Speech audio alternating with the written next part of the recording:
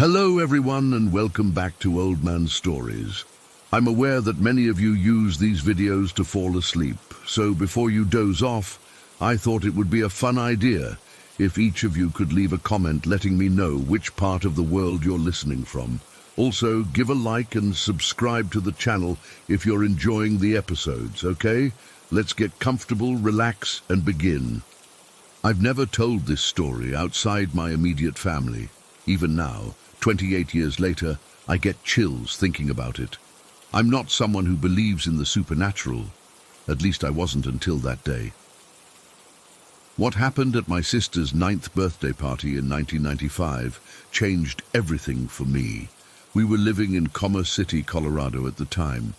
Our house was nothing special, just a typical suburban home with a finished basement where we held most of our gatherings.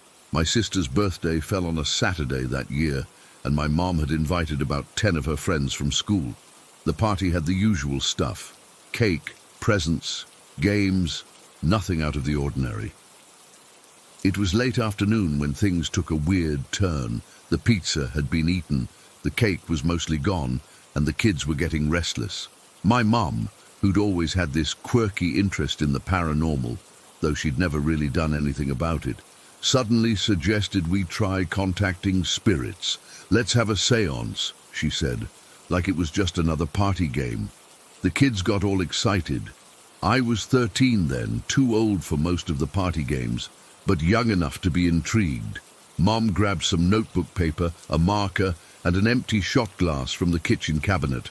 Right there on our dining room table, she wrote out the alphabet in a circle, added yes and no at the top, and goodbye at the bottom.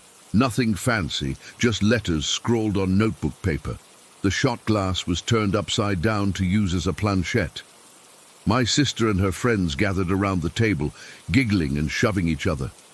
Mom dimmed the lights but kept them bright enough that we could see the paper.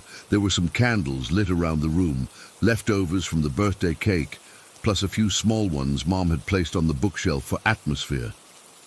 "Everyone be quiet and take this seriously," Mom said. She placed her fingertips lightly on the shot glass. "If there are any spirits here with us today, please make your presence known."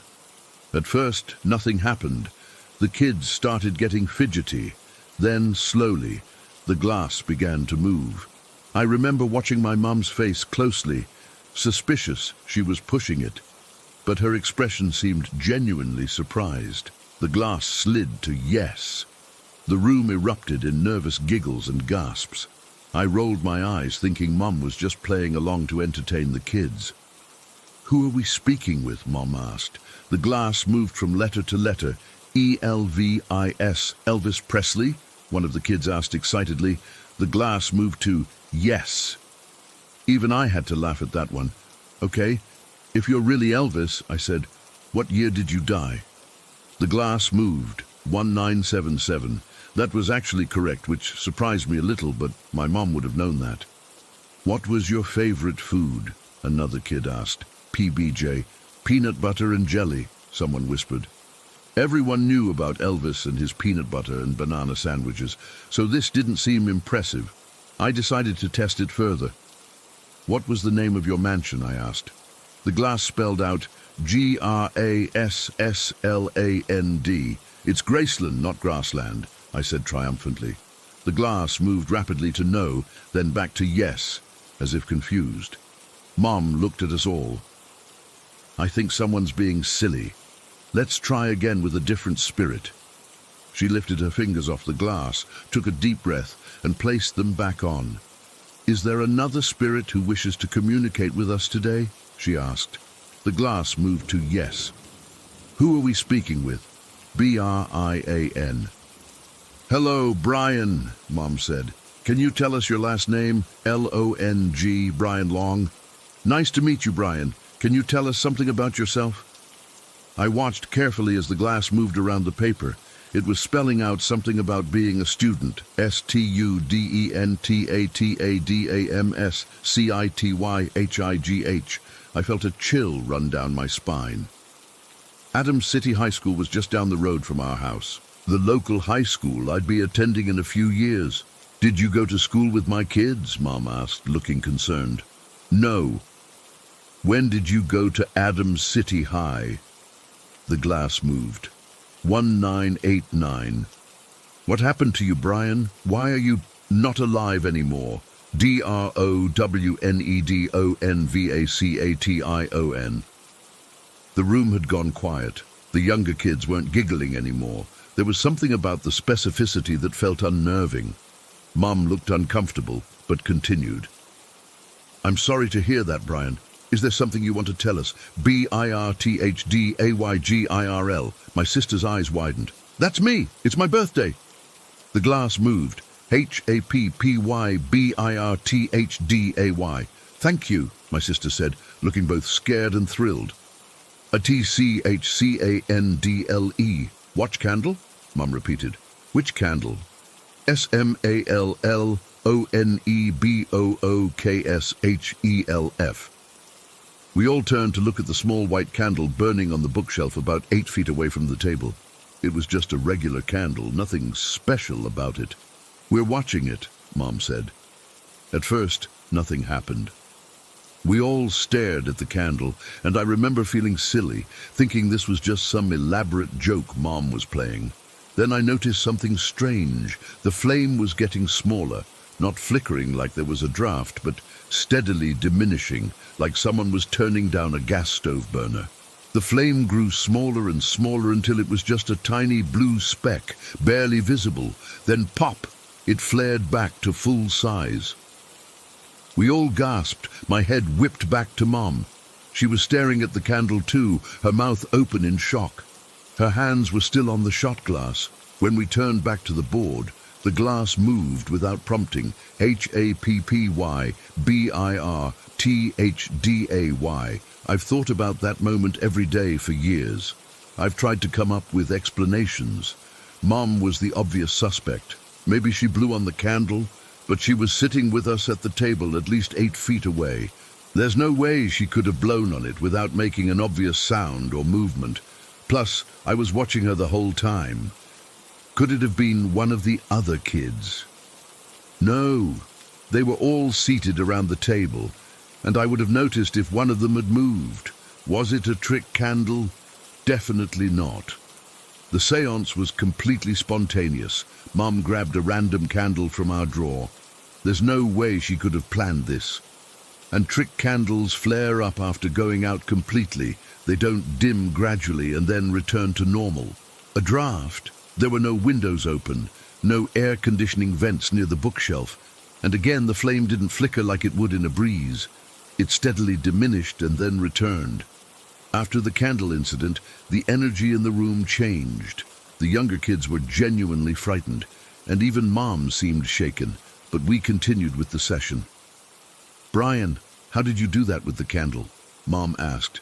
EASYFORSPIRITS. Can you tell us something else about yourself? How old were you when you passed away? SEVENTEEN. That's so young, Mom said softly. I'm sorry. We asked Brian more questions. Where he drowned, Lake Michigan. What year he died, 1989. Whether he had siblings, one sister. Every answer was consistent. Eventually, the novelty wore off for most of the kids.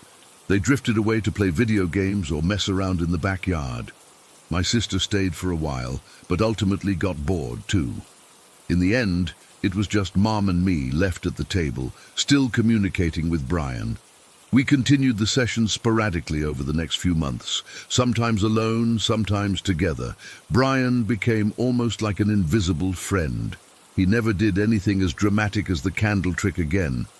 But there were small things, sudden cold spots, the occasional light flicker, a book falling off a shelf when we mentioned his name. Then one day, about 6 months later, Brian wasn't there anymore. The shot glass moved to different letters, spelling out unfamiliar words. A different entity said their name was Margaret, and explained that Brian had moved on. What does that mean, moved on? I asked. HEAVEN. After that, we never heard from Brian again. The sessions became less frequent and eventually stopped altogether. Years later, when I was in high school, I tried researching Brian Long from Adams City High. I checked old yearbooks at the library, searched newspaper archives for drowning accidents involving Colorado teens. I never found anything concrete. Maybe he wasn't real. Maybe Mum was messing with us the whole time. Maybe it was our collective imagination moving that shot glass around. But I still can't explain the candle. I can still see it in my mind, that flame shrinking down to almost nothing, then popping back to life at the exact moment we looked away. No drafts, no tricks, no one close enough to blow on it. I'm 39 now. I don't mess with spirit boards anymore. Something about that day fundamentally changed how I view the world.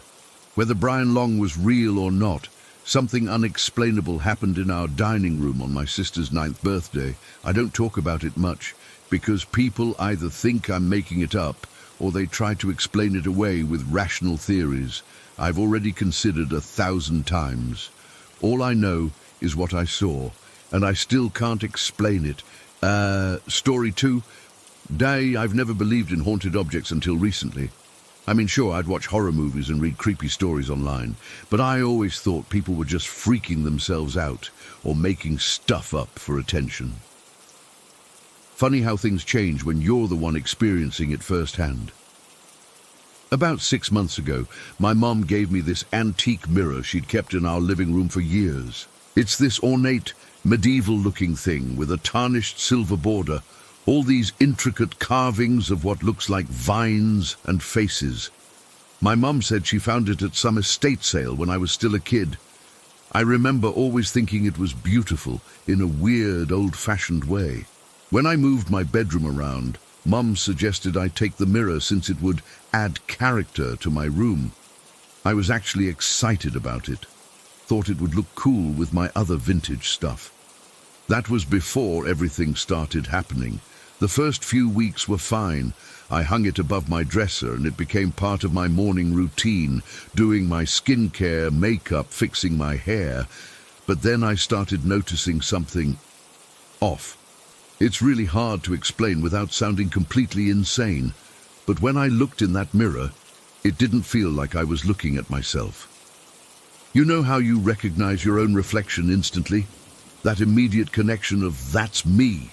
Well, that feeling started to fade. I'd catch myself staring, trying to connect with my own image. But it felt like watching a stranger who was copying my movements. The eyes especially, they just didn't seem like mine. I actually started talking to the mirror. Not in a creepy way at first, just normal stuff like, "God, my hair looks awful today," or "Is that a new pimple?"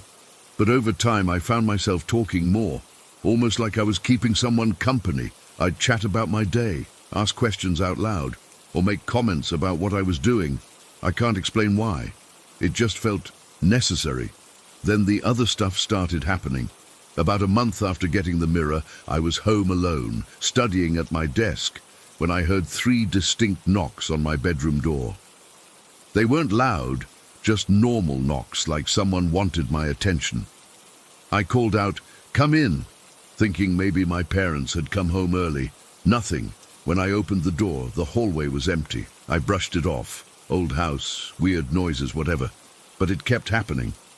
Sometimes while I was asleep, I'd be woken up by knocking. 3 knocks, always the same pattern. After a while, I stopped checking. I knew no one would be there. The shower was the next thing. My bedroom is next to the bathroom, and I started hearing the shower running at odd times. The first time, I actually went to check if my dad had come home early from work. The bathroom was empty, the shower completely dry. But I heard it, that distinctive sound of water hitting the shower floor, the slight echo in our tiled bathroom. It wasn't just passing cars or the wind. I know what our shower sounds like. My blinds started moving too.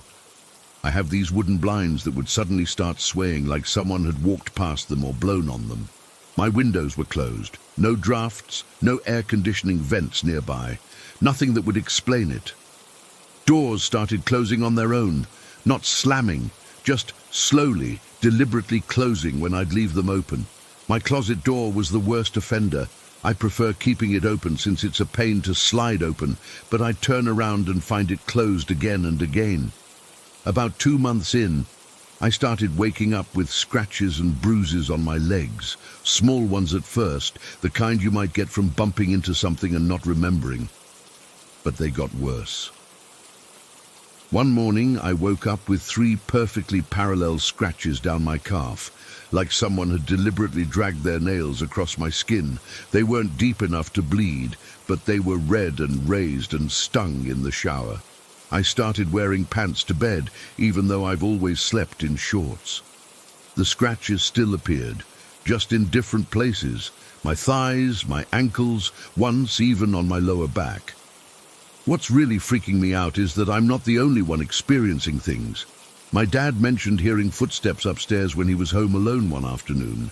He thought I'd come home early from school, but when he called out, no one answered. He checked every room and found the house empty.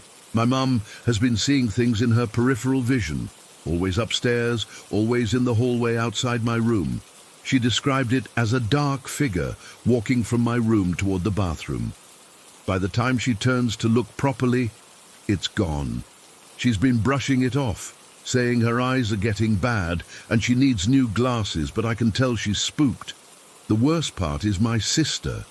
She used to come over all the time. She's in college now and lives in an apartment nearby. She'd stop by at least twice a week, raid our fridge, hang out in my room while we talked. But about 3 months ago, that changed. She started making excuses not to come over. When she does visit, she sticks to the downstairs areas. If she needs something from my room, like borrowing clothes or grabbing something she left behind, she asks me to get it for her. She absolutely refuses to go into my room. When I finally confronted her about it, she got really quiet. All she said was, "There's something wrong with your room. I don't like how it feels in there." When I pressed her, she admitted that the last time she was in my room, she felt like someone was watching her from the mirror. She said she saw movement in it when there shouldn't have been any. She won't elaborate beyond that. And now she gets visibly anxious if I even mention her coming upstairs. Last week, things escalated. I was getting ready for bed, deliberately avoiding looking at the mirror, something I've started doing more and more. I turned off my light and got into bed, scrolling through my phone for a bit, before putting it on my nightstand and rolling over to sleep. Just as I was drifting off, I heard a soft tapping sound. Tap, tap, tap. It was coming from the direction of the mirror. I froze, straining my eyes in the dark to see if something was hitting the glass. The tapping stopped, then started again, more insistent. Tap, tap, tap. I turned my phone's flashlight on and pointed it toward the mirror. Nothing seemed unusual, but as I was about to turn it off, I swear the reflection shifted slightly, not matching my movement. Just a tiny delay, like when a video call has bad reception. I threw the covers over my head like a little kid and eventually fell asleep from pure exhaustion. The next morning I woke up to find my dresser drawers all partially opened, like someone had been going through my things. I hadn't touched them the night before. Yesterday was the final straw. I was doing my makeup, finally forcing myself to use the mirror despite how uncomfortable it made me. As I leaned in to apply eyeliner, I blinked, and for a split second, I swear on everything I care about, the reflection didn't blink with me. It kept staring while my eyes were closed. It was just a fraction of a second, but I felt it, that moment of disconnect. I dropped my eyeliner and backed away from the mirror. That's when I noticed something I hadn't seen before. In the corner of the mirror's ornate frame, there was a small symbol etched into the silver. It looked like a triangle with some kind of eye in the center. I'd never noticed it before, despite having the mirror for months. How had I missed it? As I leaned closer to examine it, my breath fogged the mirror slightly. Except the fog spread in a way that breath shouldn't.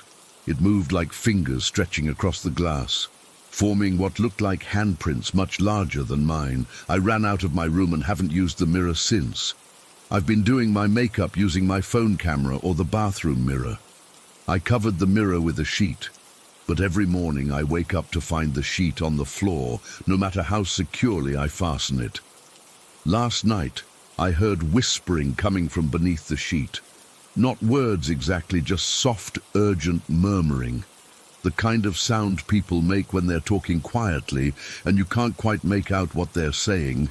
I put my headphones on and blasted music until I finally fell asleep. I woke up this morning with a new bruise on my arm. A perfect handprint, fingers wrapped around my bicep like someone had grabbed me in the night. It's larger than my hand, larger than anyone's in my family. Every time I walk past the mirror now, even with the sheet over it, I feel this cold shiver up my spine, like something is waiting for me to look at it, waiting for me to acknowledge it. I can feel it, watching me through the glass. My parents think I'm being dramatic. They've suggested maybe I should move the mirror back downstairs if it's bothering me so much, but I don't think that would solve anything. Whatever is in that mirror has noticed us now. It's awake, and I'm terrified of what happens if I try to get rid of it completely. I'm typing this with my back to the covered mirror, and I swear I can feel breath on the back of my neck. The sheet keeps rustling, even though there's no draft in my room. I don't know what to do. I'm afraid to sleep in my room, afraid to be alone with it, but I'm even more afraid of what might follow me if I try to leave. The tapping has started again. 3 taps over and over. It wants my attention. It wants me to look. I don't know how much longer I can pretend I don't hear it. Story 3. I've been driving trucks for 17 years now, hauled just about everything you can imagine across 48 states. Lot of strange things happen out on the road when you're alone with your thoughts for that many hours. But there's only one place I flat out refuse to go after the sun sets. My company has this contract with a pipe manufacturer outside Cedar City, Utah. Nothing special about the place during daylight hours, just a large industrial yard where we pick up loads of PVC and cast iron pipes. It's what they call a drop and hook operation, meaning you drop off your empty trailer and hook up to one that's already loaded. Pretty standard stuff in the industry. The yard operates 24 hours, which is convenient for schedules and all, but there's something deeply wrong with that place after dark. The first time I pulled in there at night was about 14 months ago. I remember because it was late October and the temperatures had just started to drop in that part of Utah. My dispatcher had me on a tight schedule, and I needed to get the load and keep moving if I wanted to make my delivery window in Denver. It was around 10:30 at night when I arrived. The yard itself is set back from the main road by about half a mile, with just this narrow access road leading to it. No proper lighting along that stretch, just your headlights cutting through the darkness. The yard has some floodlights around the perimeter, but they don't reach everywhere. Lots of shadows between the stacks of pipes and trailers. After I checked in at the little security booth, I backed up to the loaded trailer they assigned me. Standard procedure is to do your walk-around inspection, check the load securement, make sure everything's tight before you hit the road. That's when I first heard it. I was on the passenger side, tightening a strap when this sound cut through the ambient noise of the yard. It was this low, guttural groan. Not quite human, but definitely not an animal either. It had this weird vibration to it that I could almost feel in my chest. My first thought was, maybe it was the wind blowing through the pipes stacked in the yard, creating some kind of weird resonance. But there wasn't any wind that night. The air was completely still. I stood there for a moment listening when the sound changed. Now it was a deliberate rhythmic tapping, like knuckles rapping against metal. Tap, tap, tap, each one perfectly spaced, deliberate, coming from somewhere in the darkness between the trailers across the yard. I clicked on my flashlight and swept it across the area, but there was nothing there I could see that would make that sound. The tapping stopped as soon as my light hit that area, which made my skin crawl even more. I hurried up with the rest of my inspection, constantly looking over my shoulder. That feeling of being watched was overwhelming. You know that prickly feeling on the back of your neck? It was like that, but cranked up to 11. I kept telling myself it was just my imagination, just the strange acoustics of an industrial yard at night. I finished securing the load in record time and got the hell out of there. Didn't even bother with my usual coffee before hitting the road again. As I pulled out onto the highway, I felt ridiculous for being spooked by some random sounds. Been driving too long without enough sleep, I told myself, making monsters out of nothing. I actually forgot about it until about 3 weeks later, when I got assigned another pickup at the same location. This time it was even later, close to midnight. November in Utah gets properly dark and cold. The yard looked the same as before, security guard half asleep in his booth, the same floodlights creating islands of harsh light surrounded by deep shadows. I backed up to my trailer and started my inspection.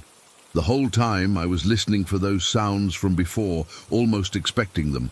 For the first 15 minutes, nothing happened, and I started to relax.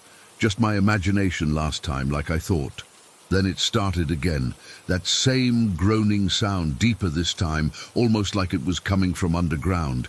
It made my stomach turn. I'm not a guy who scares easily. You can't be and survive long-haul trucking. But something about that sound set off every alarm bell in my body. I was on the driver's side of the trailer when the tapping started again, same rhythm as before. Tap, tap, tap. Except this time, it sounded closer. I walked to the back of the trailer, flashlight in hand, and that's when I saw it. Between two flatbed trailers about 30 yards away, there was this tall, dark silhouette, just standing there, completely motionless.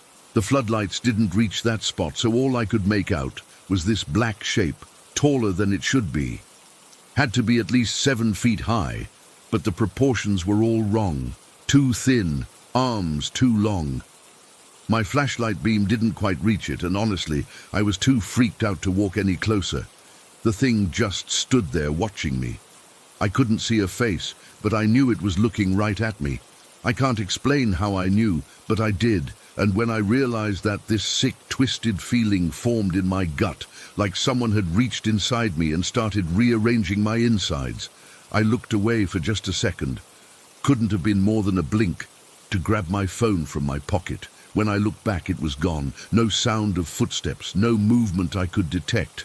Just gone. I finished my inspection in a panic, constantly looking over my shoulder. Every shadow seemed to move. Every sound made me jump. I didn't care if I missed something on the inspection at that point. I just wanted out of there. As I was climbing into my truck, I heard the tapping again. This time it was coming from the other side of my cab. Tap, tap, tap, right against the metal of my truck. I froze with one foot on the step, my heart hammering so hard I could feel it in my throat. I couldn't bring myself to look. Instead, I hauled myself into the cab as fast as I could, slammed the door, and locked it. I sat there for a minute, breathing hard, waiting for something to happen. Nothing did. After a few minutes, I started the engine and got the hell out of there, checking my mirrors the whole time. I swear, I saw that silhouette again, standing at the yard entrance as I pulled onto the access road. But it might have been my imagination at that point. When I got back to the terminal after that run, I tried talking to a couple of other drivers about it. Most of them laughed it off, but one older guy got real quiet. He told me he'd heard similar stories about that yard, but never experienced anything himself. Said there were rumors about that land before it became an industrial yard, but wouldn't elaborate.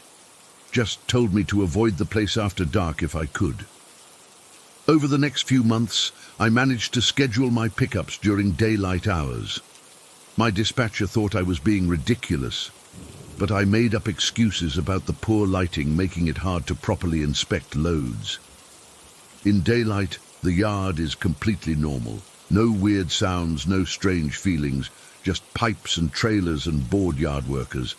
But 3 months ago, I got caught in a massive traffic jam on I-15. By the time I reached Cedar City, it was well after sunset.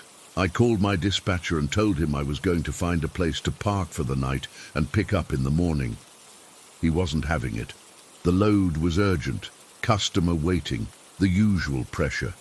He insisted I had to pick up that night. I pulled up to the yard entrance, but couldn't bring myself to drive in. I parked my rig on the shoulder of the access road, right under the only street lamp. The security guard came out to see what the problem was, and I made up some bullshit about an engine warning light coming on, said I needed to let it cool down before moving. He seemed skeptical, but went back to his booth. As I sat there, I could see into the yard. It looked normal enough. Other drivers moving around, forklifts operating in the lighted areas, but those dark spots between trailers seemed darker than they should be, like the shadows had substance. After about 20 minutes of sitting there, I noticed something. The yard had gotten quieter. The other drivers who had been visible earlier were gone. Even the security guard seemed to have vanished from his booth, and then I heard it. That groaning sound, carrying all the way to where I sat under the street lamp, followed by the tapping, tap, tap, tap. I stared into the yard, and that's when I saw it again. That same tall, dark figure, standing just at the edge of the light, completely still, watching me, but this time there was something else. It was subtly different, like it had shifted slightly, become more defined. I still couldn't make out details, but I had this horrible feeling that if I stared long enough, I'd start to see a face. I stayed in my truck until dawn broke. Didn't sleep a wink, just sat there, engine idling, watching that figure stand motionless at the edge of the darkness. Sometimes it would disappear for a while, but it always came back, always in a slightly different position, but never moving while I was looking at it. The tapping continued all night, sometimes close, sometimes far away, but constant. Tap-a-tap-tap. When the sun finally came up, it was gone. The yard came alive again with the daytime crew completely normal. I picked up my load and got out of there, but not before the day security guard gave me a strange look. "Rough night?" he asked. When I didn't respond, he added, "You're not the first one to wait out here till morning. I've flat out refused night pickups at that location ever since. Cost me a good relationship with my dispatcher, who thinks I'm being difficult for no reason. I've tried researching the land the yard sits on, looking for any history that might explain what I experienced, but haven't found anything conclusive. All I know is that something watches from the darkness in that yard. Something that doesn't move when you're looking directly at it, but somehow gets closer when you're not. Something that taps on metal in that deliberate rhythm, like it's trying to communicate or lure you deeper into the shadows. I've been driving long enough to know every creak and groan my truck makes, every weird acoustic trick warehouses and yards can play on your ears. This wasn't that. Whatever stands in the darkness at that Cedar City drop yard, it's aware. It watches. And I have absolutely no desire to find out what happens if it ever decides to do more than watch. Story 4. I haven't been able to shake this experience for months now. I still get cold chills thinking about what could have happened if I hadn't listened to my gut that night. This happened back in June when I was interning in D.C. with my buddy Aaron. We were both 22. Working our asses off at different offices around Capitol Hill, sharing a cramped apartment in Northeast, and generally just trying to survive the summer without going broke. It all started when Aaron mentioned his old boss, John, had reached out to him. Aaron had worked for this guy 2 summers ago at some political advocacy group back in our home state. According to Aaron, John had been a decent boss. Not amazing, not terrible, just normal. Aaron hadn't heard from him in almost 2 years, so it was surprising when John suddenly messaged him saying he'd moved to D.C. and was working as a political consultant. John suggested meeting for lunch, and Aaron asked if I wanted to come along. I didn't have anything better to do on our day off, so I agreed. We met at this sandwich place near DuPont Circle. John seemed ordinary enough. Probably mid-30s, average build, business casual clothes. Nothing particularly memorable. He paid for lunch, which was nice, and spent most of the time asking about our internships and telling us about his consulting work. He didn't go into much detail about his clients or what exactly he did, but that's pretty normal in DC, where everyone acts mysteriously important. As we were finishing up, John mentioned he was having a party that weekend at his place in Anacostia and invited both of us. I immediately felt something was off. Anacostia isn't exactly where successful political consultants typically live in DC. It has some rough areas, and while parts of it are gentrifying, it's still not where you'd expect to find someone in John's supposed profession. When I asked about the address to look it up later, John said he'd text it to Aaron. After lunch, Aaron seemed excited about the party. Free booze, potential networking, the usual intern motivations. But I wasn't convinced. Something just felt weird about the whole thing. Over the next few days, I did some digging. First, I texted a mutual friend who knew John from the same advocacy group. She mentioned she'd heard John had actually been fired from his last job and had completely dropped off everyone's radar about a month ago. That was red flag number 1. Then I tried looking up John's consulting firm online. Nothing came up except a bare-bones website that looked like it had been created a week ago. Red flag number 2. When Aaron finally got the address from John, I plugged it into Google Maps. It showed a residential area in Anacostia, but when I tried to find property records for that address, nothing matched John's name. Red flag number 3. I brought all this up to Aaron, but he shrugged it off. Dude, you're being paranoid. John's just trying to be nice. Besides, I really need to build my network if I want a full-time offer after graduation. The day of the party arrived, and I was still hesitant. Aaron had been texting with John throughout the day, and the messages were getting weirder. John first said the party started at 8, then changed it to 9, claiming he was picking up supplies. Then he said he was leaving work soon, but somehow also texting while riding the subway. None of it added up. The final straw was when John texted Aaron, "You guys should definitely get high before coming. Gonna be lots of girls, drinks, weed, the whole package. Don't worry about bringing anything." Something in my gut screamed danger. Why was this guy so eager to get 2 young interns to his place while intoxicated? Why all the inconsistencies? But Aaron was determined to go, and I didn't want him heading to some sketchy address alone. So I reluctantly agreed, but with a plan. Before leaving our apartment, I wrote down John's supposed address and left it with our landlord, who lived downstairs. I told him we'd be back by midnight, and if not, he should call the police. I also shared my location with my sister back home, just in case. Aaron, trying to convince me to lighten up, pulled out this massive THC edible, 500 freaking milligrams, and split it with me. I normally don't do edibles that strong, but I figured half would just make me a bit relaxed without totally incapacitating me. Boy, was I wrong. By the time we got on the metro heading toward Anacostia, I was absolutely zooted. The train lights seemed to stretch into infinity. Conversations around me sounded distant and muffled, and my sense of time was completely warped. Aaron wasn't doing much better. His eyes were bloodshot, and he kept giggling at nothing. We transferred at L'Enfant Plaza, getting on the Green Line toward Anacostia. John had been texting Aaron every few minutes. "Where you guys at? You close? I'm at Navy Yard. Gonna meet you at the turnstiles. Be there in a minute." When we pulled into the Anacostia metro station, it was around 8:20 in the evening. The sun was just starting to set, casting long shadows across the platform. As we stepped off the train, something happened that I can't fully explain. Despite being high as a kite, I had this moment of absolute clarity. Like someone had dumped ice water over my head, and suddenly all my senses were on high alert. The station was nearly empty, just a few people waiting for trains. No sign of John. Aaron and I stood by the turnstiles waiting for John to appear, as he'd promised. 5 minutes passed, then 10. Aaron texted him again, and John responded that he was just around the corner. But he never showed.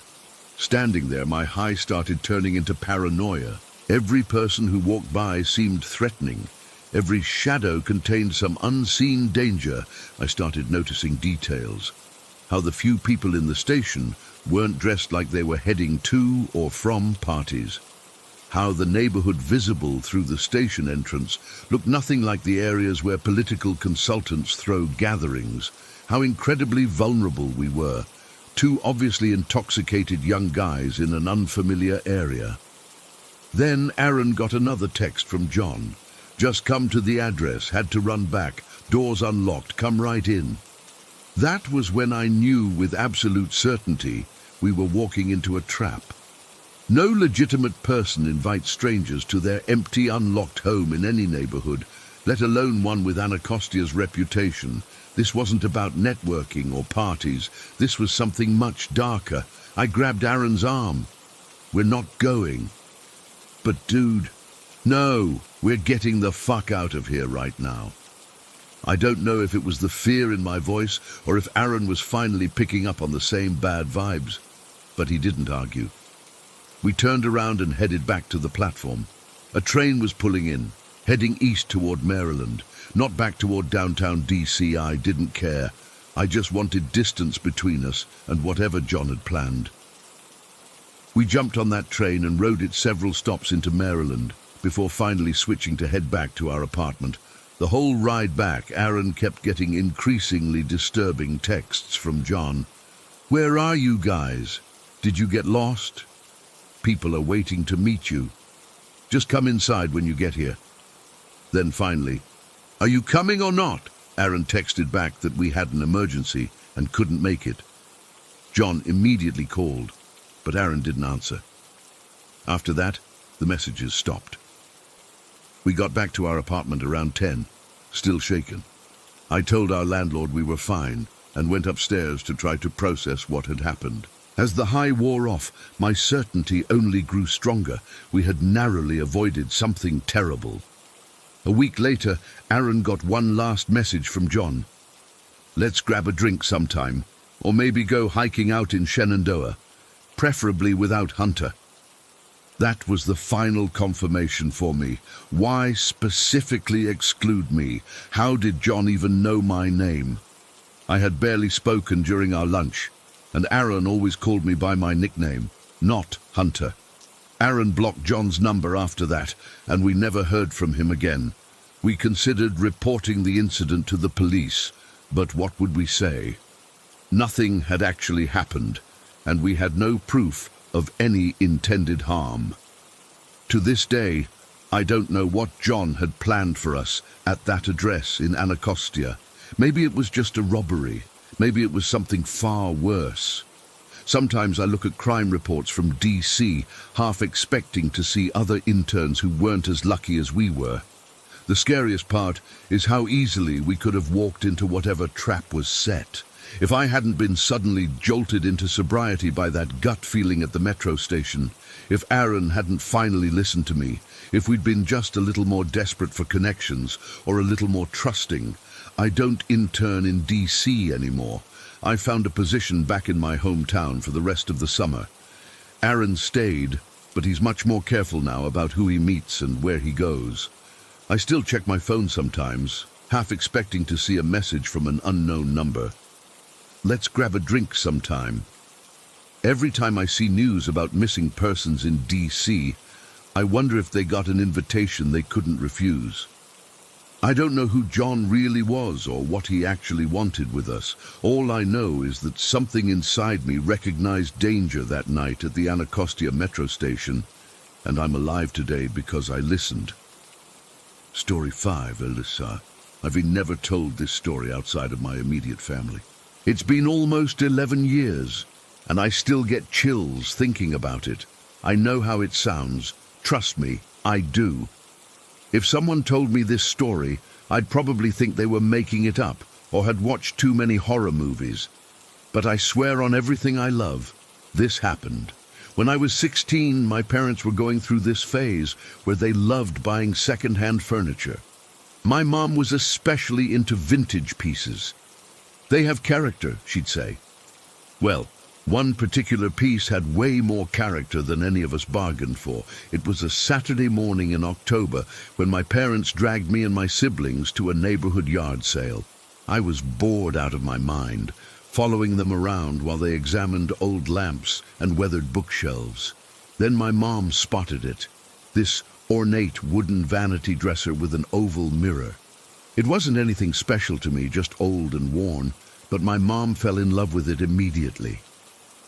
"Look at the craftsmanship," she kept saying, running her fingers along the carved edges. "The people selling it just wanted to get rid of it, so my parents got it for $25. What a bargain, right? If only we knew." My dad and older brother loaded it into our minivan, and by that afternoon, it was sitting in our living room, directly across from our couch. My mom thought it looked sophisticated there. Our house wasn't old or creepy, just a normal suburban home my parents had bought 8 years earlier. Nothing had ever happened there before. About a week after bringing that thing home, I was alone in the living room watching TV. It was around 9 in the evening, and everyone else was scattered throughout the house. My little sister was in her room. My older sister was studying.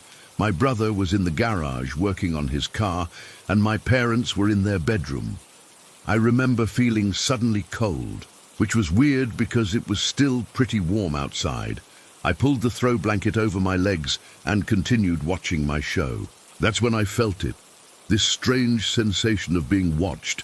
You know that feeling when the hair on the back of your neck stands up? Yeah, that. I glanced around the room, but nothing seemed out of place. Then my eyes drifted to the mirror of that stupid vanity dresser. At first, I didn't see anything unusual, just the reflection of the couch I was sitting on and the wall behind me. But then, slowly, so slowly that at first I thought my eyes were playing tricks on me, I saw something rise up from behind the couch in the mirror. It wasn't a full figure, just a head gradually peeking up. The face was stark white, not like makeup or a mask, but like skin that had never seen sunlight. And its eyes, God, its eyes were completely black, not dark brown, not shadowed, but like empty sockets filled with oil. I froze. I couldn't move, couldn't breathe.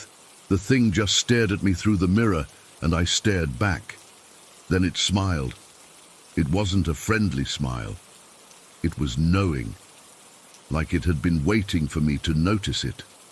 My heart was pounding so hard I could feel it in my throat. I managed to turn my head to look behind me, but there was nothing there. When I looked back at the mirror, the face was still there watching me. I started crying, not sobbing or screaming, just silent tears streaming down my face while I sat paralyzed with fear. After what felt like forever, I finally broke free of whatever was keeping me frozen and ran to my little sister's room. She was 13 at the time, doing homework on her bed. When I burst in, she could tell something was wrong. "What's wrong with you?" she asked, looking concerned. I couldn't even explain it properly. "I need you to come sit on the couch where I was sitting," I managed to say. "Please, I just need to check something." She probably thought I was losing it, but she came with me anyway. I positioned her exactly where I had been sitting and stood off to the side, watching her face and the mirror. It took less than a minute. 1 second she was sitting there, looking annoyed and confused, and the next her expression changed completely. Her eyes widened, and she went completely still. Then she started crying, the same silent tears I'd been crying minutes before. "Do you see it?" I whispered. She nodded slowly, not taking her eyes off the mirror. "Behind me," she whispered back. "It's watching me." We both ran back to her room and slammed the door. We sat on her bed, shaking, trying to make sense of what we'd seen. That night, neither of us wanted to leave her room. We eventually told our older sister and brother, but they just laughed it off. My older sister, who was 18 at the time, said we were just trying to scare them. But things got worse after that first night. Much worse. About a week later, I woke up in the middle of the night and couldn't move. My eyes were open, but my body was completely paralyzed. My bedroom was dark except for the moonlight coming through my window, and there, outside my second-story window, was the face. That same pale, white face with black eyes staring in at me. I tried to scream but couldn't make a sound. The thing outside my window smiled that terrible smile again, and then, I still don't know how, it was suddenly inside my room, standing at the foot of my bed. It moved toward me so slowly until its face was inches from mine. I could feel its cold breath on my skin.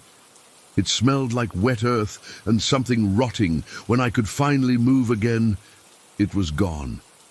I ran to my parents' room, but I couldn't bring myself to tell them what happened. How do you tell your rational, level-headed parents that some ghost or monster or whatever was breathing on your face? So I just said I had a nightmare and slept on their floor. The next day, my older sister pulled me aside. Her face was pale, and she looked like she hadn't slept. "Did something happen to you last night?" she asked quietly. When I described what I'd experienced, she started trembling. She'd had the exact same thing happen to her.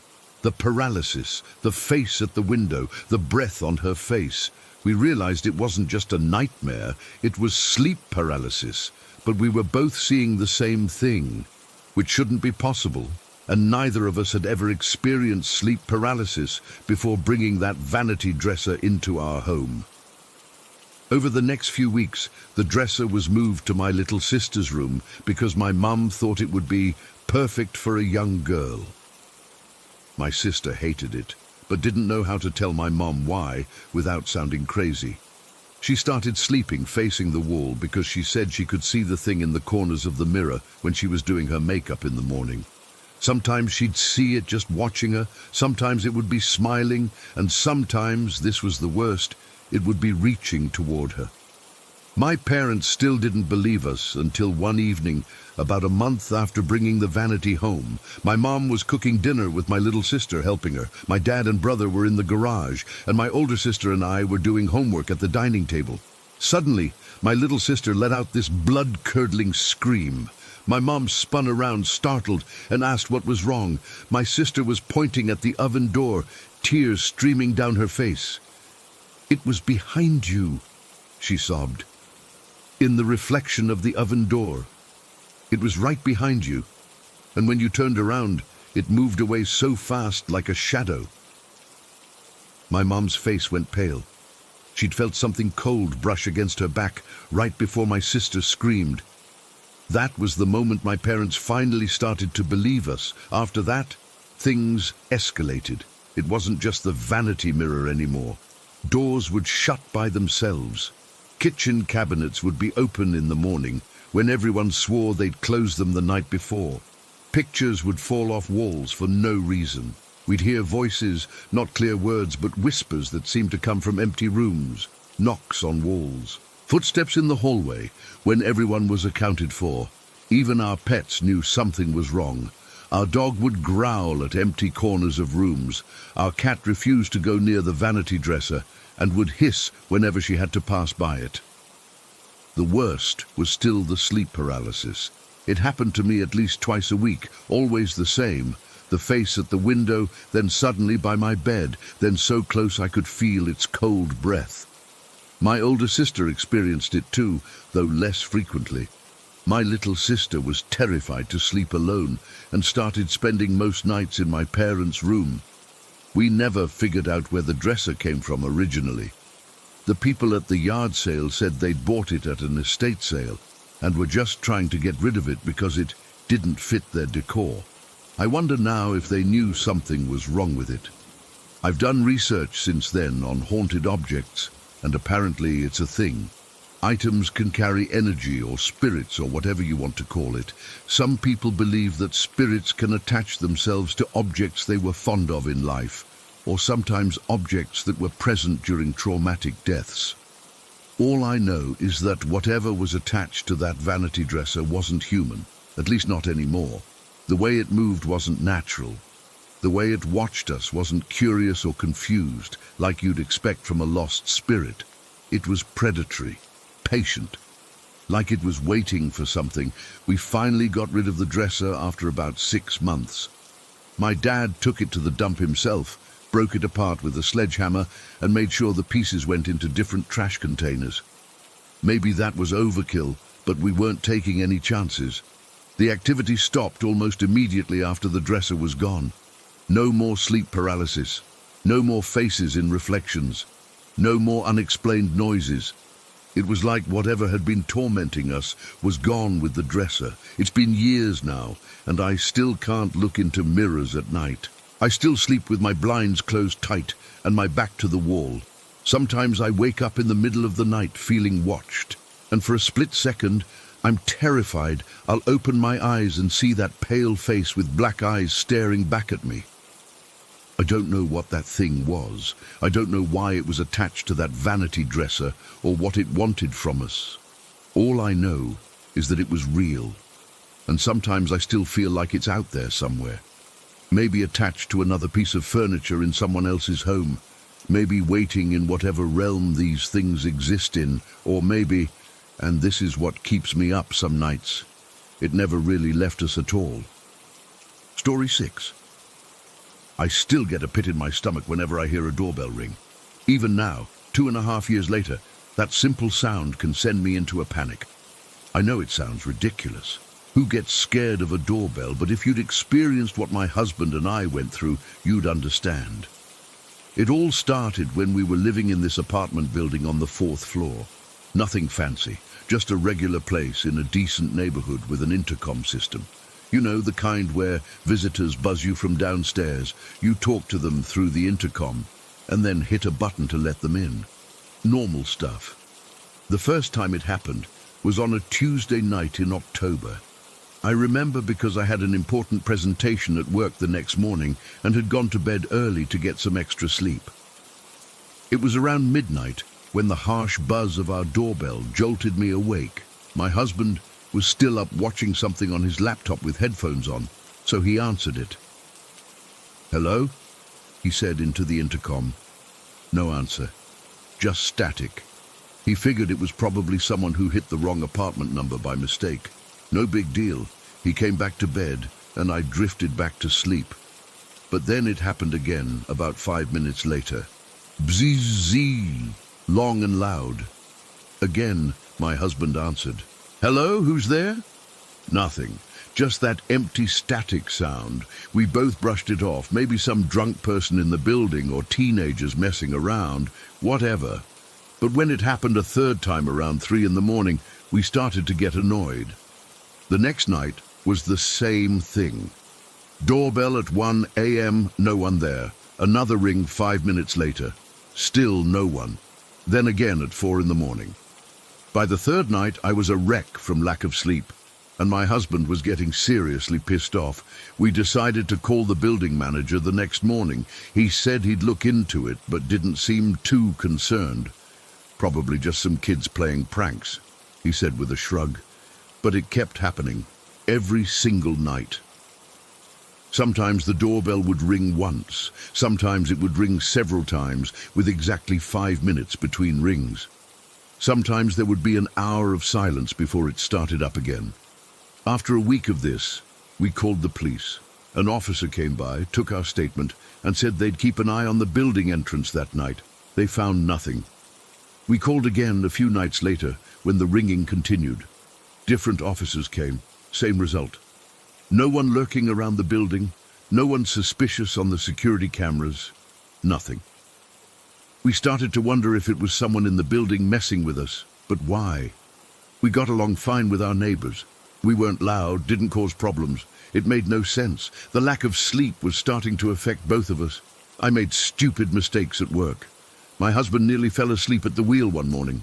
We were both jumpy, irritable, constantly on edge. We tried everything. We disconnected the doorbell one night, but that just meant we couldn't hear if legitimate visitors came. We took turns staying up to try to catch whoever was doing it. We even set up our own camera pointing at our apartment door, but that didn't help because the person never came upstairs. They were ringing from the main entrance downstairs. After 3 weeks of this torture, we decided we had to move. We broke our lease, which cost us a fortune, and found a ground floor apartment in another building across town. No intercom system there, just a regular doorbell that rang directly at our door. We figured this would solve the problem since whoever was harassing us wouldn't know where we'd moved. The first week in the new place was bliss. Quiet, peaceful nights. No mysterious ringing. We started to feel human again. Then, on our 10th night in the new apartment, it started again. It was a little past midnight when our doorbell rang. My blood went cold. My husband and I just stared at each other in disbelief. "It can't be," I whispered. "How would they even know we're here?" My husband went to the door but didn't open it. He called out, "Who's there?" No answer. 5 minutes later, the bell rang again. This time, my husband flung open the door immediately. There was no one there. He ran outside and looked up and down the street. Nothing. Not a single person in sight. We were completely freaked out. This wasn't just some random prank anymore. Someone was following us. Someone was targeting us specifically. We called the police again. They came, took another report, said they'd patrol the area more frequently. But what could they really do? They couldn't station an officer outside our door all night. The ringing continued. Not every night, but often enough to keep us constantly on edge. We never knew if we'd get a full night's sleep or be tormented by that sound. About 2 months into living at the new place, something changed. The doorbell rang at around 2 in the morning. I was actually awake already, having given up on sleep after tossing and turning for hours. My husband was snoring softly beside me. I went to the intercom and pressed the talk button. "Hello," I said, and that's when I heard it. Breathing, heavy, deliberate breathing. Not like someone who had just run upstairs or was out of breath. This was intentional. Slow inhale, slow exhale, like someone wanted me to hear them breathing. My skin crawled. I shouted, "Who are you? What do you want from us?" The breathing continued for a few more seconds, then stopped. I ran back to the bedroom and shook my husband awake, telling him what happened. He jumped up, grabbed a baseball bat we'd started keeping by the bed, and ran to the front door. He yanked it open and rushed outside. Again, nothing. Not a single person anywhere. It was like they had vanished into thin air. After that night, the breathing became a regular part of the doorbell harassment. Sometimes just breathing, sometimes mixed with weird scratching sounds.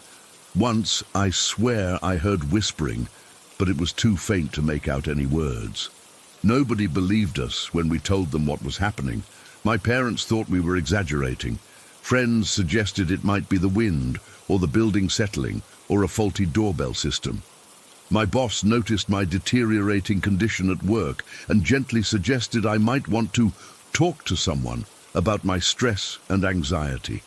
It felt like we were going crazy. We started arguing about stupid things, both of us strung out from lack of sleep and constant fear. I started seeing a therapist who prescribed sleeping pills, but I was afraid to take them. What if I didn't hear the doorbell? What if someone actually came into our home while I was knocked out by medication? My husband was skeptical of my supernatural theories. He was convinced it was a person, maybe someone from our old building who had followed us. But how did they never get caught? How did they always disappear so quickly? It didn't make sense. Then came the night that changed everything. My husband's friend Mark came over to watch a football game. It was a Sunday night, and the game ran late. Around midnight, Mark was getting ready to leave when the doorbell rang. The three of us froze. Mark looked confused by our reaction. "You expecting someone?" he asked. My husband shook his head slowly. We waited, and sure enough, 5 minutes later, the doorbell rang again. My husband went to the intercom. "Hello?" No answer. Mark was puzzled. "What's going on?" We explained the whole situation to him, and I could see he didn't really believe us. He had that same look everyone else had when we told them, part concern, part skepticism, like he was humoring the crazy people. But then the doorbell rang a third time. My husband flung open the front door immediately. No one was there. Mark ran out and looked around, even checked behind the bushes near our entrance. Nothing. When he came back inside, his face was pale. "That's messed up," he said. I thought you guys were exaggerating, but that's really messed up. Having someone else witness it was both validating and terrifying. We weren't imagining things. This was really happening. After Mark left, the doorbell rang 3 more times that night. Each time, we heard the breathing on the other end of the intercom. Each time, there was no one at the door when we checked. We moved again a month later, this time to a different city, almost 50 miles away. We told no one except our immediate family where we were going. We changed our phone numbers, our email addresses, even our social media accounts, and finally, the doorbell terror stopped. To this day, I don't know what it was. A dedicated stalker who somehow never got caught. A ghost, some kind of bizarre electronic malfunction that followed us from one place to another. I have no explanation that makes any logical sense. All I know is that I still jump when I hear a doorbell ring. I still wake up sometimes in the middle of the night, heart pounding, certain I heard that sound, and I still wonder if one day, wherever we are, that ringing will start again. Story 7. I've never been the superstitious type. Growing up, I rolled my eyes at ghost stories and thought people who claimed to see things were just looking for attention. That changed after what happened at the abandoned train tracks near my house. These tracks have been unused for decades and have become something of a local hangout spot. During the day, you'll find all sorts of people there. Teenagers looking to kill time, older couples out for walks, photographers capturing the rustic scenery. But there's also a darker element. Over the years, the more secluded areas have attracted people doing drugs, and according to local rumors, even occult activities. There's this unwritten rule among locals: never go to the tracks after dark. Most of us followed it without question. I used to think it was just parents being paranoid, but now I understand. It was about 3 years ago when I was 16. Me and my friend, I'll call her H, had planned to visit the tracks after school. We'd done this dozens of times before. The plan was simple: meet up around 4:30, walk the tracks for a while, and be back before sunset around 7. Nothing unusual. That morning, I had this weird feeling in my stomach, like something was off. I almost texted H to cancel, but I figured it was just anxiety about an upcoming math test.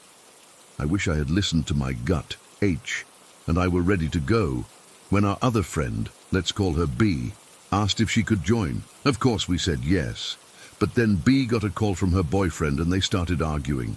I couldn't hear what it was about, but it was intense. H and I stood there awkwardly for almost 40 minutes while B paced back and forth, her voice growing increasingly frustrated. Just when it seemed like we might finally leave, B announced that her boyfriend was coming along too, and he was bringing B's brother. I wasn't thrilled about the change in plans, but whatever. More concerning was the time. It was already past 6, and the sun was clearly starting to set. Maybe we should do this another day, I suggested, nodding toward the darkening sky. B waved me off. It's fine, we won't stay long. H shot me a look that said she wasn't comfortable either, but neither of us wanted to be the party pooper. So against our better judgment, we headed toward the tracks. The entrance is behind an old shopping center. There's this gap in the fence that everyone uses. As soon as we stepped through it, something felt wrong. The air felt heavier somehow, like the moment before a thunderstorm. H must have felt it too, because she grabbed my arm briefly before letting go. We walked single file along the tracks. B and her boyfriend were up front, already back to arguing in hushed tones. His brother was a few paces behind them, headphones in, completely in his own world. H and I brought up the rear. About 10 minutes in, I started hearing what sounded like children playing. You know those high-pitched screams kids make when they're having fun? That's what it sounded like. I figured it was coming from the houses that back up to the beginning section of the tracks. Hear that? I asked H. She nodded. Probably kids from the neighborhood. But as we walked deeper into the wooded area, away from any houses, the sounds didn't fade. If anything, they got louder, and they changed. What had started as playful screams began to sound more like a woman screaming, not in a movie horror way, but in a way that made the hair on my arms stand up like someone in genuine distress. "Do you still hear that?" I whispered to H. Her face had gone pale. "It doesn't sound like kids anymore." Up ahead, B and her boyfriend were still caught up in their own drama, oblivious to everything else. B's brother had wandered off the tracks, taking pictures of graffiti on an old signal box. "I think we should head back," H said quietly. "The sun's almost gone." She was right. The light had taken on that golden-orange quality that comes just before sunset. The shadows between the trees were growing longer, darker. I was about to call out to the others when something caught my eye. To our left, maybe 30 feet off the tracks, there was a small clearing between the trees, and in that clearing I saw what looked like children. 6 of them, scattered among the trees, wearing what appeared to be white clothing. But something was wrong with how they stood. Too still, like mannequins. I squinted, trying to make out details in the fading light, and that's when I saw their faces, or rather, what was wrong with their faces, where their eyes should have been.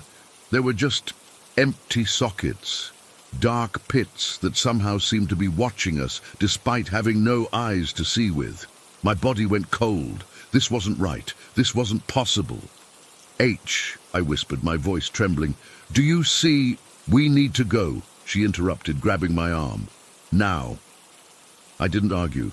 Something primal had awakened in me, that ancient part of the human brain that knows when it's in danger. We turned and started walking quickly back the way we'd come. "Hey, where are you guys going?" B called after us. I couldn't even form words to respond. Our walk turned into a jog, which quickly became a run. The gravel crunched loudly under our feet as we sprinted down the tracks. Behind us, I heard B's boyfriend shout something, but his voice seemed distant, unimportant. As we ran, I became aware of sounds on either side of us, footsteps in the underbrush matching our pace. Something was following us, keeping just out of sight among the trees. I didn't dare look, but then I heard footsteps on the tracks behind us, different from our friends, heavier somehow. Against every instinct, I looked back over my shoulder. There was a figure standing in the middle of the tracks, maybe 50 yards behind us. It was tall, taller than any person should be, and so dark it seemed to absorb what little light remained. It didn't move like a person. It just flickered, like bad reception on an old TV. One moment it was far away, the next it seemed closer, though I never actually saw it move. I screamed then. I'm not ashamed to admit it, H, and I ran faster than I've ever run in my life. My lungs burned, my legs ached, but pure terror kept me going.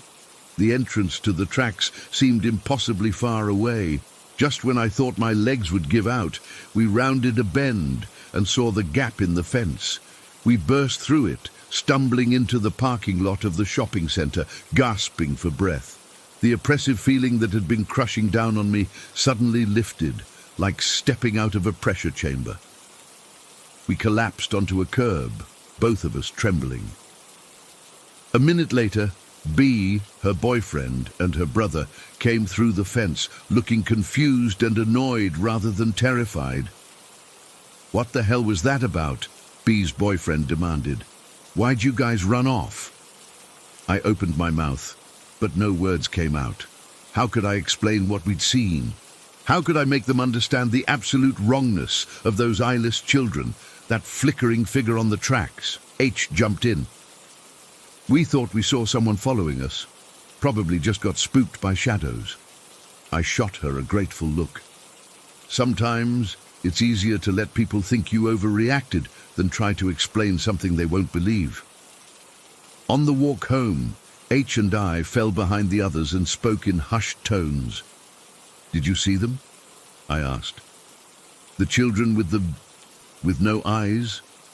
She nodded, her face still pale. "And something else. Something following us." I saw it too, on the tracks. We didn't discuss it further that night. It felt like talking about it might somehow make it more real or worse, summon it back. A week later, my ex-boyfriend, who has always been the biggest skeptic I know, the type who needs scientific evidence for everything, told me something that chilled me to the bone. He said he'd gone to the waterfall area of the tracks alone one night, already breaking the no night visits rule. He was sitting on a rock, smoking, when he started hearing children singing. Not from a distance, but all around him, as if they were standing in a circle with him at the center. I don't believe in that supernatural crap, he told me, but I couldn't explain it. There was nobody else there. I checked. After that conversation, I did some research on the area. Turns out those tracks have a history. Local forums and community groups mention multiple accounts of strange sightings. Some people talk about hearing children when none are present. Others mention seeing strange lights or feeling watched.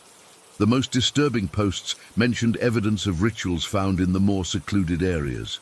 Weird symbols painted on the ground. Remains of bonfires with unusual objects melted into the ash. I haven't been back to the tracks since that day. I can't. Sometimes I still dream about those eyeless children watching us from the trees. In my worst nightmares, I'm running down those tracks again, but I can't reach the fence, and the footsteps behind me get closer and closer. I don't know what's out there. I don't know if they were ghosts or something else. Maybe they were somehow connected to the rumored occult activities that have taken place there over the years. All I know is that there are things in this world that can't be explained by logic or science. Things that exist in the shadows, watching and waiting. And sometimes, if you're not careful about where you wander after dark, they notice you. Story 8. I still don't know how to explain what happened. It's been almost 3 years since Amber killed herself, and I'm still trying to make sense of it all. Not just her death, but what came after. I've never been someone who believes in ghosts or the paranormal, but what happened in the weeks following her suicide shook me to my core. It was September 1st, 2020. I remember the date perfectly because it was already such a shitty year with the pandemic. And then this happened. Amber had been my best friend for years. She was 28, this vibrant but troubled soul who struggled with bipolar disorder and borderline personality disorder. On top of that, she had this rare bone disease that caused her constant pain. Despite everything, she always tried to stay positive. That night is burned into my memory. We'd spent hours talking, crying, and apologizing to each other about past arguments and misunderstandings. It felt like we were clearing the air, making things right between us. She seemed sad, but also, I don't know, resolved. I never once thought she was saying goodbye. Around 1 in the morning, she left my place to go home. At least, that's what I thought.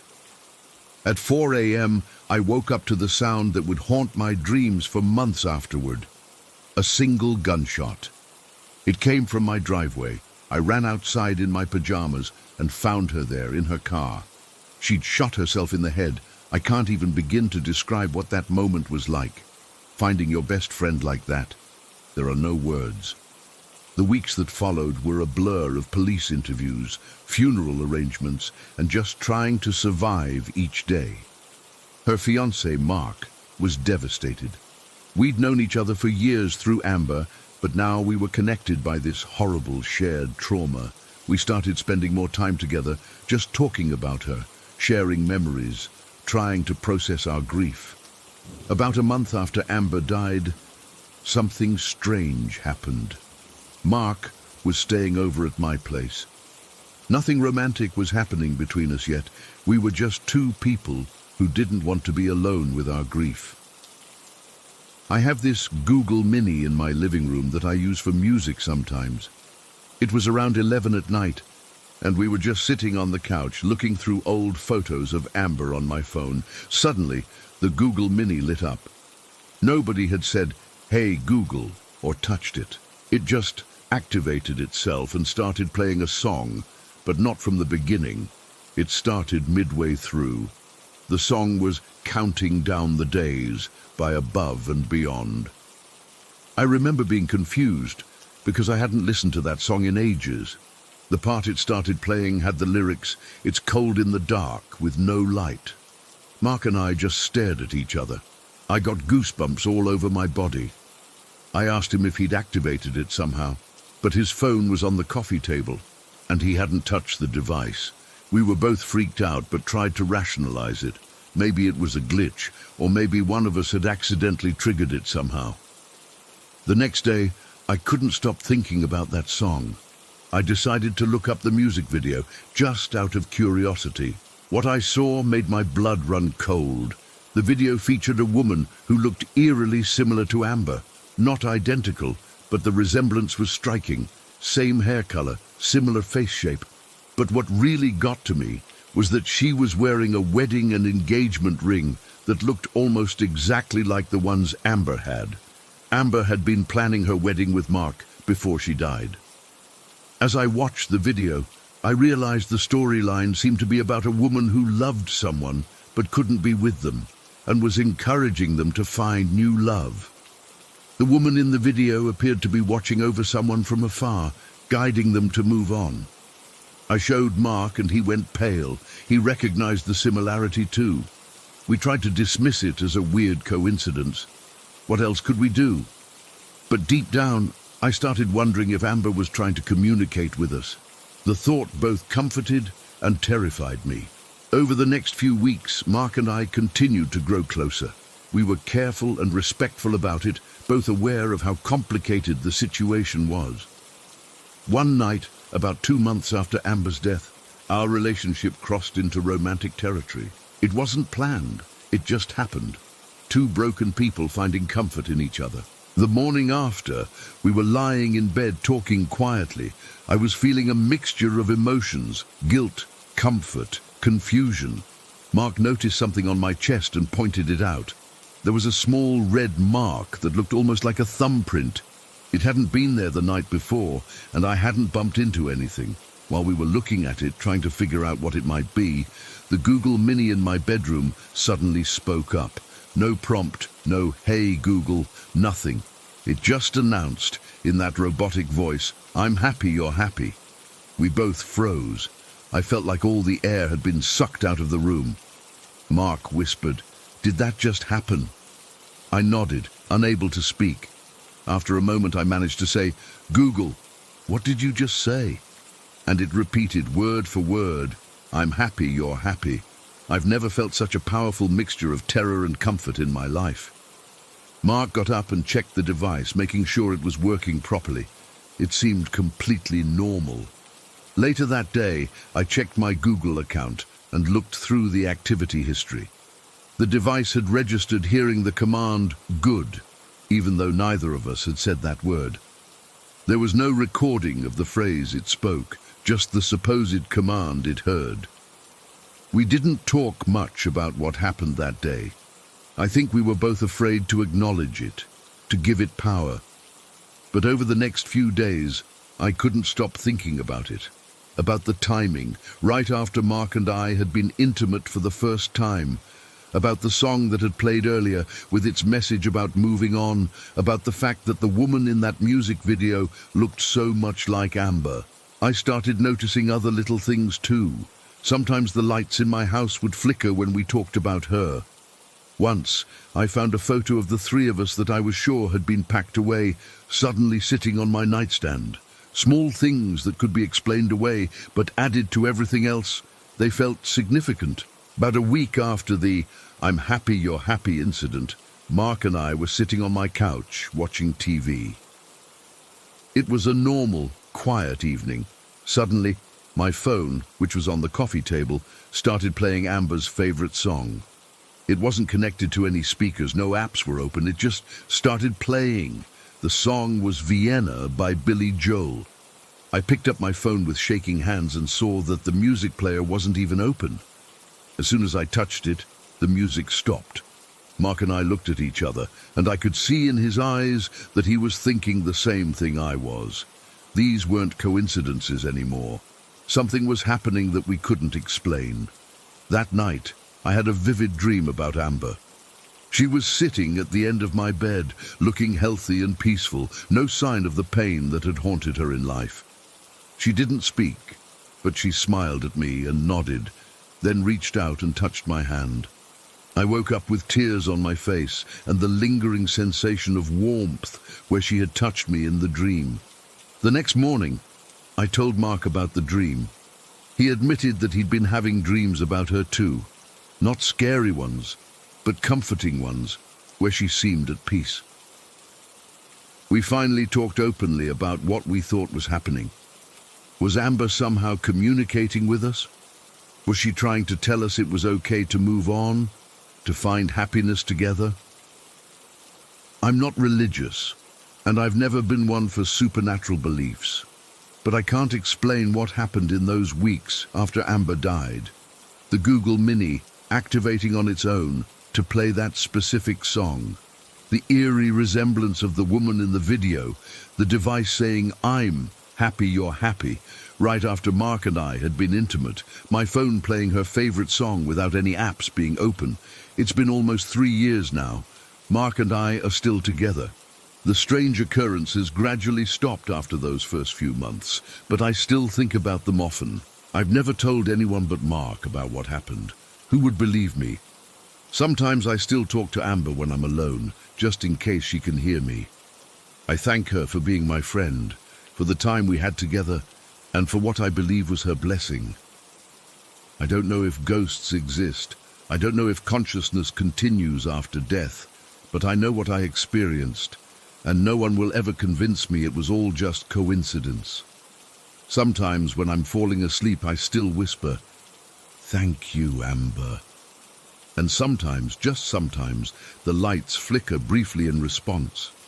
The Google Mini sits on my shelf now, unplugged. I haven't used it since that day. I'm not afraid of it exactly, but it's a reminder of something I still can't fully comprehend. Maybe someday I'll plug it back in. Maybe she's still got something to say. Story 9. I don't even know where to begin with all this. I guess the weirdest thing is that none of us expected anything like this to happen. We aren't ghost people or anything. My family has always been pretty practical. My sister Kim would roll her eyes whenever ghost shows came on TV, and I was pretty much the same. Until last summer, that is. It started when my cousins Amy and Ben were staying at my grandmother's house. This was about 8 months ago, in January. The house has been in our family for decades. It's this old 2-story place with creaky floors and weird little nooks. My grandmother has lived there since her husband passed away 15 years ago. Amy called me the morning after her first night there, and she sounded really freaked out. I remember I was making coffee when my phone rang, and her voice was all shaky. "Something really weird happened last night," she said. According to Amy, she'd woken up around 3 in the morning to what sounded like someone moving around downstairs. At first, she thought it was Grandma, maybe getting a glass of water or something. But then she remembered Grandma takes sleeping pills and never wakes up during the night. So Amy got up to check. She said she wasn't even scared at first, just curious and a bit worried about Grandma. The stairs creak in that house, and each step down made her wince, thinking she might wake everyone up. When she got to the bottom of the stairs, she saw a light coming from the living room. Not the overhead light, but more like a soft glow. And there, sitting in Grandma's favorite armchair, was an elderly woman Amy had never met, but immediately recognized. It was Great-Grandma Eliza, Amy told me. I swear to God it was her. Now, Great-Grandma Eliza died in 1987. Amy was born in 1995, and I was born in 1993.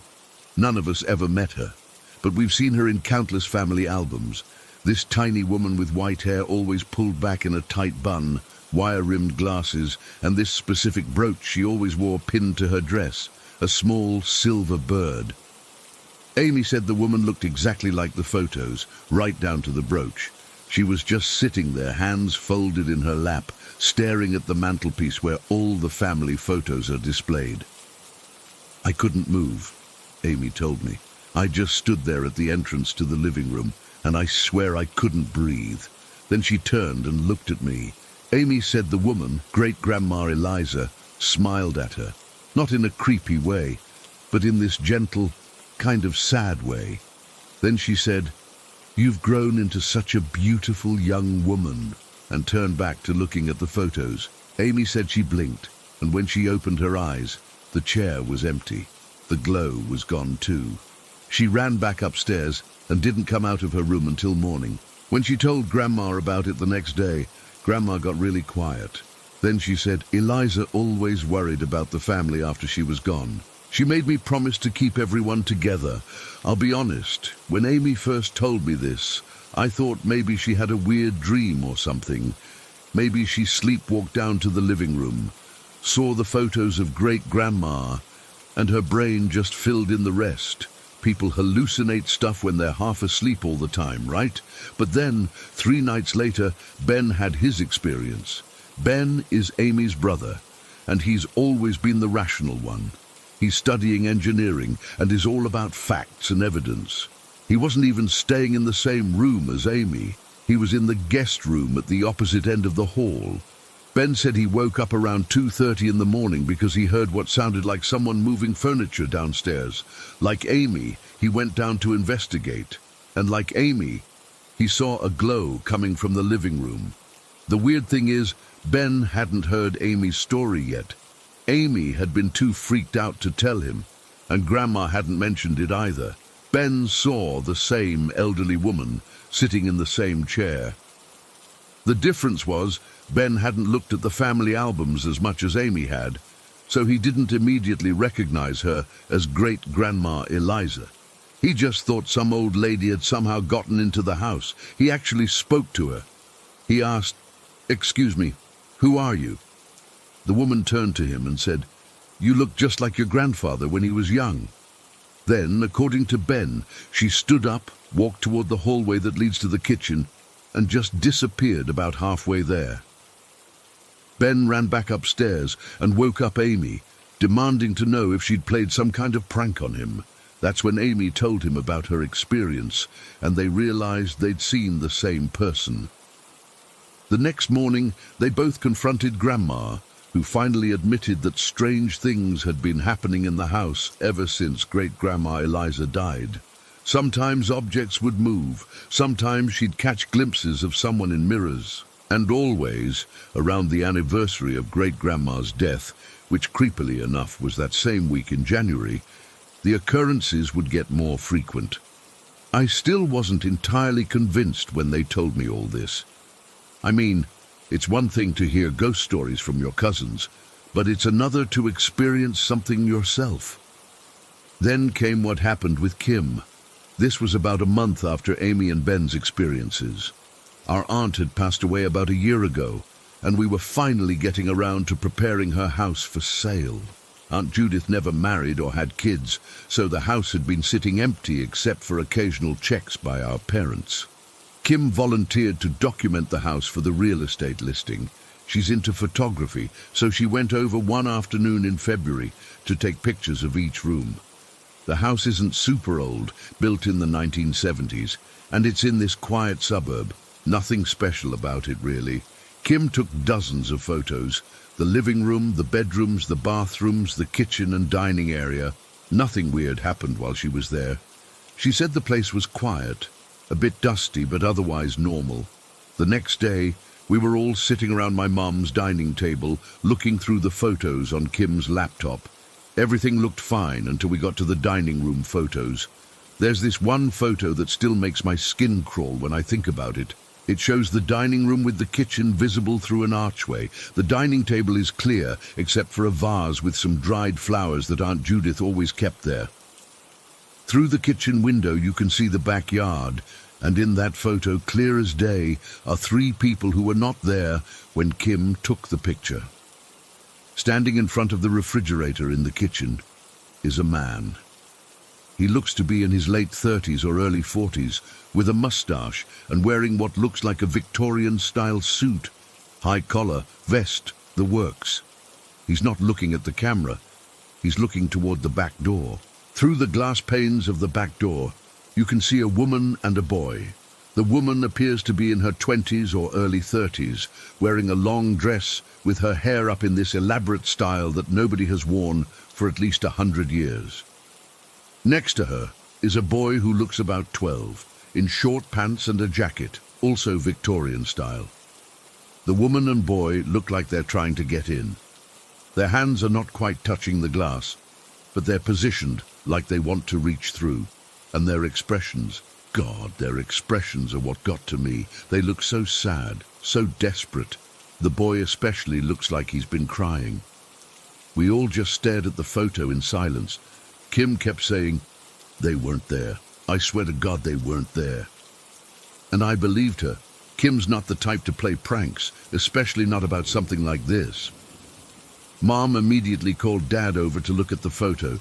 Dad's a pretty skeptical guy, and his first reaction was to say it must be a double exposure or something, but Kim shoots digital, not film, and she hadn't edited the photos at all.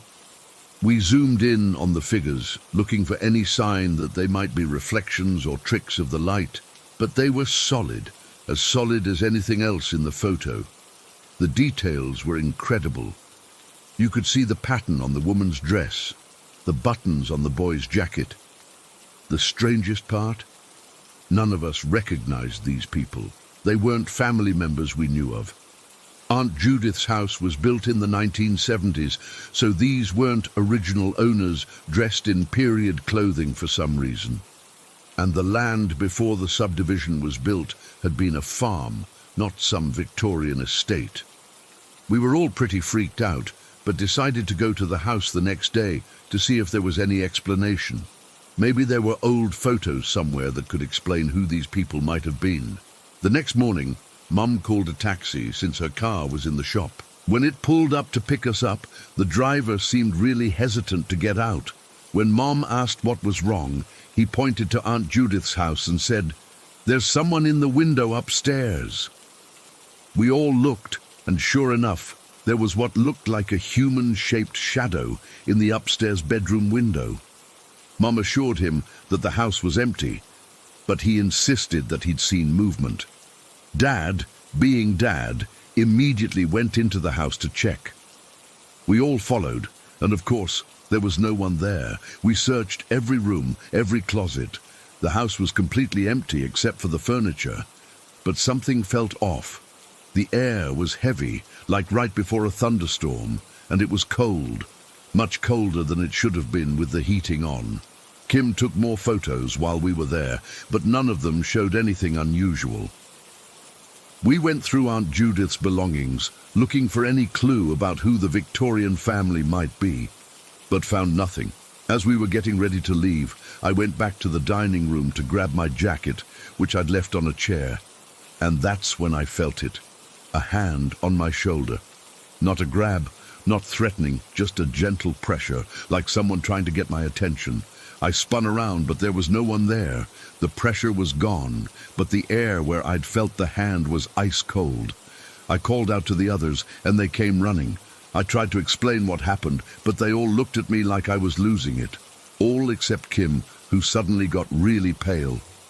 "I felt something too," she said, "when I was taking pictures upstairs, like someone brushed past me in the hallway." We left pretty quickly after that. Dad locked up, and we haven't been back since. The house is still on the market, no buyers yet. I keep thinking about those people in the photo. Who were they? Why were they there? The woman and boy looked so sad, like they needed help, and the man, there was something about his expression that seemed almost watchful.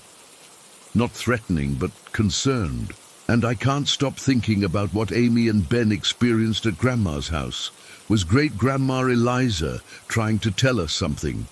Is there a connection between her appearances and the Victorian family in Aunt Judith's house? I've tried researching the history of both properties, but haven't found anything significant. All I know is that I used to think ghost stories were just that, stories. Now I'm not so sure. I've seen the photo, I felt that hand on my shoulder.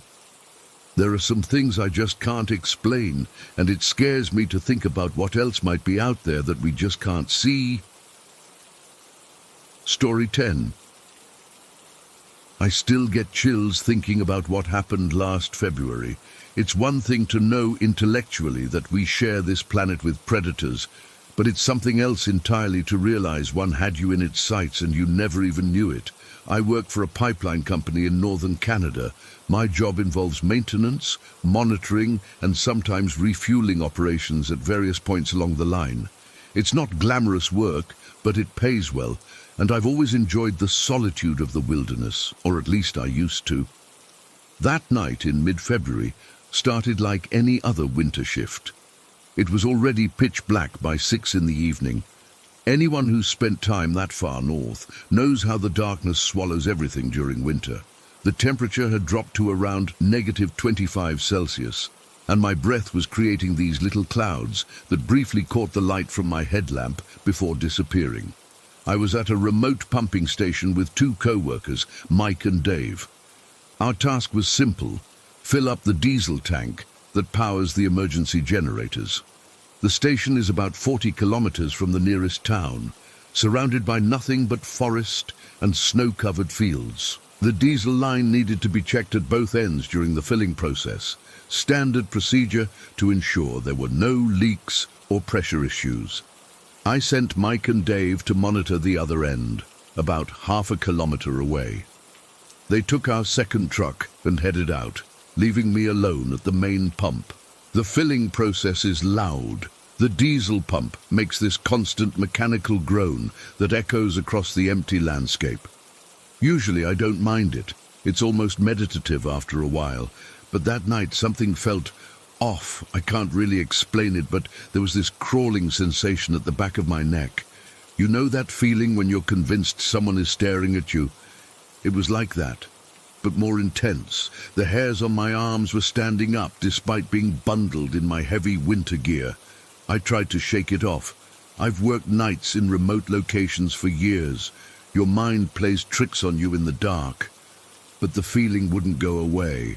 After about 15 minutes, I found myself reaching over to shut off the pump. The mechanical noise died away, leaving nothing but the wind and the distant creaking of trees. I stood perfectly still, listening. Nothing. Just the wind whistling across the snow and the occasional crack of a tree branch bending in the cold. I turned the pump back on and continued working, checking gauges and monitoring the flow. But 5 minutes later, I did the same thing, shut everything down and listened. Still nothing. But that feeling of being watched was getting stronger. I'm not usually jumpy. I've encountered wildlife before. Moose wandering through our work sites, the occasional fox, even a black bear once during summer maintenance. But something about this night was different. It wasn't just normal wilderness awareness. It was a primal fear response firing in my brain, warning me of danger. The third time I shut down the pump, I decided to scan the area with my flashlight. The beam cut through the darkness, illuminating swirling snow particles and the metal equipment, creating weird shadows that danced across the snow. Nothing seemed out of place. The trees at the edge of the clearing stood silent, their branches heavy with snow. I radioed Mike and Dave to check in. They reported everything was fine on their end. I didn't mention my uneasiness. Didn't want to sound paranoid. They said they'd be at least another 20 minutes before heading back. So I was alone with whatever was causing that feeling for at least 20 more minutes. I turned the pump back on and tried to focus on the job. The fuel gauge was showing we were about 60% done. Not much longer, until I could pack up and leave this place behind. Then I heard it, just barely audible above the pump noise, a soft crunch of snow, like a single careful footstep. I whipped around, my flashlight beam scanning wildly, but caught nothing. That was it. I decided to wait in my truck until the tank was filled. I shut down the equipment temporarily, gathered my clipboard with the monitoring sheets, and practically jogged the 15 meters to where my pickup was parked. Once inside the truck, I locked the doors immediately. I sat there for a moment, breathing heavily, feeling a bit ridiculous. What was I doing? I'm a grown man with years of wilderness experience, hiding in my truck because of a feeling and maybe a sound that could have been anything, probably just snow falling from a branch. I needed to get a grip. The tank still needed to be filled, and I couldn't explain to my supervisor that I abandoned a job because I got spooked by nothing. I started the engine more for comfort than necessity and flipped on the headlights. That's when I saw them. Two glowing yellow-green eyes, perfectly positioned at the top of a large dirt pile we'd excavated when installing a section of the pipeline about 30 meters from where I was parked. The pile was maybe 12 feet high, giving whatever was up there a perfect vantage point. In the beam of my headlights, I could now make out the outline. A massive cougar, mountain lion, puma, whatever you want to call it, was crouched at the top of that dirt pile, completely still, except for the occasional twitch of its tail. Its body was the same tawny grey colour as the dirt, which is why I hadn't spotted it with my flashlight earlier. My blood ran cold. That animal had been watching me the entire time, while I was working, while I was checking the gauges, while I was scanning the tree line with my flashlight. It had been right there, perfectly positioned, observing my every move. I couldn't move. My hands were frozen to the steering wheel as I stared at those unblinking predator eyes. The cougar and I locked gazes for what felt like an eternity, but was probably only a few seconds.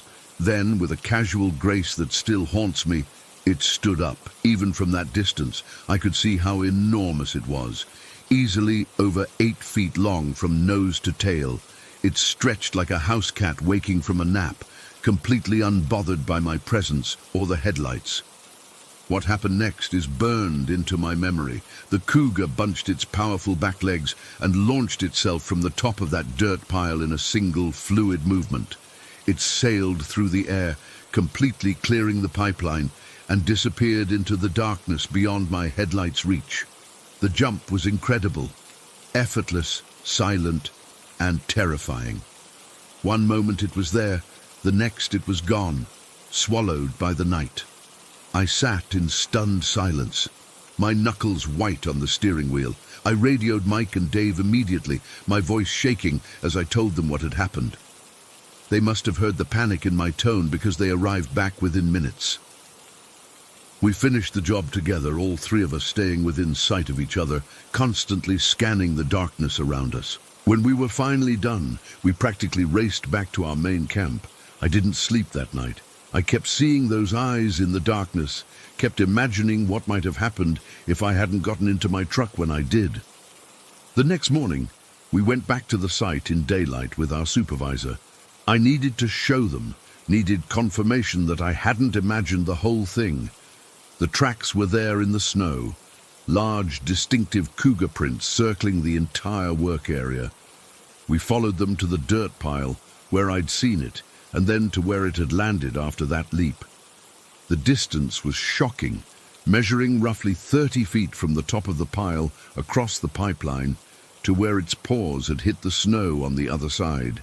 Our supervisor, who'd spent his entire life in that region, was visibly shaken. He explained that cougars are ambush predators.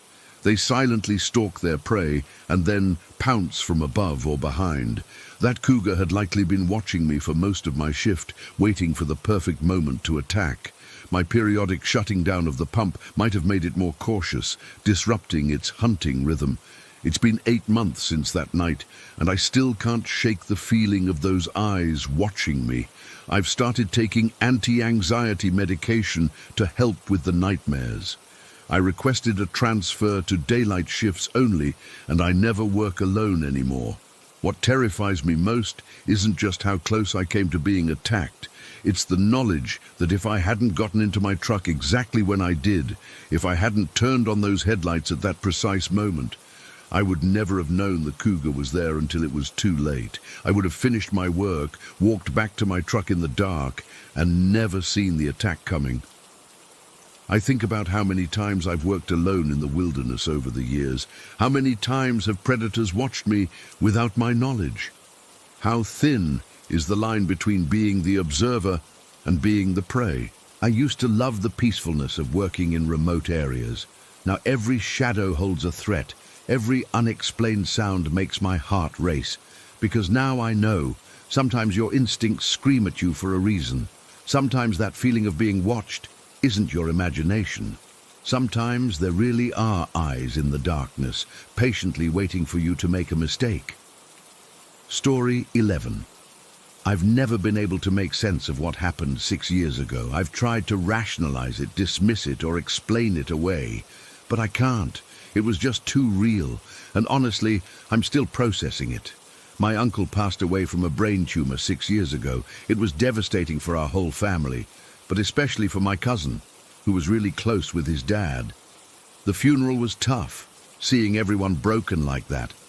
My aunt could barely stand during the service, and my cousin just stared blankly ahead the whole time, like he couldn't process what was happening.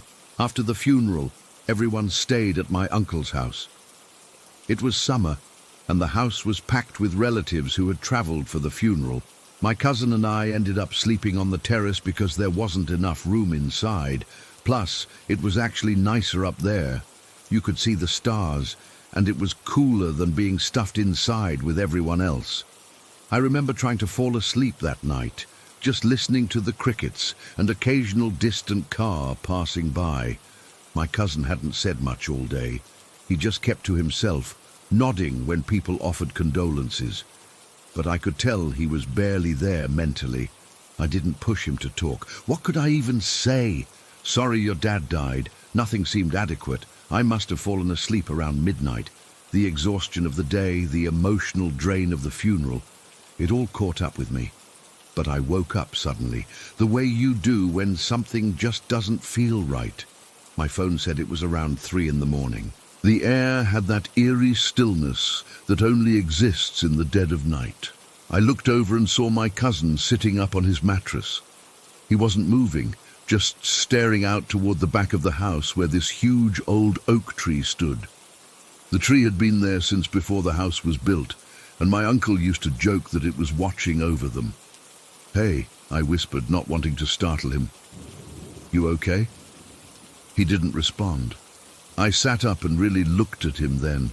His face was pale, like unnaturally pale, even in the dim moonlight. His eyes were wide, fixed on that tree, and he was slightly trembling. I felt a chill run through me that had nothing to do with the night air. "What are you looking at?" I asked, following his gaze but seeing nothing but the dark silhouette of the tree against the night sky. He finally seemed to register that I was talking to him, but he still wouldn't look away from the tree. "Nothing," he said, his voice barely audible. "Go back to sleep." I definitely wasn't going back to sleep now. "Seriously, what's going on? You're freaking me out." He finally tore his eyes away from whatever he was fixated on and looked at me. His expression was, I don't know how to describe it, shocked, terrified, but there was something else there too, almost like wonder or relief. "I can't. Not right now," he said. "We'll talk in the morning, okay? I just need to process this." I tried pressing him more, but he just laid back down, turned away from me, and pretended to sleep. I knew he wasn't sleeping. His breathing never evened out, and he kept shifting around. I stayed up for at least another hour, watching him and occasionally glancing at the tree, trying to figure out what the hell had spooked him so badly. Eventually, exhaustion won out, and I drifted off again. When I woke up the next morning, his mattress was empty. The blanket was neatly folded and his backpack was gone. I went downstairs and found my aunt making coffee in the kitchen, her eyes puffy and red from crying. "Where's—" I started to ask, but she cut me off. "He left early," she said. "Said he needed to visit the cemetery." That struck me as odd. We'd all just been at the cemetery yesterday for the funeral. Why would he go back so soon, and why so early in the morning? I hesitated, not wanting to worry her more, but something told me I needed to tell her about what happened during the night. "Something weird happened last night," I said, sitting at the kitchen table. "I woke up around 3 and he was just staring at that big tree in the backyard. He looked terrified, but he wouldn't tell me what he saw. Said we'd talk about it in the morning, but now he's gone." The coffee mug my aunt was holding slipped from her fingers and shattered on the floor. She didn't even seem to notice. "Get your shoes," she said, her voice shaking. "We need to go to the cemetery. Now." The urgency in her voice scared me. We didn't even clean up the coffee, just grabbed the car keys and left. The drive to the cemetery was tense and silent. I wanted to ask what she was thinking, why she'd reacted that way, but something in her expression stopped me. The cemetery was empty when we arrived. It took us a while to find my cousin. He was sitting by my uncle's grave, his hand resting on the fresh dirt. He'd been crying. His face was streaked with tears, but he looked calmer somehow. My aunt approached him slowly, like she was afraid he might bolt if she moved too quickly. "You saw him, didn't you?" she asked quietly. My cousin looked up, startled. Then he nodded, fresh tears welling up. "How did you know?" "Your cousin told me about last night," she said, gesturing to me. "About you staring at the tree." I stood there, completely lost. What were they talking about? Who did he see? My aunt sat down beside him on the grass, not caring about getting dirt on her clothes. "Tell us what happened." My cousin took a deep, shaky breath. He glanced at me, then back at his mom. "I woke up in the middle of the night because I heard someone calling my name," he began. "At first, I thought it was him." He nodded toward me. "But he was fast asleep.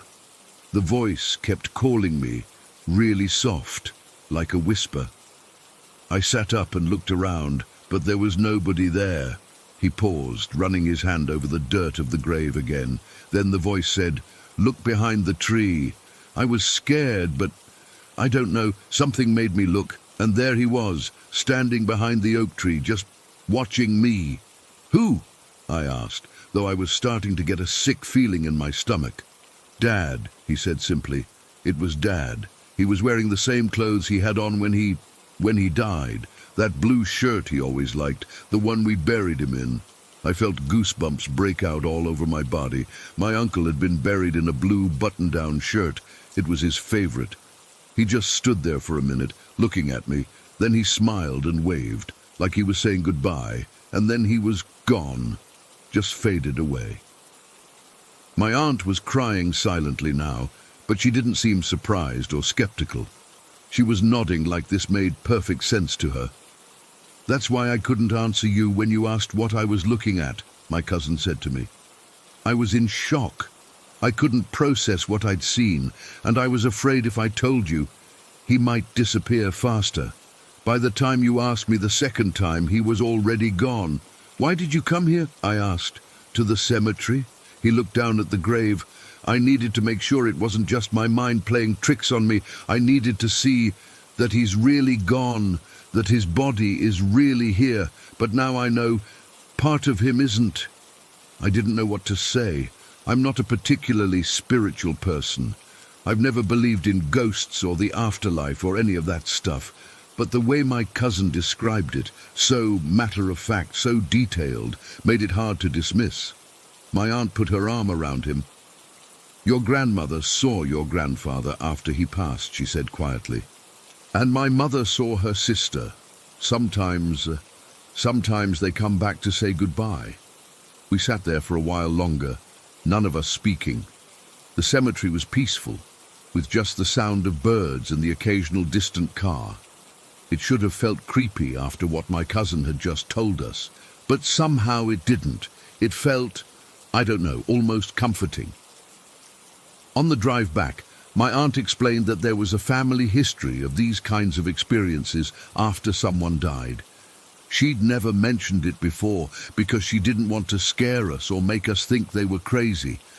But apparently, it had happened to several people in their family over the generations. "Why didn't I see him?" I asked. "My uncle and I had been close too." I was right there. My aunt glanced at me in the rear-view mirror. "They usually only appear to the person they were closest to," she said. "The one who needs the closure the most." We never really talked about it again after that day. My cousin seemed to find some peace after the experience, like seeing his dad one last time had helped him start to heal. He went back to college, finished his degree, started a career. Life moved on. but I've never forgotten that night.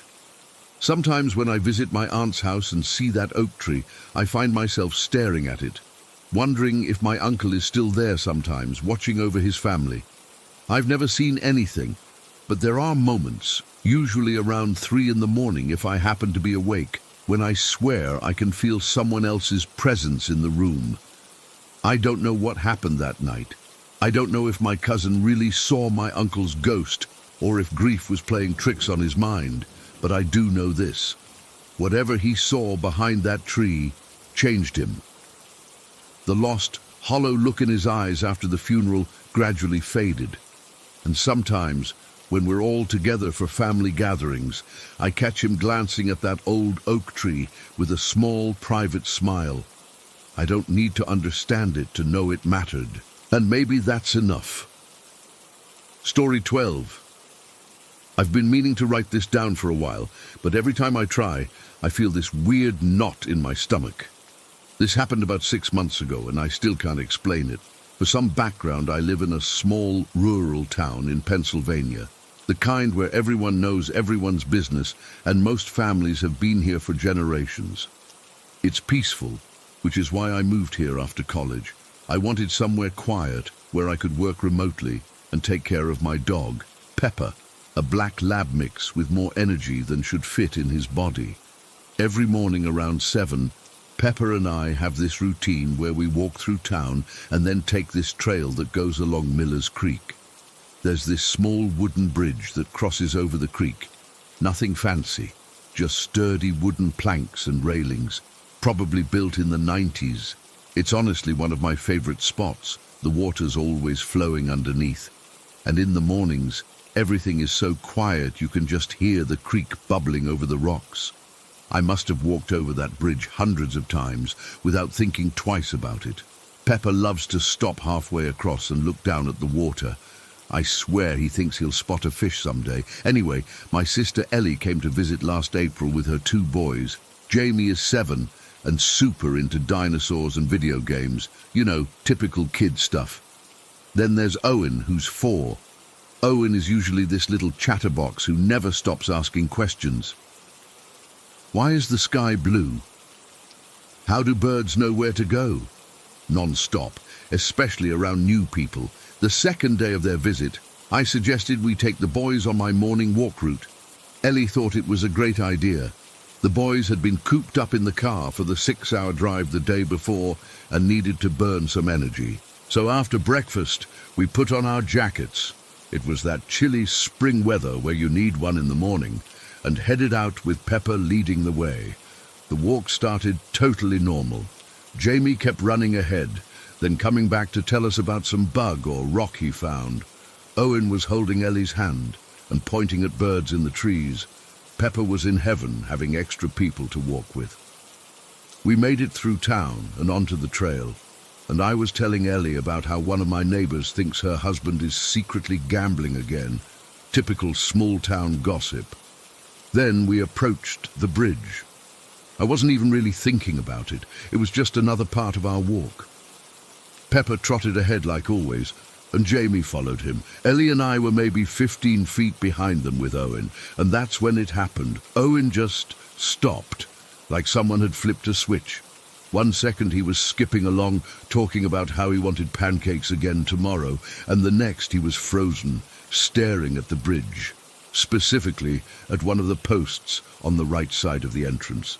At first, I thought maybe he was scared of the bridge. Some kids don't like heights, and while it's not high, maybe 6 feet above the creek, it could seem scary to a 4-year-old. "Owen, honey, you okay?" Ellie asked, bending down next to him. He didn't respond. He just kept staring at that post with this expression I still can't really describe. It wasn't fear exactly. It was more like recognition, but mixed with concern. Ellie looked at me, confused, and tried again. "Owen, what's wrong, buddy?" That's when he finally spoke. But he didn't look at us. His eyes never left that post, and in this tiny whisper he said, "She's sad." I felt this immediate chill go through me. It wasn't even what he said exactly, but the way he said it. like he was stating a simple fact about something obvious. "Who's sad, Owen?" Ellie asked, looking around like maybe there was another person nearby we hadn't noticed. Owen didn't answer. He just kept staring. Jamie had already crossed half the bridge with Pepper and was calling for us to hurry up. Ellie gently tried to nudge Owen forward, but he planted his feet and wouldn't budge. "Owen, it's just a bridge. See, Jamie and Pepper already went across. It's safe," I tried, using that upbeat voice adults use when trying to convince kids there's nothing to be afraid of. But Owen shook his head slightly and whispered again, "She's sad because she's all alone." That's when I remembered something I'd heard when I first moved here 3 years ago. There was this story about a local girl who had drowned in the creek back in the 80s. I think she was playing near the bridge during a flash flood or something. I hadn't thought about it in forever because it wasn't something people talked about much. Just one of those sad local history things that gets mentioned once and then forgotten by newcomers like me. But I did remember noticing that sometimes there would be small bunches of flowers laid by the railing of the bridge. They'd appear and then eventually wash away or wilt, and new ones would appear months later. I never knew who left them, and honestly, I never gave it much thought.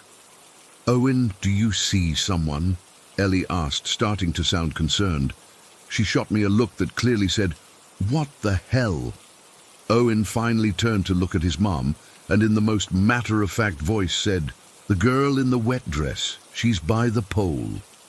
Then he pointed directly at the first wooden post on the right side of the bridge. I'm not going to lie. I felt like someone had walked over my grave, because there was absolutely no one there, just a weathered wooden post with some old carvings in it that I'd never paid attention to before. Ellie looked freaked out, but was trying not to show it. "Okay, buddy. Well, maybe we can say hi to her, and then we need to catch up with Jamie, okay?" Owen nodded, but he didn't move forward yet. He kept staring at that empty spot with this weird intensity. Jamie shouted from the other side of the bridge, clearly impatient. "Mom! Aunt Sarah! Come on! Pepper wants to keep going!" Ellie stood up and gently tugged Owen's hand. "Come on, sweetie! We need to go!" Reluctantly, Owen started walking, but his eyes stayed fixed on that post until we passed it. I noticed he took an extra wide berth around it, like he was navigating around something or someone that was standing there. Once we got to the middle of the bridge, Owen seemed to relax a bit. I figured whatever weird moment had happened was over. We crossed to the other side where Jamie and Pepper were waiting and started to continue down the path. We'd gotten maybe 20 feet past the bridge when I heard rapid footsteps behind us. I turned and saw Owen running back toward the bridge. "Owen!" Ellie called out, alarmed. Before either of us could react, Owen had raced back to that same post at the entrance of the bridge. And then he did something that still makes my skin crawl when I think about it. He wrapped his little arms around the post, but not like he was hugging a piece of wood.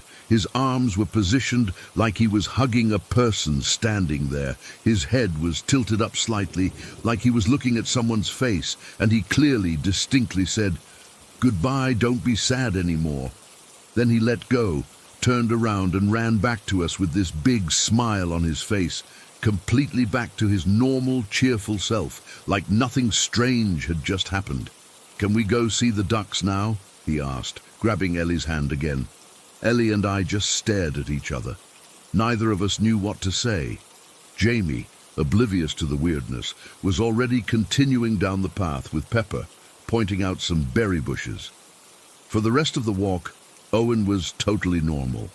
Laughing, asking questions, picking up sticks and leaves. Not a single mention of any sad girl or anything unusual. When Ellie carefully asked him later that day who he was talking to on the bridge, Owen just looked confused and said, "Nobody, Mommy," then went back to playing with his toys. That night, after the boys went to bed, Ellie and I opened a bottle of wine and tried to make sense of it. Had Owen heard the story of the girl who drowned somehow? Impossible. He'd never been to my town before, and Ellie swore she'd never told him any such story. Could he have overheard someone in town mention it the day before? Maybe, but it seemed unlikely. Kids say weird stuff sometimes, Ellie finally said, but I could tell she was unsettled too. The next day, while Ellie was giving the boys a bath, I called my neighbour Mrs. Hadley, who's lived here for over 60 years. As casually as I could, I asked about the story of the girl who drowned at Miller's Creek. "Oh, that would be Lily Palmer," she said without hesitation. "Such a tragedy. She was only 8 years old. This was back in '82, I think, playing by herself near the creek after a big storm when the banks were unstable. They found her body caught under that little bridge.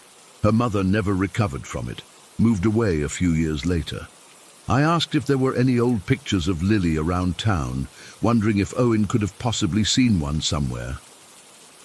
"Not that I know of," Mrs. Hadley said. "This was before everything was digital, you know. The family kept to themselves after it happened." Then she asked why I was curious, and I made up something about seeing flowers on the bridge and wondering about the story. She seemed to accept that. I haven't told anyone else about what happened that day. Ellie and the boys went home the next day, and we haven't really talked about it since, though I can tell it still bothers her too. The thing is, I used to walk that route with Pepper every single day without thinking twice about it. But since that morning 6 months ago, I've taken different paths. I just can't bring myself to cross that bridge anymore. Sometimes I wonder if I should try, maybe even bring flowers to leave by the railing.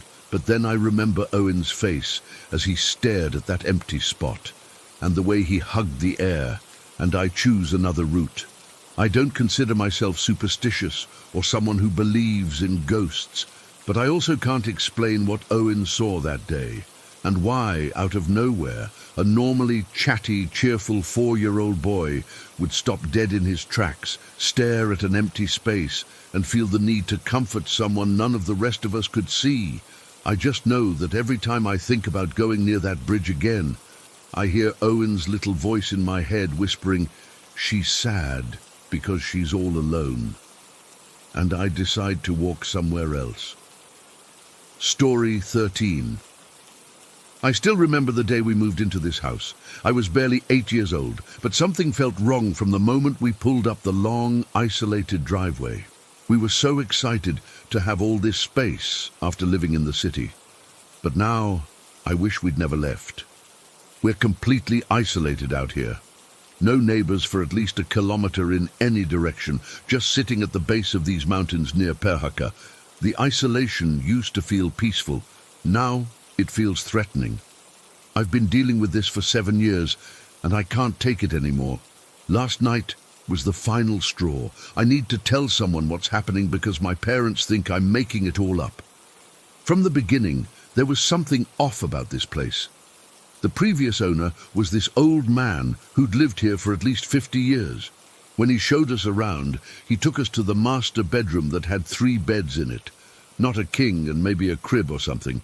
3 separate adult-sized beds. When my mom asked about it, he just shrugged like it was completely normal. Then he showed us the guest room with 5 beds crammed inside. My dad joked about him having a big family, and the old man just stared at him and said he hadn't had visitors in 20 years. 20 years. Why keep all those beds, and who was sleeping in them? The property has a really dark past that my parents didn't tell me about until a few years after we moved in. The house was built in the 1930s for road construction workers and their families. Apparently, the original owners are literally buried in our garden, like there are actual human remains somewhere out there where I used to play as a kid. My parents told me this so casually, like they were mentioning the weather forecast. I stopped playing in the garden after that.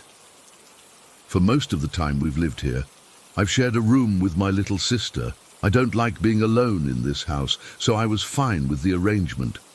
But whenever she stays at a friend's house or visits our grandparents without me, weird stuff happens. I hear whispers coming from her empty bed, not like the wind or the house settling.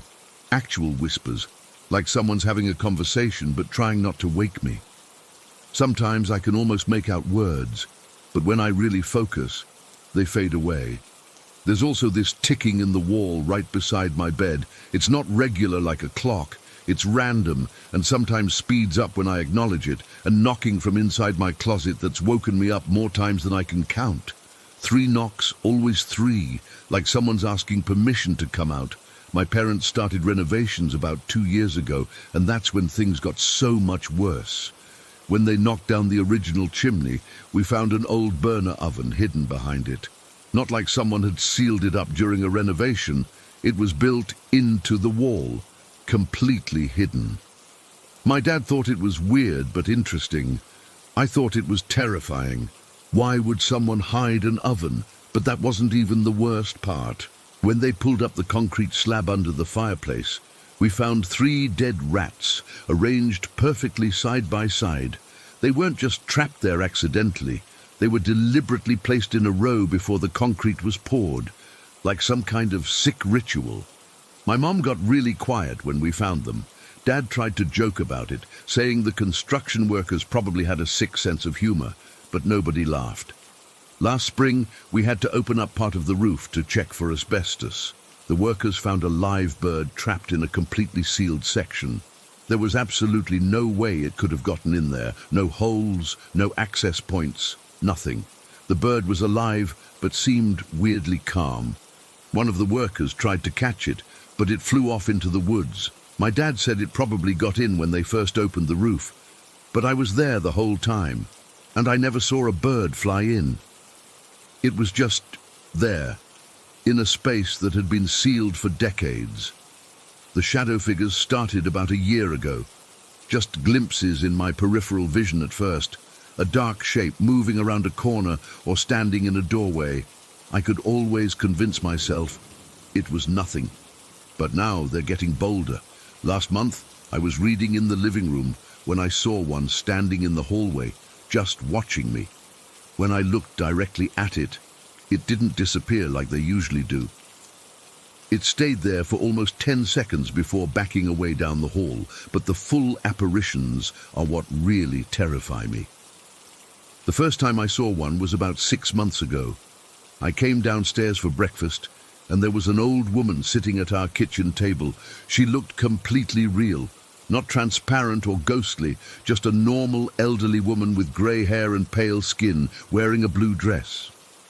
I said good morning, thinking she must be a relative or friend of my parents, but she didn't respond. She just stared at her hands folded on the table. When I asked my mom who the woman was, she looked at me like I was crazy. What woman? There was no one there. Since then, I've seen at least 7 different people in our house. A middle-aged man in work clothes, standing in the garden, staring at the house. A young boy sitting on the stairs. A woman in what looked like 1930s clothing walking down the hallway. They all look completely solid and real until they suddenly aren't there anymore. Last night was different, though.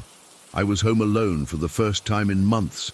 My parents took my sister to a doctor's appointment in the city and got caught in bad weather, so they decided to stay overnight.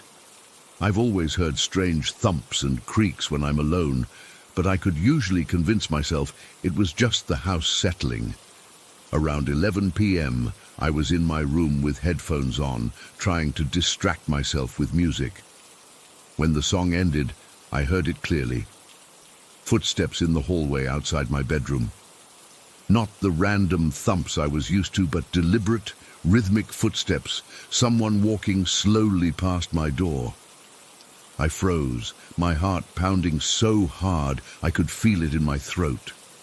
We live in the middle of nowhere. There shouldn't be anyone else here.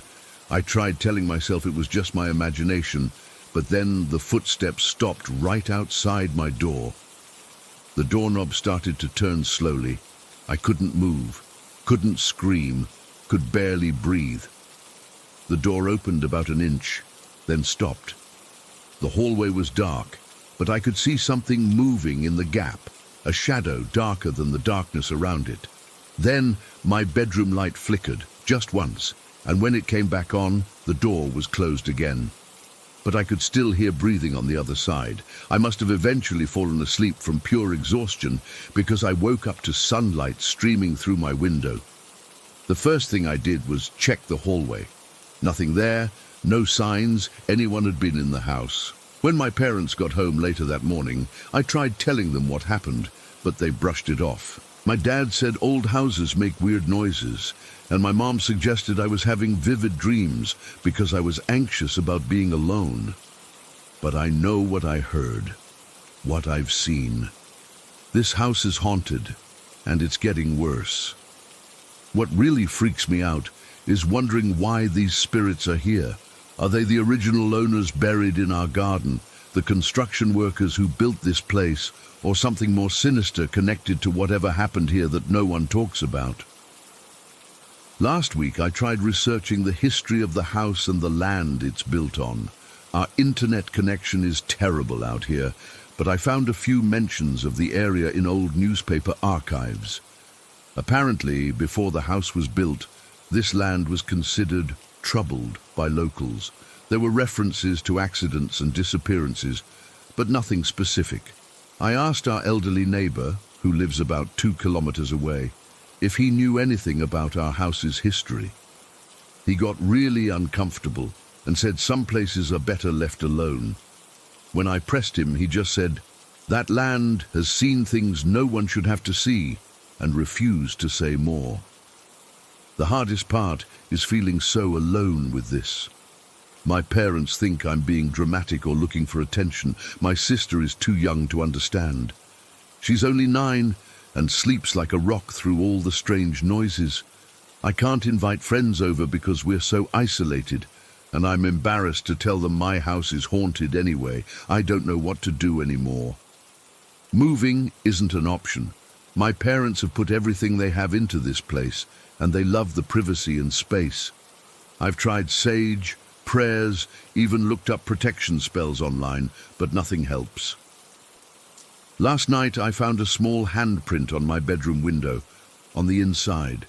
It was smaller than mine, like a child's, and when I touched it, it was ice cold. I wiped it away, but this morning it was back in exactly the same spot. Sometimes I feel like the house itself is watching me. The shadows seem to gather in corners when I enter a room. The temperature drops randomly. Objects move when no one's looking. I've found my books rearranged, my clothes folded differently than how I left them. The strangest thing happened 2 days ago. I was doing homework at my desk when I had this overwhelming feeling of being watched. I turned around, and there was a small crowd of people standing at the edge of my room. 3 adults and 2 children, all dressed in old-fashioned clothes.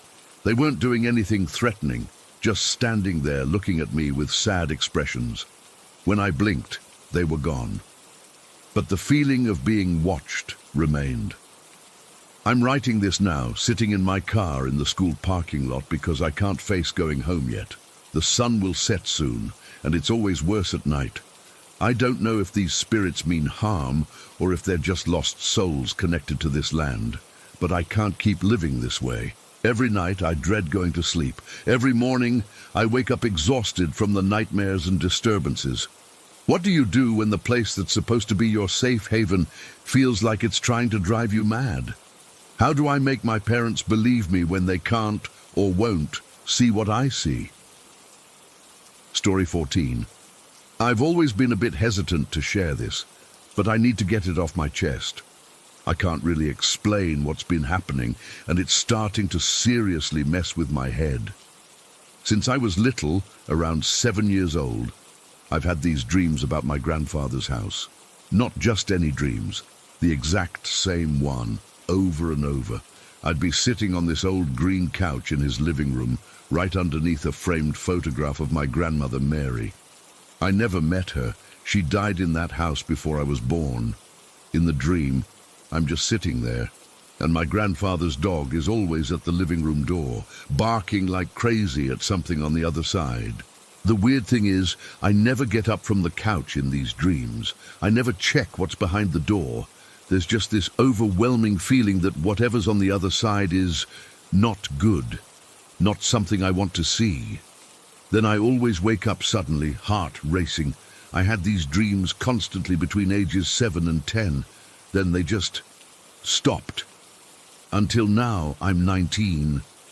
And they've started again, but they're different, more intense, more real. The thing that really freaked me out happened last month when I was visiting my mum.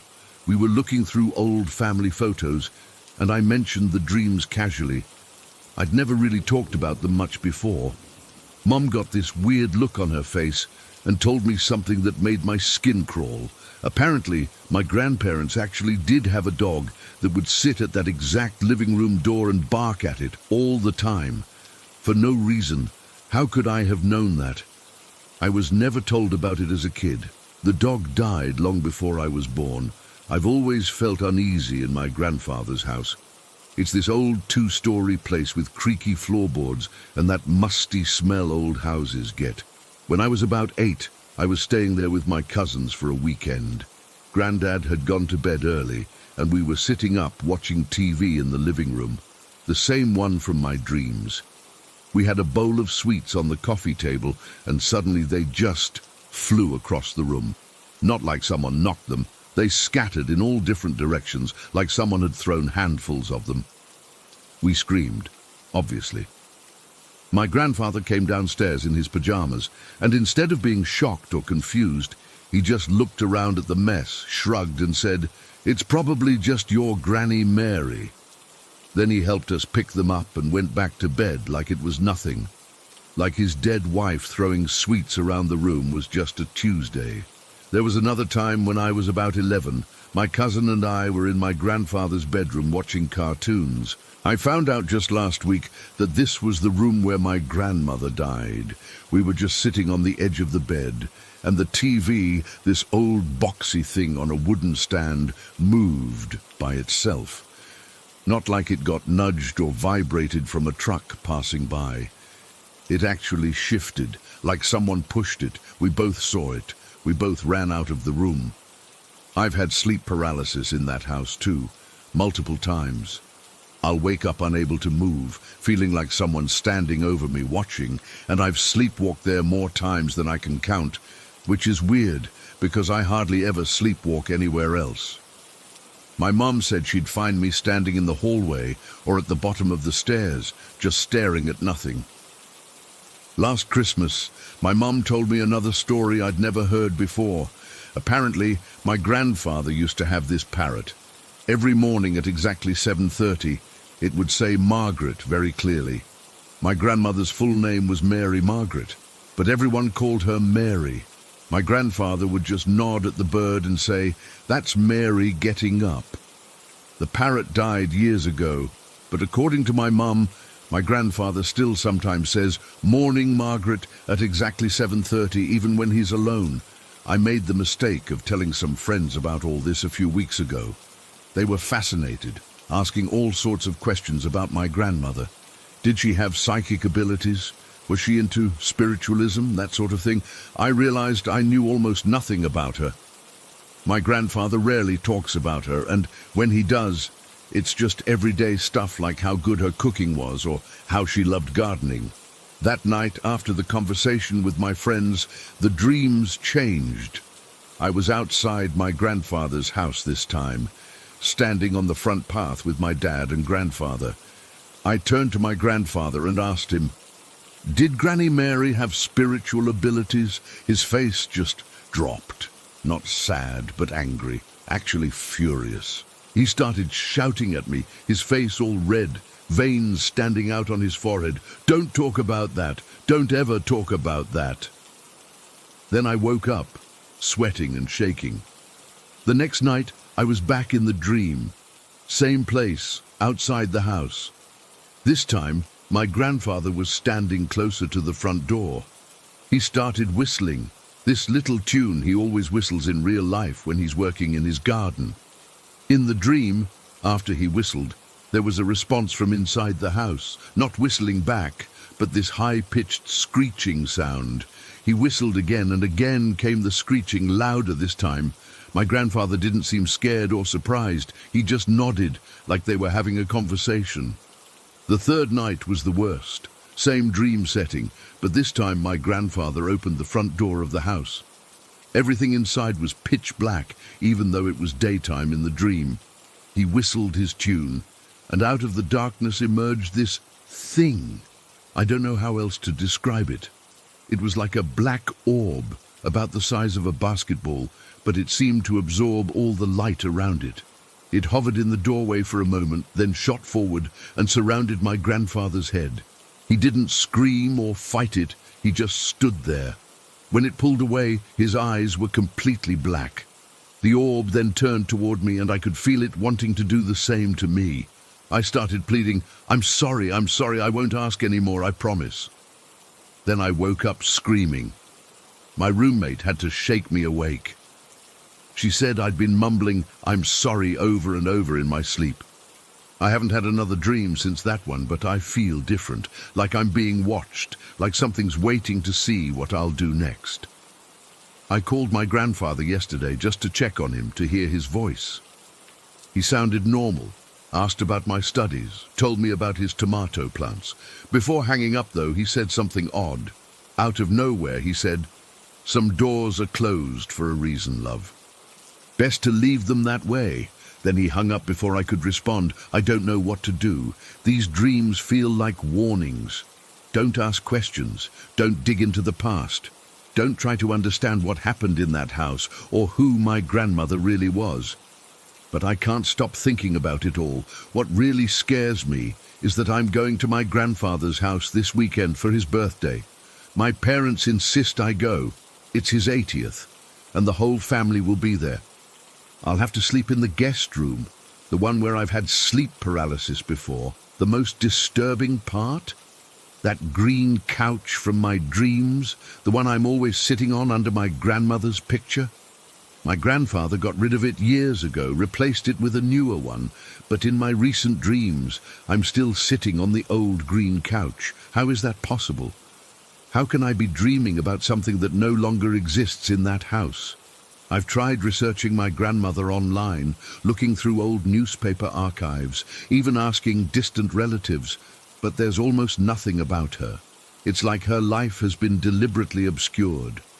All I've managed to find is her obituary, which just says she passed peacefully at home and was devoted to her family.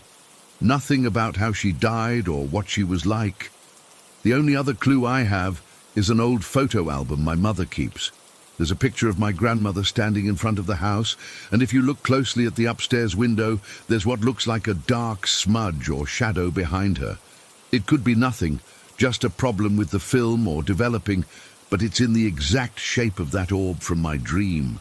I don't believe in ghosts, at least I didn't used to. But how do I explain knowing about a dog I was never told about?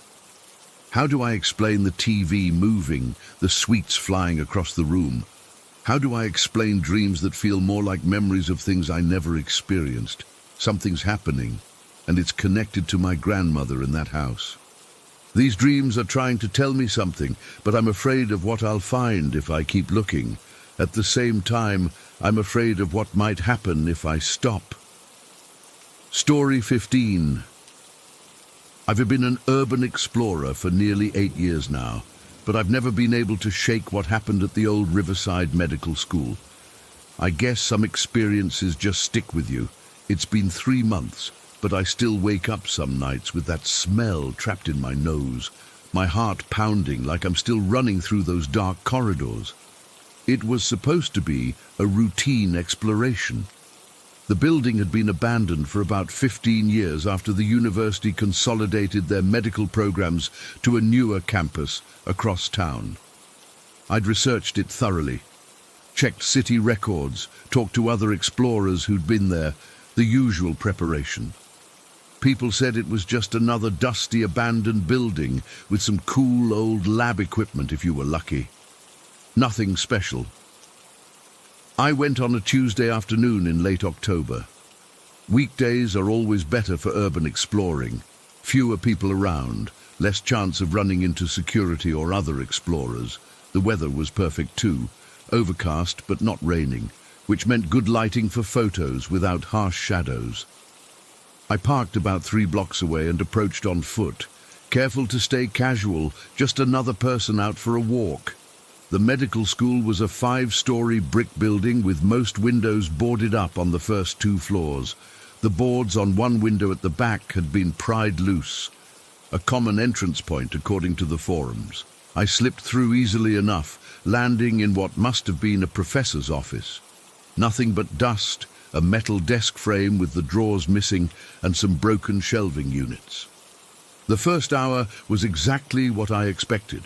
Classrooms with rows of bolted-down desks, lecture halls with tiered seating, everything covered in that thick layer of undisturbed dust that tells you no one's been there in years. Most of the equipment was gone, probably sold off when they closed down. What remained was smashed or vandalized, broken projectors hanging from ceiling mounts, shattered glass display cases, that sort of thing. But something felt off from the beginning. The smell wasn't right. Most abandoned buildings have that same basic smell. Dust, mildew, maybe some animal droppings. This place had that, but underneath was something sharper, chemical. At first, I thought it might be old cleaning supplies or something from the science labs, but it didn't quite fit. I made my way up through the building floor by floor, taking photos and noting anything interesting in my explorer's journal. The third floor had been administrative offices. Nothing exciting. The fourth had some teaching labs, rows of built-in counters with sinks and gas valves. Some had broken glass scattered around, probably from beakers and test tubes that had been smashed by previous visitors. By the time I reached the fifth floor, I'd been there about 2 hours. I was getting ready to head back down when I noticed a service elevator I hadn't seen before. Most of these old buildings have basements, but they weren't always on the floor plans I'd found. I pressed the call button out of habit, not expecting anything to happen. To my surprise, the doors groaned open. The elevator was stuck between floors, creating a 2-foot gap I had to crouch to get through. Inside, it smelled like rusted metal and that same underlying chemical odor, stronger now. The control panel had buttons for floors 1 through 5, plus 2 basement levels marked B1 and B2. I decided to check them out. Basements often have the most interesting stuff in medical buildings. I took the stairs instead of risking the elevator. The door to B1 was unlocked, opening onto a long corridor lit only by emergency lights that still had some juice from backup batteries. This floor seemed to be maintenance. Boiler room, electrical panels, storage for cleaning supplies. Nothing unusual, except that chemical smell was definitely stronger down here. The stairwell to B2 was behind another door at the end of the hallway. This one was heavier, metal with a small wire-reinforced window. It wasn't locked, but it was stiff, like it hadn't been opened in years. I had to put my shoulder into it. The moment that door swung open, I knew something was wrong. The smell hit me full force. That same chemical odor, but mixed with something else. Something sweeter and more putrid that made my eyes water. I flicked on my high-powered flashlight and aimed it down the stairs. The basement corridor was different from the rest of the building. Concrete walls painted an institutional green that had faded and peeled. The floor was bare concrete, with dark stains spreading out from the center. Most disturbing was how the overhead lights were arranged. They ran along the walls rather than down the center of the ceiling, creating this band of total darkness in the middle of the hallway. I've seen a lot of creepy places, but something about this corridor made my skin crawl. Maybe it was how functional it looked compared to the rest of the building, like this part had been designed for utility, not teaching. For a minute, I considered turning back, but curiosity got the better of me. The B2 level was laid out like a spoke, with a central hub and corridors branching off in different directions. Each corridor had windowless rooms on both sides. I started checking them one by one, sweeping my flashlight across each space before entering. Most contained rusted lab tables, empty metal cabinets, and more smashed glass containers. One room had what looked like old specimen jars lined up on shelves, all empty now, but crusted with something dark at the bottom. Another had large stainless steel sinks with oversized drains and strange stains running down the sides. The smell was getting worse with each room I checked. That chemical sweetness was so thick I could taste it at the back of my throat. I pulled my shirt up over my nose, but it didn't help much. At the end of the third corridor, I came to a room with double doors and a small square window in each. The glass was frosted over with grime, but I could see it was a larger space than the others. I pushed one door open, bracing myself for whatever was inside. It was a morgue, not a teaching morgue with viewing areas and presentation space, but a functional storage morgue. The walls were lined with rows of stainless steel storage doors, body-sized refrigerated compartments stacked 3 high. Most were closed, but one of the lower ones was slightly ajar, with a thin, dark fluid dried in a streak below it. I should have left right then. Every instinct was screaming at me to get out, but urban explorers are curious by nature, and I'd never seen anything like this before. I told myself it was just an empty storage drawer, that anything organic would be long gone after so many years. I crossed the room, the beam of my flashlight bouncing across steel surfaces. The smell was overwhelming now, making my eyes stream and my stomach turn. I reached the partially open drawer and hesitated, my hand hovering over the handle. Then, against every better judgment, I pulled. The drawer slid out smoothly on its tracks with a metallic scrape that echoed through the empty room. The smell that rushed out was so powerful, I staggered back, gagging and fighting the urge to vomit. It was that same chemical sweetness, but concentrated 100 times over, mixed with the unmistakable stench of decay. When I recovered enough to look, I immediately wished I hadn't. What I saw wasn't an intact body, but remains from dissections. A partial cadaver lay on the tray, its chest cavity sawn open with ribs splayed outward like broken shutters. The torso contained a hardened dark fluid that had pooled and congealed. The head was still attached, scalp peeled back in that way they do for anatomical study, face mostly gone, but with one eye still intact, clouded over and sunken into the skull. That alone would have been disturbing enough. But what horrified me most was that multiple cadaver parts appeared to be stuffed into the same tray. Arms were stacked like firewood in one corner. A leg was folded at an unnatural angle to make it fit. And nestled among the remains was what looked like a fetus in a cloudy jar that had somehow fused to the bottom of the tray. The glass partly melted into the metal. The scene wasn't just grotesque, it was careless. Like students had tossed leftover parts into the freezer without any regard for the human beings these remains once were. But this wasn't just student negligence. The medical school had been closed for 15 years. Someone should have properly disposed of these remains long ago. As I stood there, frozen in horror, my flashlight beam dropped to the floor below the open drawer. A dark puddle had spread across the concrete, old and dried but still visible. From it, I could make out drag marks leading to a central drain in the middle of the room. It hit me then. They'd been dumping fluids and tissue and remains directly into the basement floor when no one was watching. Not just in this room, but throughout this level. Those stains in the corridors, those oversized drains in the sinks. This wasn't standard medical school practice. This was something else entirely. I slammed the drawer shut and backed away, my breathing rapid and shallow. The room seemed to spin around me as the implications sank in. This wasn't just about improper storage of cadavers. The way everything was arranged, the hidden nature of this basement level, the total disregard for proper procedures, it suggested something systematic. Something deliberately concealed. That's when I heard it. A soft metallic click from somewhere behind me. I whipped around, my flashlight beam cutting through the darkness. Nothing. Just rows of steel doors staring back at me. Then another click, this time from a different direction, and another. The temperature in the room seemed to drop suddenly.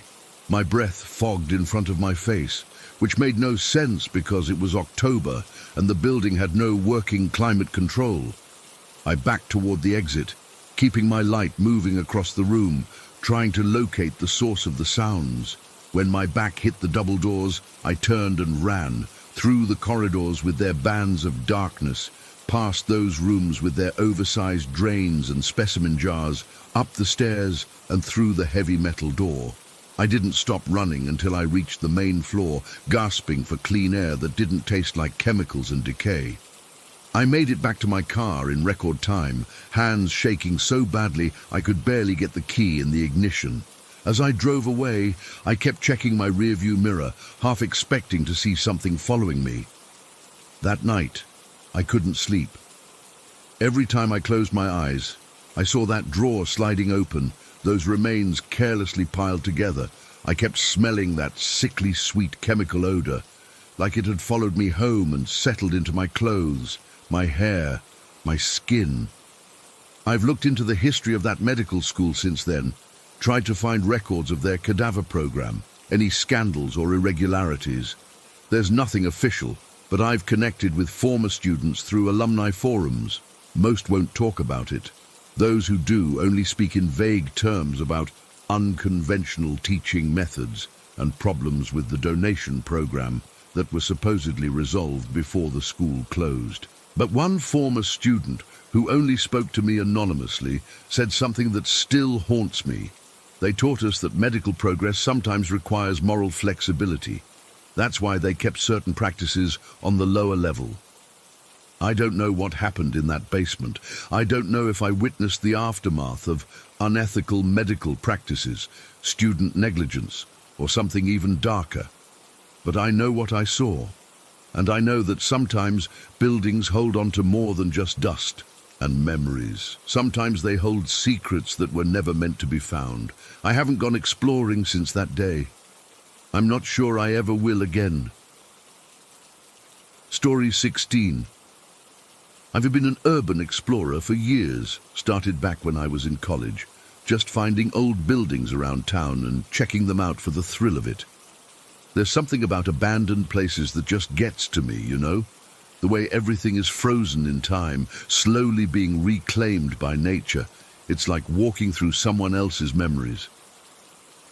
Anyway, this happened back in February last year when I was visiting Finland.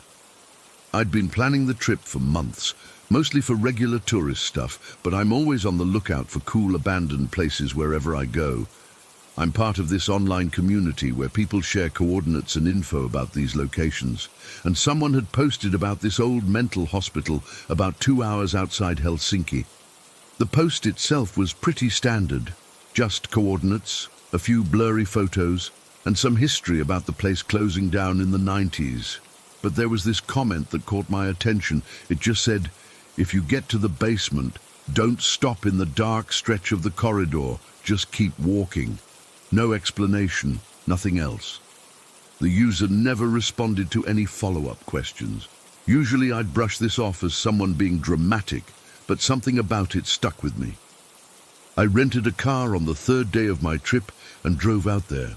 It was cold as hell, around -5 degrees, and there was this thin layer of snow covering everything. The GPS took me to this unmarked dirt road that disappeared into dense pine forest. I had to park about half a mile from the actual building and hike the rest of the way. When I first saw it through the trees, I actually stopped walking for a moment. This massive grey concrete structure just rising up above the tree line, completely out of place in the middle of nowhere. It was bigger than I expected, probably 5 or 6 stories tall, with rows and rows of windows. Most of the glass was gone, leaving these black, empty squares that looked like they were watching me. The whole scene was just wrong, like the building didn't belong there. I remember taking a deep breath before continuing toward it. The snow crunched under my boots and I kept glancing around, half expecting to see someone else. But there was nobody, just me, the building, and complete silence. That kind of winter silence that swallows every sound.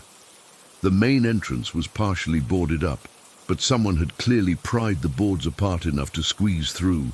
Inside, it was actually warmer than outside, but not by much. I switched on my flashlight and took in the lobby, peeling paint hanging from the ceiling like dead skin, old reception desk covered in dust and bird droppings, scattered papers and debris everywhere. The walls were tagged with graffiti. Nothing unusual there, but one caught my eye.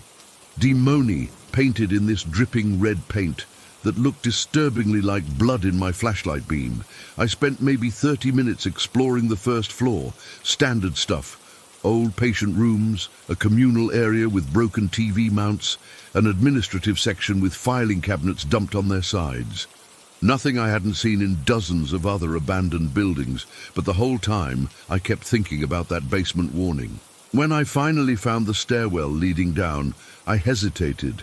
The stairs disappeared into pitch black. I swept my flashlight down but couldn't see the bottom. My instinct was telling me to just head back to the car. It was getting late anyway, and driving back in the dark on those forest roads didn't seem like a great idea. But that stupid comment kept nagging at me. What was down there that made someone feel the need to warn others?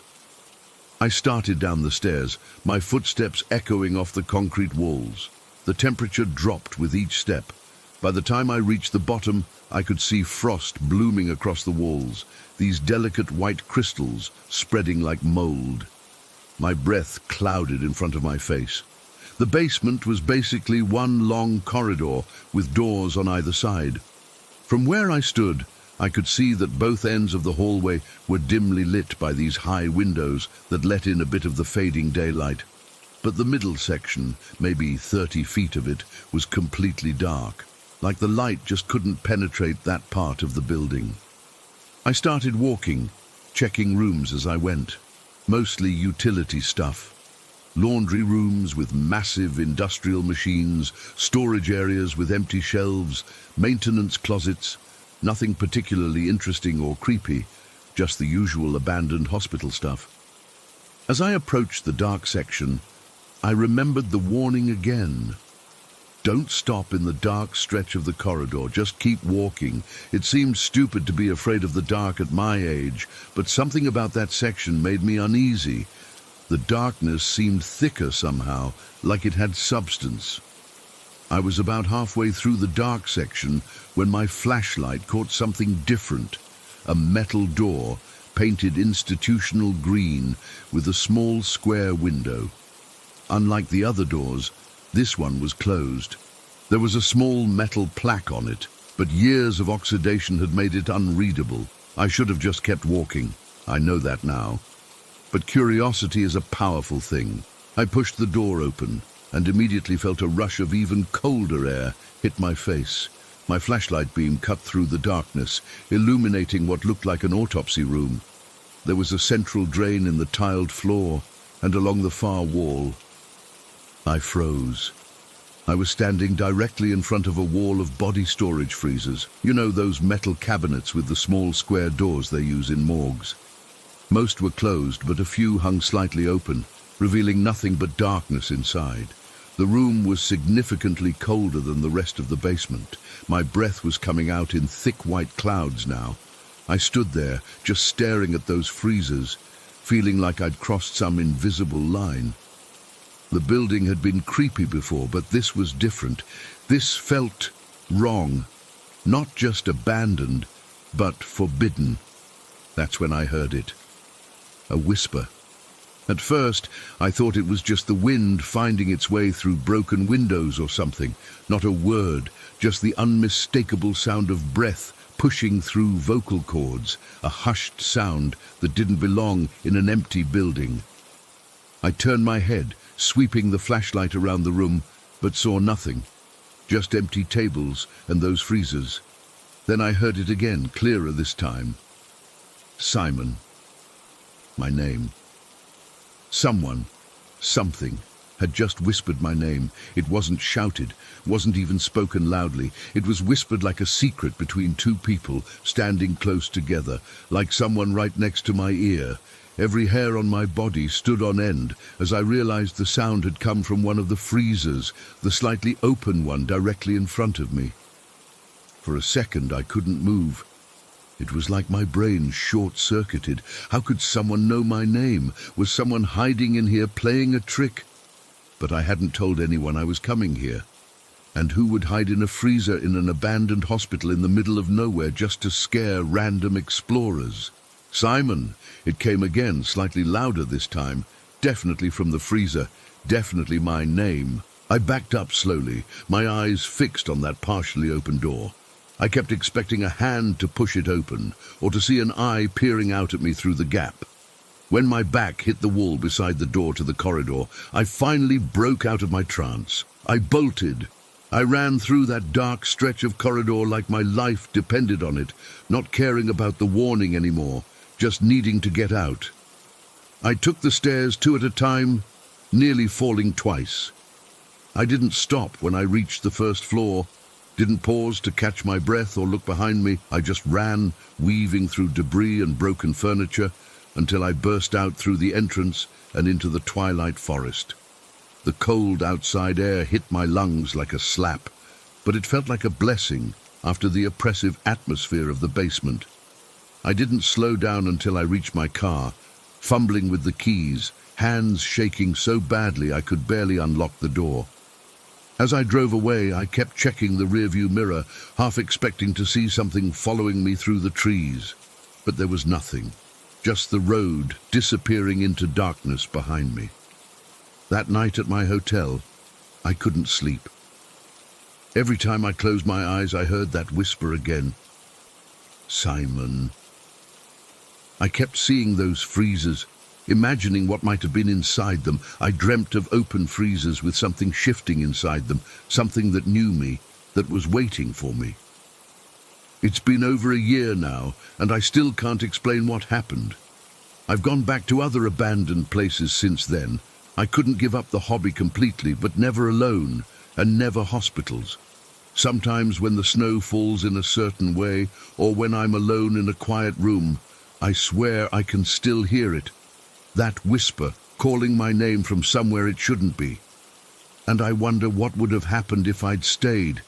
If I'd opened that freezer all the way. I never found out who posted that warning online. I tried messaging them after I got back, but the account had been deleted.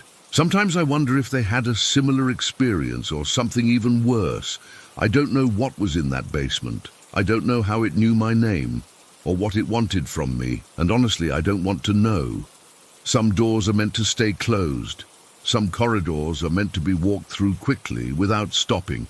If you're into urban exploration and ever find yourself in Finland, well, I won't tell you not to go there. But if you do, and if you make it to the basement, don't stop in the dark stretch of the corridor. Just keep walking. Story 17. I've never been the type to believe in ghosts or spirits. I was the kid who'd laugh during horror movies while my friends covered their eyes. That all changed last December, when my father went back to his native country, leaving me alone in our house. Now, I'm questioning everything I thought I knew. It started the very first day he left. I was just chilling on the couch, watching some anime to pass the time. There was this really funny scene that had me cracking up when suddenly I heard a girl laughing along with me. It sounded eerily similar to my younger sister's laughter, which made no sense because they don't live with us. At first, I thought maybe it was coming from the show, so I paused it. But the laughter continued for a few more seconds before fading out. I remember sitting there completely frozen, remote still in my hand, trying to convince myself it was just my imagination, or maybe the neighbors. But our neighbors are an elderly couple, and they definitely don't have young girls living with them. I tried to brush it off, but as December wore on, weird stuff kept happening. I'd be in my room studying and hear something drop in the kitchen. When I'd go to check, nothing would be out of place.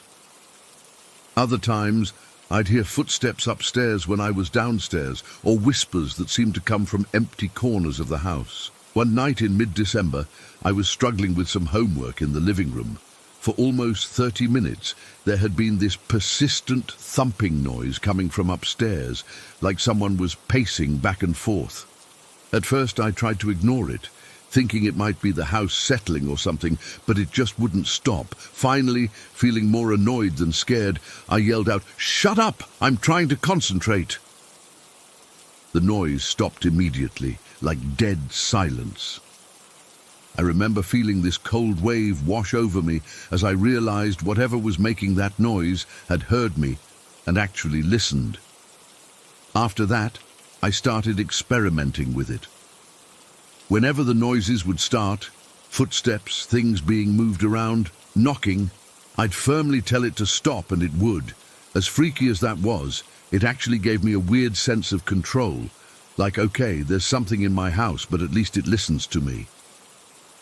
Then came the incident with my friend Jamie. She came over to hang out one weekend, and we were watching a movie downstairs when we both heard what sounded like someone repeatedly throwing things on the floor upstairs. Jamie looked at me with wide eyes, and I could tell she was freaking out. "What the hell is that?" she whispered. I was embarrassed and didn't want her to think I was living in a haunted house, but the noise was impossible to ignore. It sounded like someone was grabbing objects and throwing them down over and over. I looked toward the stairs and, trying to sound confident, called out, "Stop! You're scaring visitors in my home." The noise stopped instantly. The silence that followed was somehow even more terrifying than the noise had been. Jamie's face went pale. "Did you just talk to a ghost?" she asked, her voice shaking. "It's nothing," I tried to explain. "Just the house making weird noises. It's old."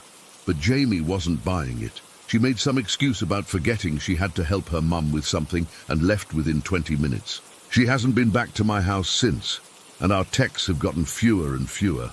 By February, things got even weirder. One night I was trying to fall asleep when I started hearing non-stop footsteps outside my bedroom window. Our house is 2 stories and my room is on the 2nd floor, so this made absolutely no sense. The footsteps sounded like someone pacing back and forth on a surface that shouldn't exist. I lay there for what felt like forever, my heart hammering in my chest, afraid to move.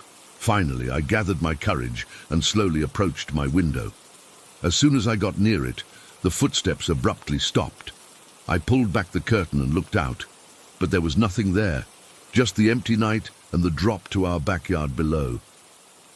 That same week, I was feeling particularly brave, or stupid, and decided to watch some YouTube videos about spirit communication.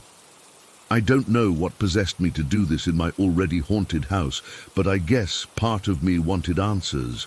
As I watched people using different methods to talk to spirits, I started feeling frustrated.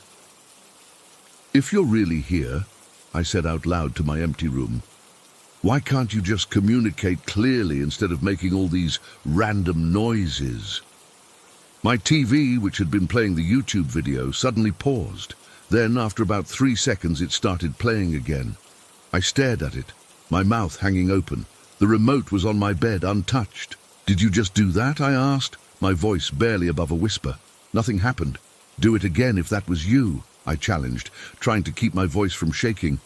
The video paused again, then resumed after a few seconds. My hands were trembling, but I was also weirdly excited.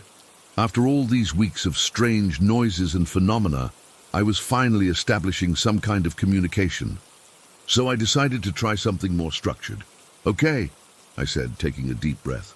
"Let's try this. 1 tap for yes, 2 taps for no. If you don't know or can't answer, stay silent for 5 seconds. Do you understand?" There was a single clear knock from somewhere in my room, like someone rapping their knuckles on wood. "Are you a spirit?" I asked. 1 knock. "Were you ever alive as a human?" 1 knock. "Are you a good spirit?" I asked, immediately regretting the question as soon as it left my mouth. 2 knocks. My stomach dropped. "Do you want to hurt me?" 1 knock. I felt sick.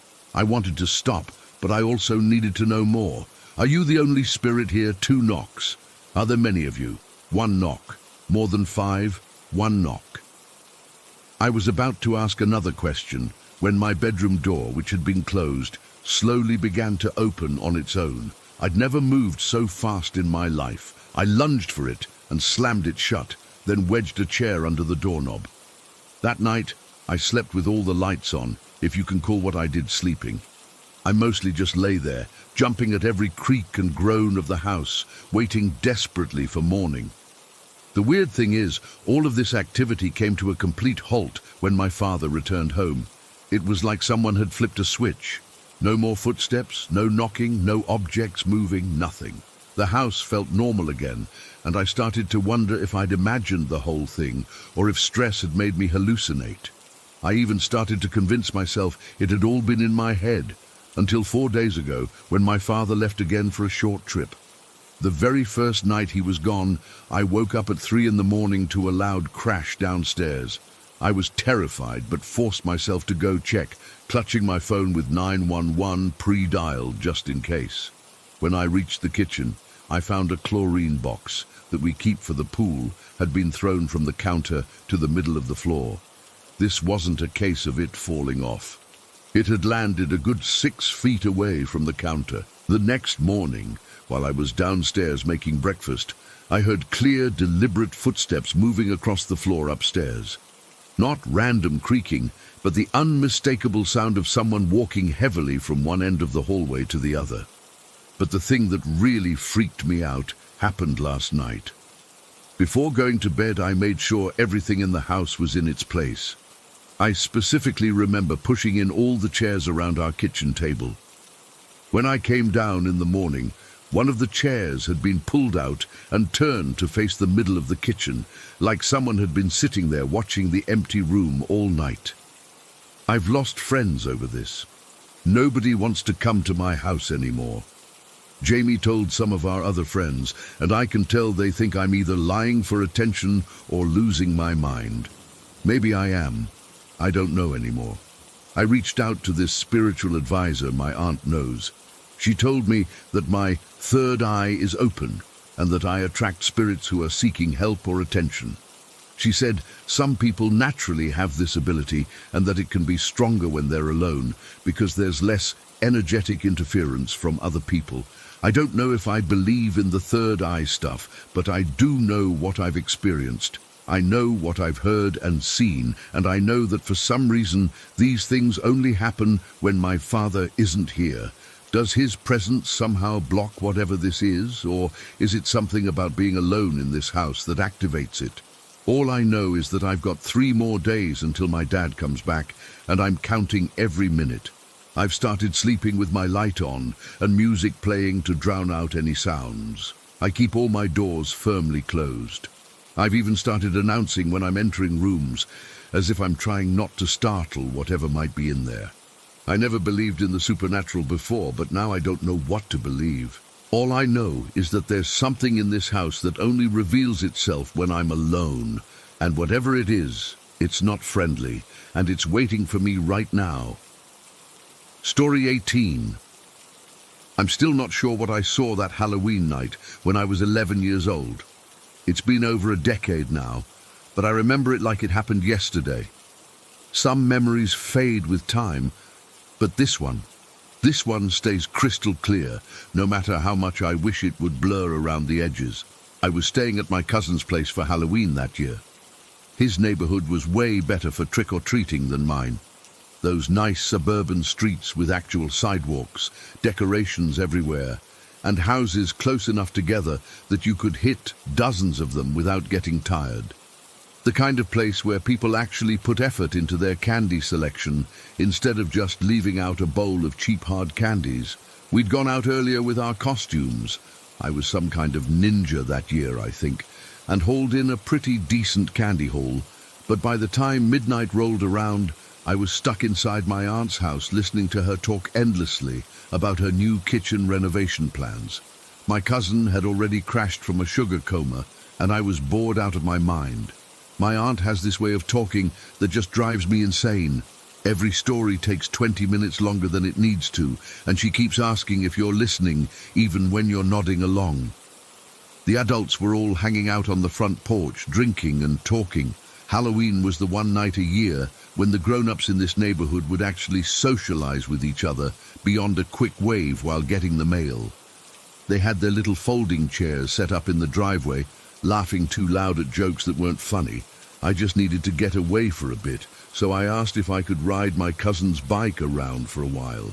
My aunt wasn't paying much attention by that point and just waved me off with a "stay where we can see you," that I had no intention of following completely. His bike was this beat-up BMX thing that was actually pretty cool. Had pegs on the back wheels and handbrakes that actually worked. Unlike my bike back home, the streets were empty by this point, all the trick-or-treaters long gone. Just dim streetlights, decorations swaying in the slight breeze, and that distinct October chill in the air. I remember riding down the middle of the road, feeling like I owned the place.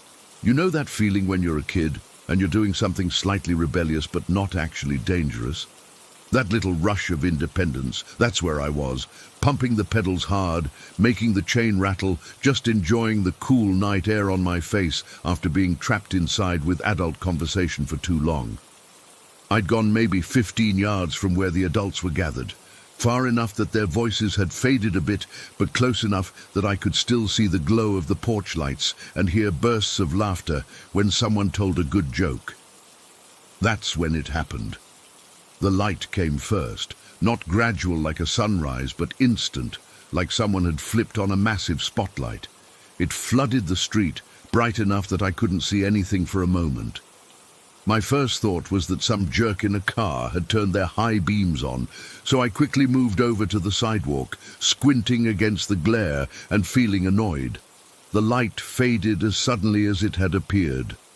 I blinked hard a few times, those purple after-images floating across my vision like when you stare at a light too long. I turned around, expecting to see a car driving away. There was no car. What I saw instead makes my skin crawl even now. Standing about 20 yards down the road was something, someone, a figure. Except it wasn't right. It wasn't normal. This thing was tall. Not like, wow, that's a tall person. Tall. It was impossible. Its head was level with the power lines, level with the tops of the smaller trees lining the street. If I had to guess, it must have been 15 to 20 feet high at least. The streetlight behind it created this weird silhouette effect. Its body was impossibly thin, limbs like stretched out pipe cleaners, but perfectly straight. Its skin, what I could see of it, was this sickly pale color, almost transparent in places, like you could see through parts of it. It looked naked, but not in a way that showed any details, just smooth, like a doll or mannequin. The proportions were all wrong. Arms too long, fingers too many, or too few. I still can't remember exactly. Legs like stilts. The face, God, the face. I can't actually remember features. Just this sense of wrongness, like someone had drawn a face but erased most of the details, leaving just the suggestion of eyes and a mouth. Not like Slender Man exactly. This was before that was even a thing online. But that's the closest comparison I can think of now.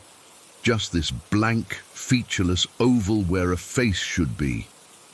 The weirdest part? I wasn't scared. Not at first. It was like my brain couldn't process what I was seeing, so it just defaulted to curiosity. I actually stopped pedaling and put my foot down on the pavement, staring at this impossible thing standing in the middle of the suburban street on Halloween night. For what felt like forever, but was probably only 5 or 6 seconds, we just stayed like that. Me on the bike, it standing perfectly still. No movement, no sound. Just this bizarre standoff under the orange glow of the streetlights. Then it moved. Its movements weren't fluid. They weren't natural. Each step was separate, deliberate, like stop-motion animation, but happening right in front of me. The knees bent at angles that looked painful. The arms swinging slightly out of sync with the legs. It started walking toward me, each step covering more ground than should have been possible with those spindly legs. My mouth went completely dry. That's when the fear hit me, this wave of cold that started at the back of my neck and washed down my whole body. I couldn't move, couldn't scream, couldn't even look away. It got about halfway to me, maybe 10 yards away, when it suddenly stopped. Its head made this jerky movement like it was noticing something to its right. Then, with that same stiff, unnatural motion, it made a sharp, right turn. Not the way a person turns, pivoting on one foot.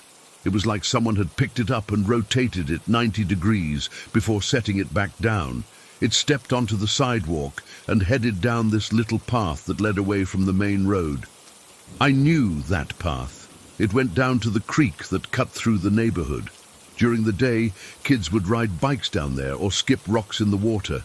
At night, especially on Halloween, it was just this dark gap between houses, barely lit by the distant streetlights. The thing disappeared down that path.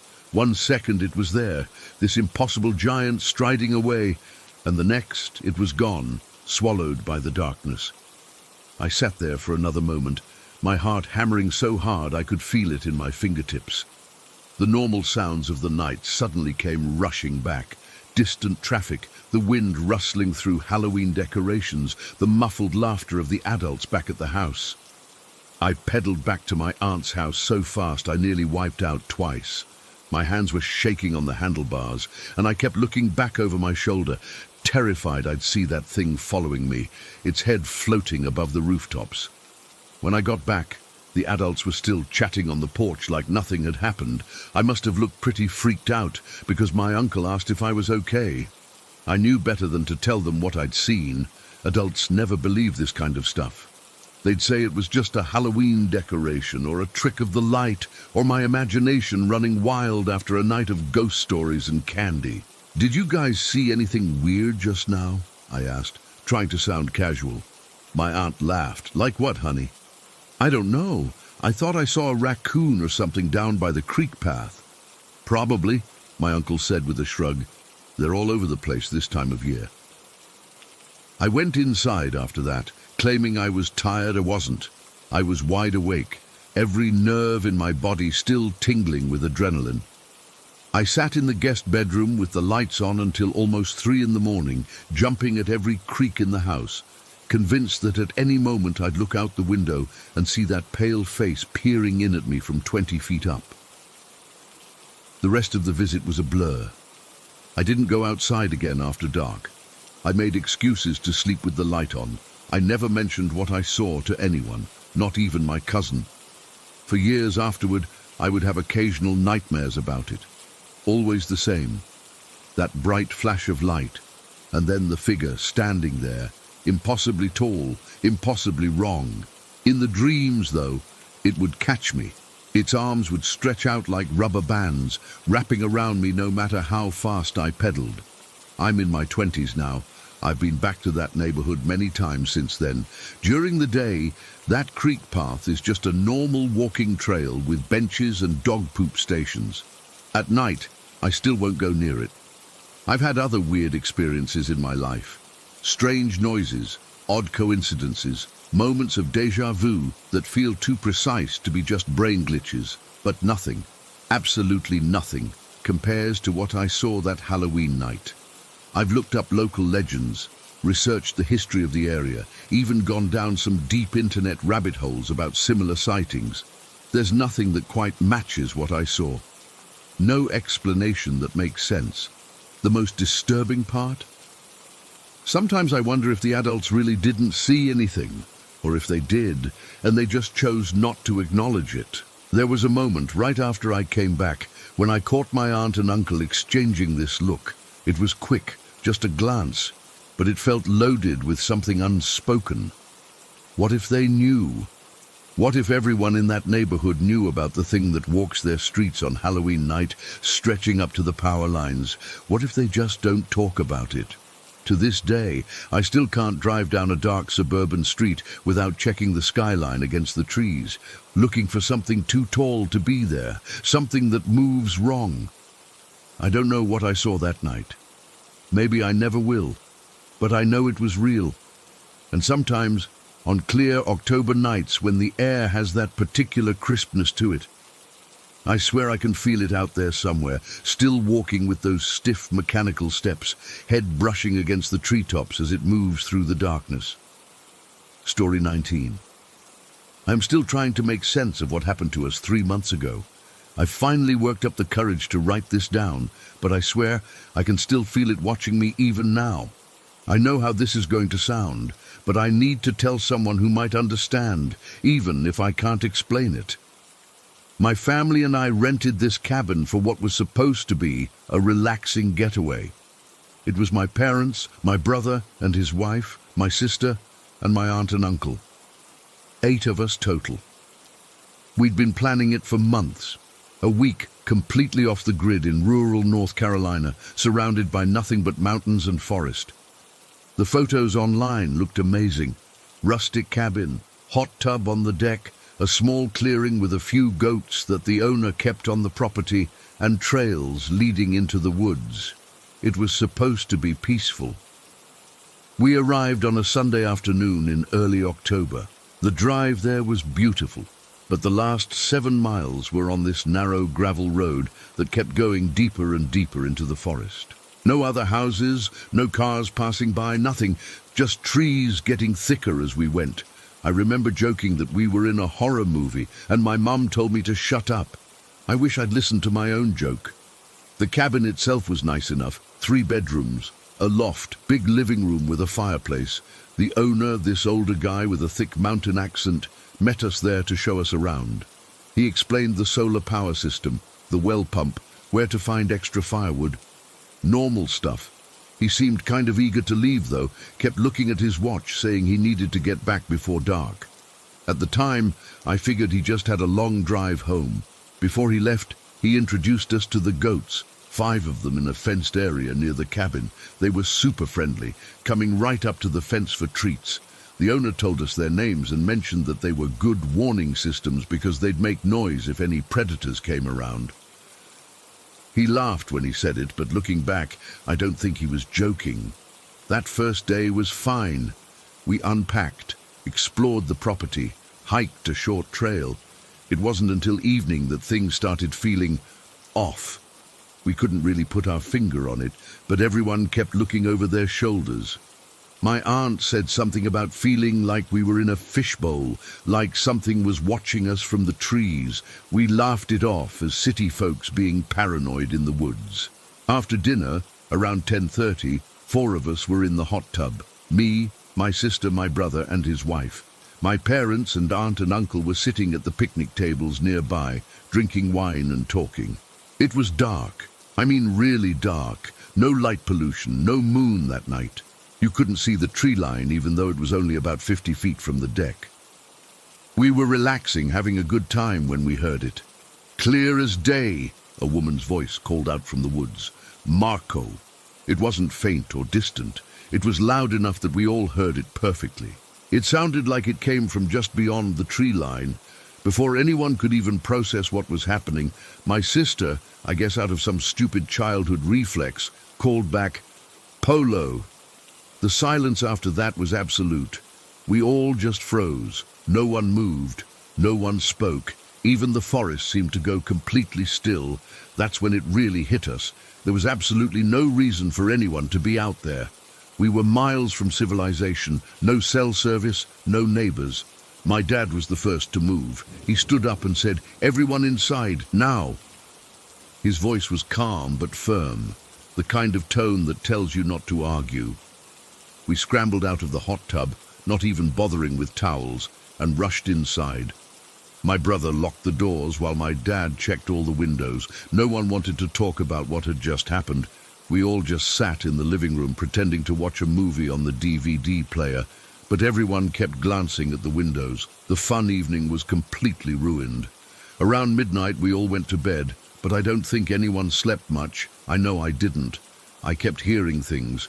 Twigs snapping, leaves rustling, normal forest sounds probably, but in that moment they felt deliberate. The next morning, things seemed better in the daylight. We tried to laugh off what had happened, blaming it on our imaginations and the unfamiliar surroundings.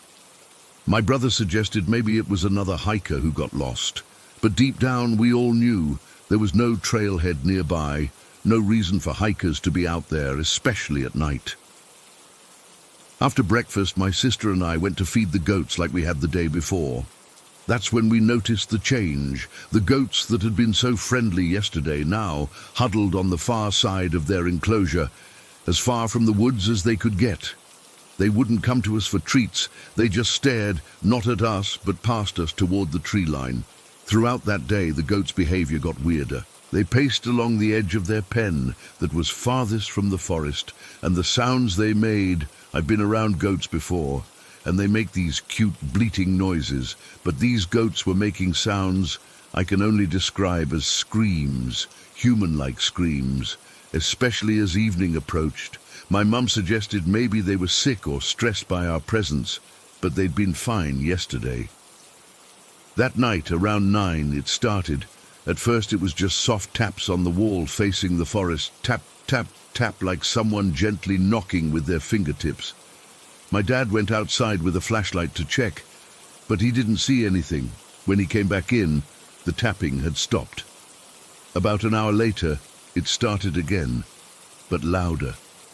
Not gentle taps anymore, but distinct knocks, like someone knocking on a door. My brother and I went out this time, carrying flashlights and a baseball bat we'd found in the closet. Again, nothing. The forest was completely still and silent. Unnaturally silent, actually. No crickets, no owls, nothing. We went back inside, and my aunt suggested we leave first thing in the morning. My uncle agreed, but my dad, always the rational one, said it was probably just a woodpecker or a branch hitting the house in the wind. Except there was no wind that night, not even a breeze. We decided to stay up late watching movies, all of us together in the living room. Around midnight, the knocking started again. This time it was loud, like someone pounding a fist against the siding. Thud, thud, thud. Not rhythmic but deliberate. It would happen, then stop for a few minutes, then start again in a different spot along the same wall. My brother wanted to call the police, but there was no cell service, and the landline the owner had mentioned was just for emergencies. It connected directly to his house, not to 911. Besides, what would we tell them that we heard knocking? That someone said Marco in the woods? We pushed the couch and chairs against that wall, as if that would do anything, and stayed together in the living room all night. The knocking continued on and off, until around 4 in the morning, when it finally stopped. The next day, we seriously discussed leaving. 6 of us wanted to go, but my dad and uncle insisted we were overreacting. They'd paid for the full week, non-refundable, and they weren't going to let some forest noises ruin our vacation. Looking back, I think they were just trying to be brave for the rest of us, but it was a mistake. That third day, we noticed something else strange. The forest was dead quiet. I don't mean peaceful. I mean absolutely silent in a way that feels wrong. No birds singing, no squirrels chattering, no insects buzzing, just this weird static hum that seemed to hang in the air, almost below the level of hearing. You couldn't quite place it, but it was there, like the feeling before a thunderstorm, and the feeling of being watched intensified. None of us wanted to go outside alone. Even going to the bathroom meant telling someone where you were going. We started keeping all the curtains closed, which made the cabin feel even more claustrophobic. The goats were absolutely terrified by this point. They huddled together in a tight group, facing outward like they were defending themselves. Their screaming got so bad that night that my aunt had to put in earplugs to sleep.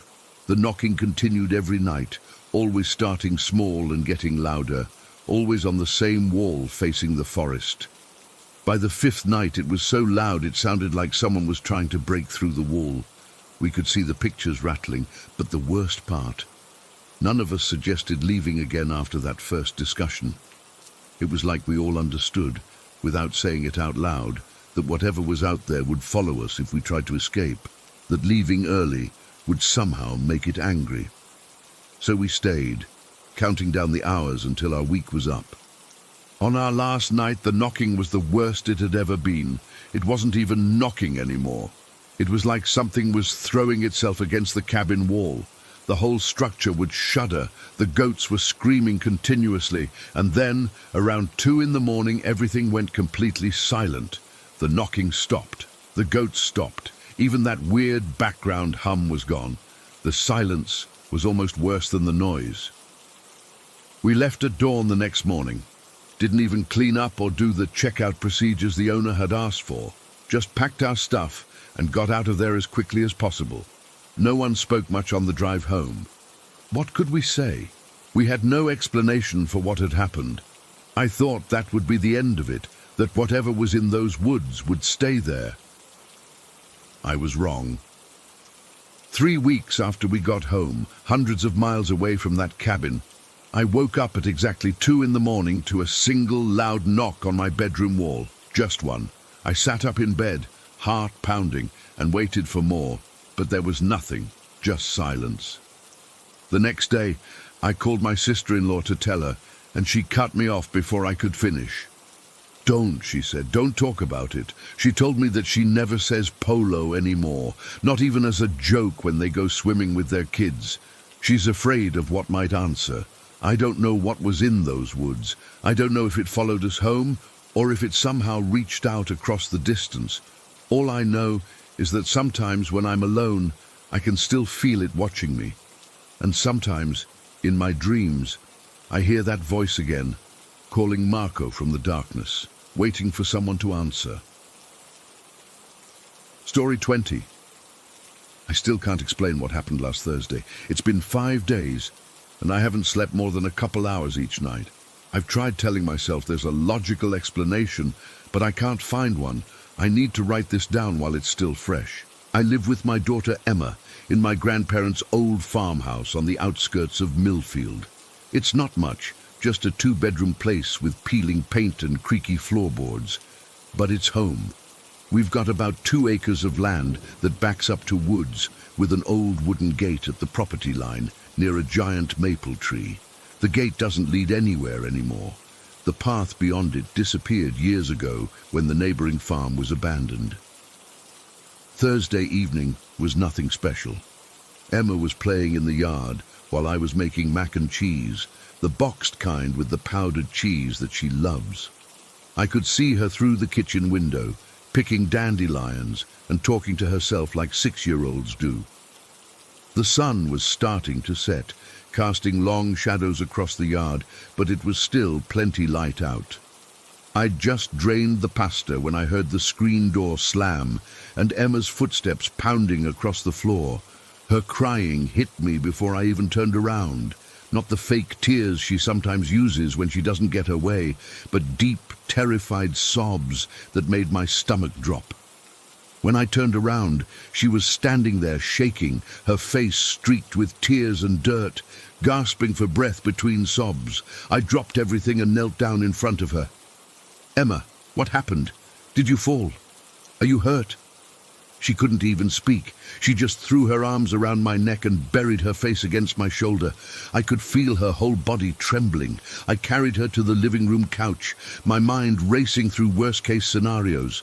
Snake bite? Stranger in the yard? I checked her arms and legs for injuries but couldn't find anything. "Breathe, sweetie." Deep breaths. "Tell me what happened." It took several minutes before she calmed down enough to speak. When she finally did, her voice was barely a whisper. The crying woman at the old gate, by the maple tree. My blood ran cold. "What woman, Emma? There's someone at our gate." She nodded, wiping her nose with the back of her hand. She was crying and crying. She looked so sad. I stood up instantly, heart pounding. "Stay right here. Don't move." I grabbed the baseball bat from behind the door and went to the front window. From there, I could see most of the yard and the gate by the maple tree. There was nobody there, at least nobody I could see. "Did she leave?" I asked, scanning the property line and the road beyond. Emma shook her head. "I don't know. I ran away when she told me." "Told you what, Em?" She looked up at me with those big brown eyes, still wet with tears. She said, "Papa's coming." I felt the hair on the back of my neck stand up. Emma never knew my father. He died in a motorcycle accident 5 years before she was born. We called him Papa. "What did this woman look like?" I asked, trying to keep my voice steady. Emma shrugged. "Old, with grey hair. She was wearing a blue dress. She was see-through, like in Scooby-Doo." I almost laughed with relief. A ghost. She'd seen a ghost, just her imagination running wild. "Honey, I think you might have—" "She told me to tell you that Papa's coming," Emma interrupted. "She said, I should tell you that Papa has a star on his knee from when his bike fell on him." I froze. My father had a star-shaped scar on his right knee from a motorcycle accident when he was in his 20s. The exhaust pipe burned him, leaving a mark that he always said looked like a misshapen star. I'd never told Emma about it. There were no photos of it.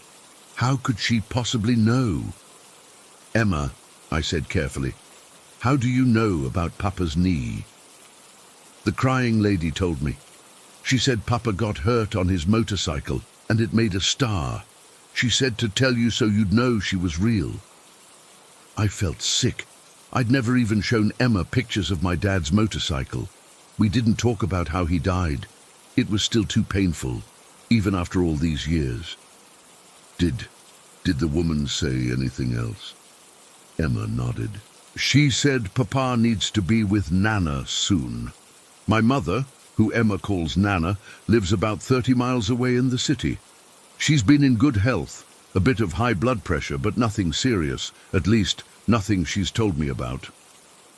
I checked all the doors and windows that night, double-checking the locks. I kept the baseball bat beside my bed.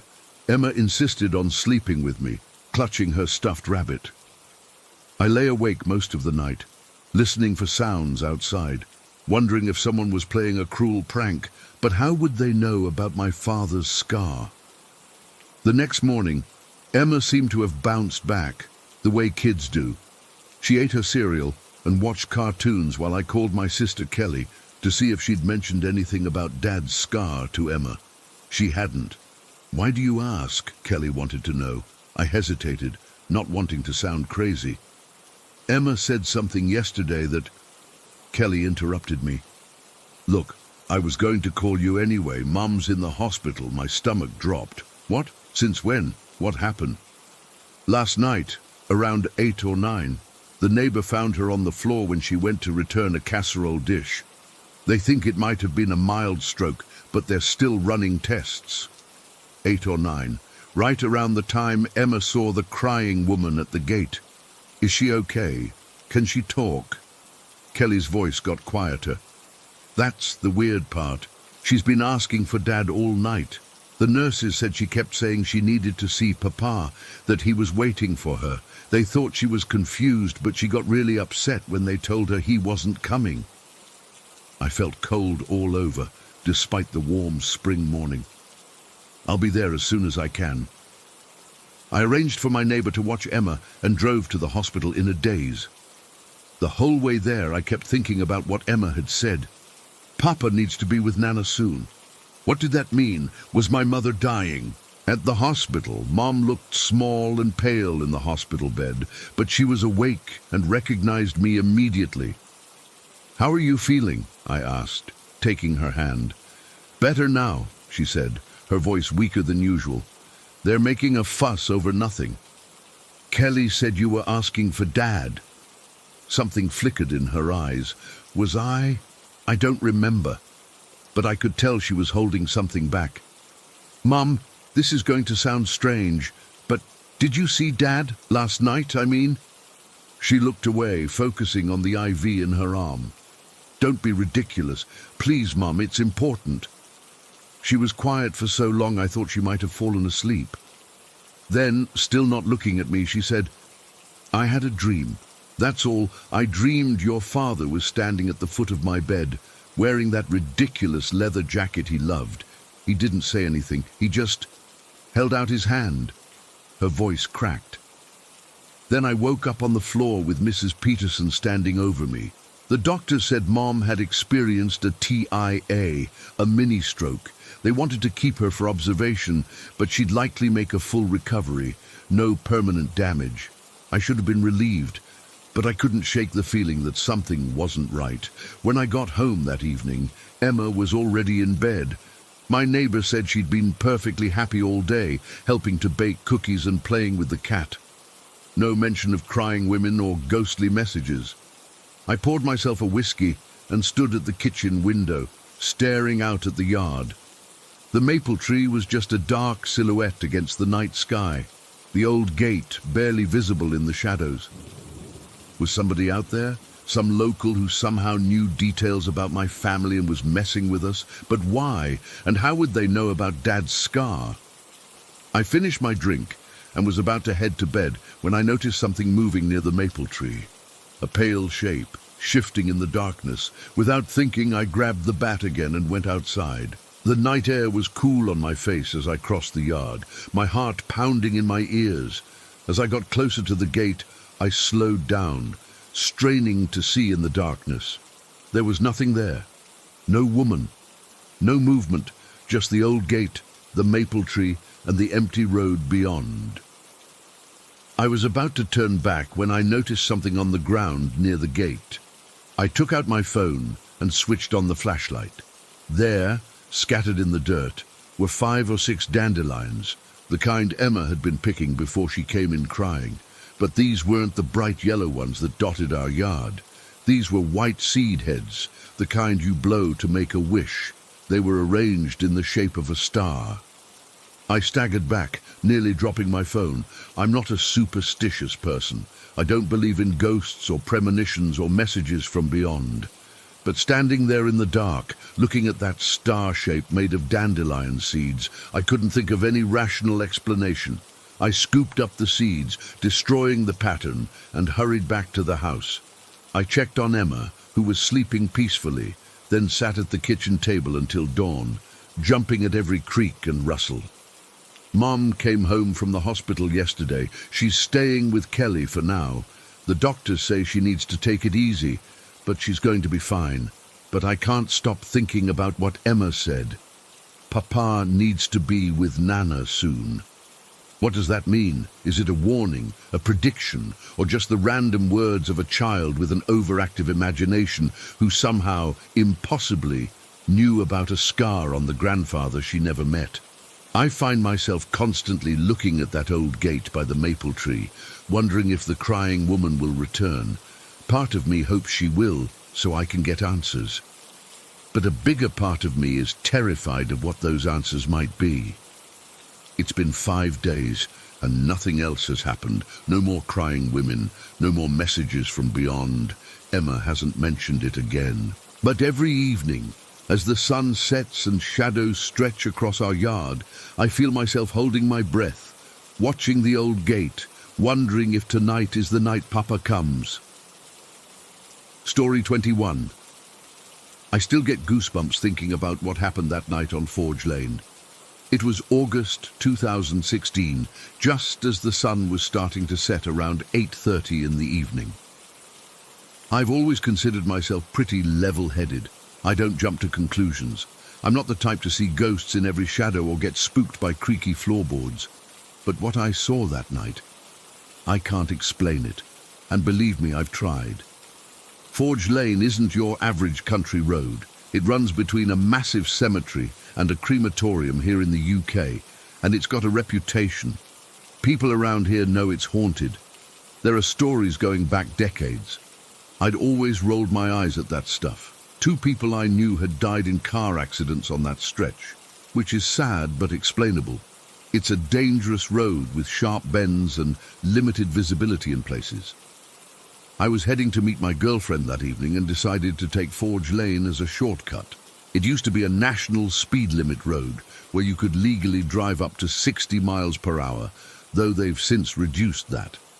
The important thing about this road is that it has absolutely no streetlights. Just those little cat's eye reflectors in the middle to guide you. And crucially, no pavements or sidewalks for pedestrians. There's literally nowhere for people to walk safely. As I was driving through a section where the trees form this natural tunnel over the road, I was being careful but still moving at a good clip. That's when I first spotted the figure, maybe 50 to 100 yards ahead in the middle of my lane. My first reaction was to ease off the accelerator, just a natural response when you see something in the road. But within seconds, my brain started processing what I was seeing, and something felt wrong, really wrong. Why would anyone be walking on this road? There's nowhere to walk. The ditches on either side are steep, the verges are overgrown, and it was getting dark. No one walks on Forge Lane ever.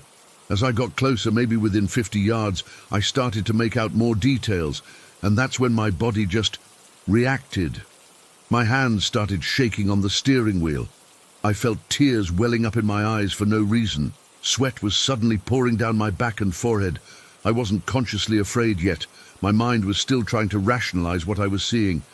But my body knew something was terribly wrong before my brain caught up. The closer I got, the worse it became.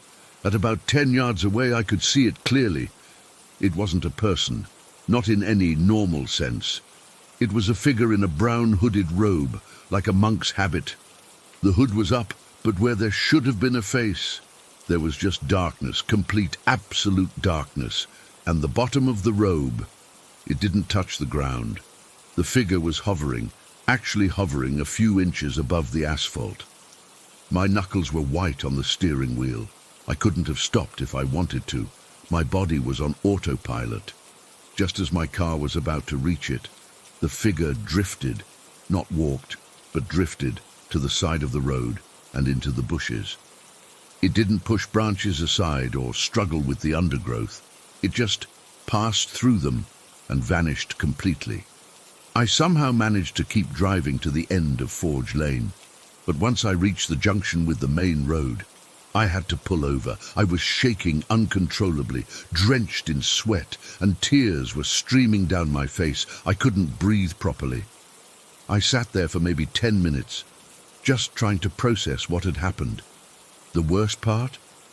My girlfriend was in the passenger seat the whole time, but she was looking down at her phone and missed the entire thing. When she finally looked up and saw the state I was in, pale, sweating, crying, she got really worried. I tried to explain what I'd seen, but the words sounded insane coming out of my mouth. There was a monk or something in the road, floating. She thought I was having some kind of breakdown. To be honest, part of me wondered if I was too, but I know what I saw. There were no streetlights that could have created weird shadows. No other cars whose headlights might have played tricks. No fog or mist that could explain it. Just a clear evening and that thing in the middle of the road. After I calmed down enough to drive, we continued to her place, but I couldn't stop thinking about it. I've gone over it 1,000 times in my head. A figure in a brown robe, a monk's habit, no visible face under the hood, no feet touching the ground, and the way it moved, not walking but gliding to the side of the road before disappearing into the bushes. I did some research afterward and found out that centuries ago there had been a Benedictine monastery near that area. The monks wore brown robes exactly like what I saw. Some local history sites mentioned that parts of Forge Lane were built over old monastery grounds. Could that explain it? I don't know. The weirdest thing happened a few weeks later. My girlfriend and I were driving down Forge Lane again, during daylight this time because I refused to go there after dark, and she suddenly grabbed my arm as we passed the crematorium. Her face went white, and she said she saw someone standing among the trees wearing what looked like an old-fashioned dark robe.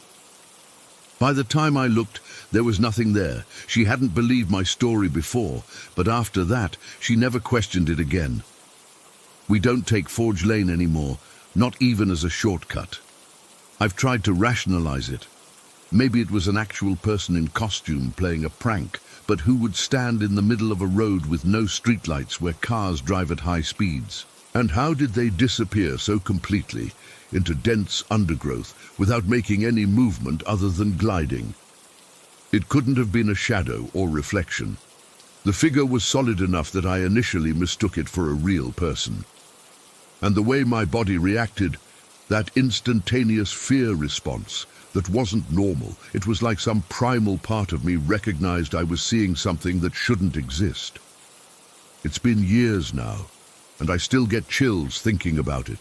I've never seen anything like it before or since.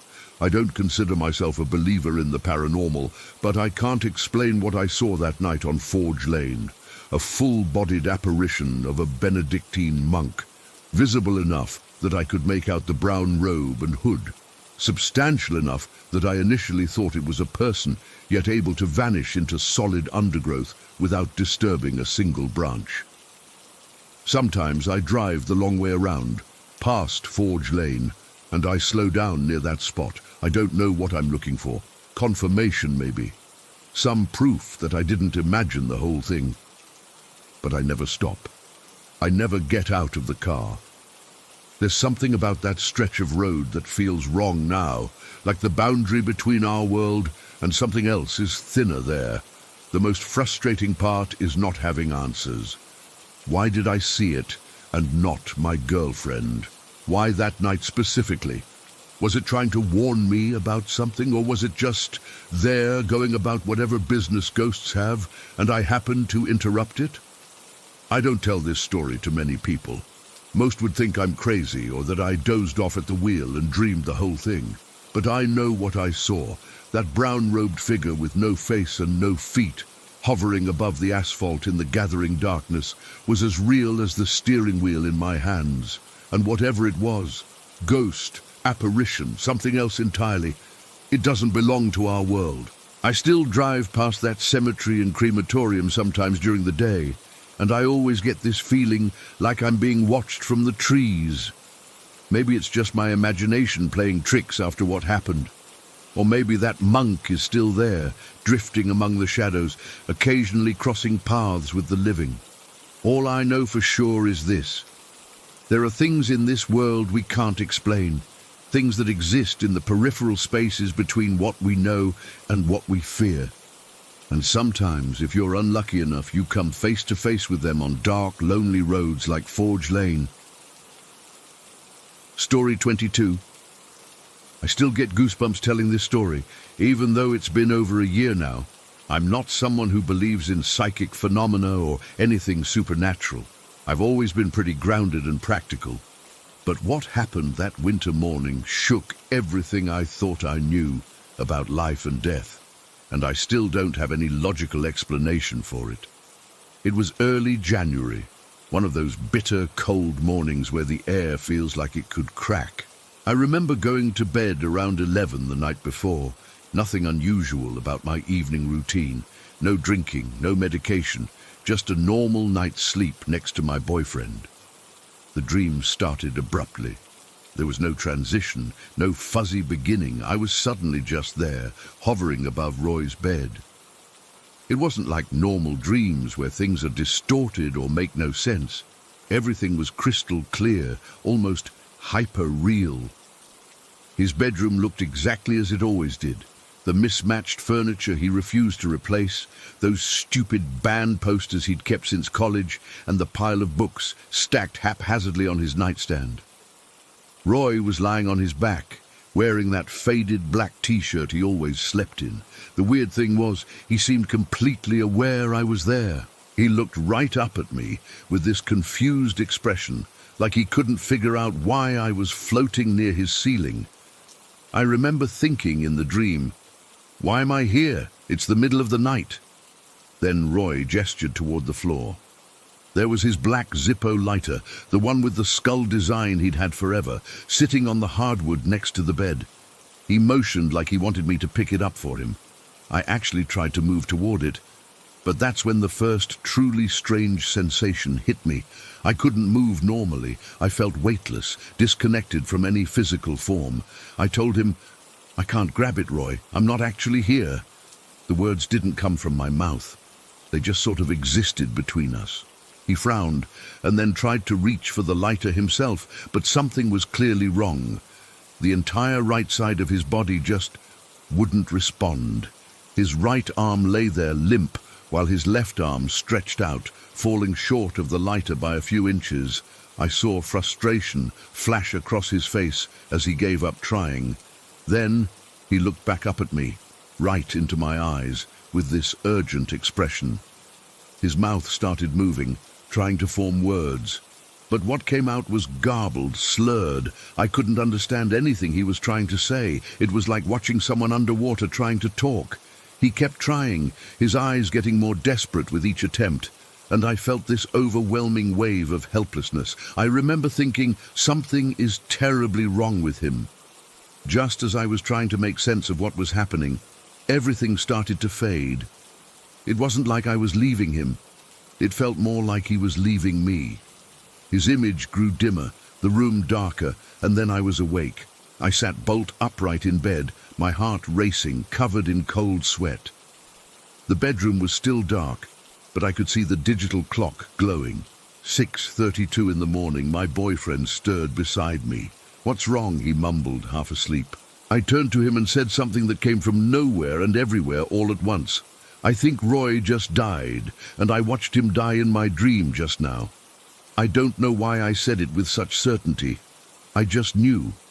My boyfriend tried to reassure me it was just a nightmare, told me to try to go back to sleep, but I couldn't.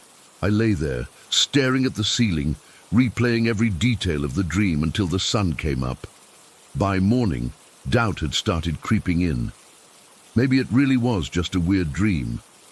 I texted Roy around 8, no response, called him at 9, straight to voicemail.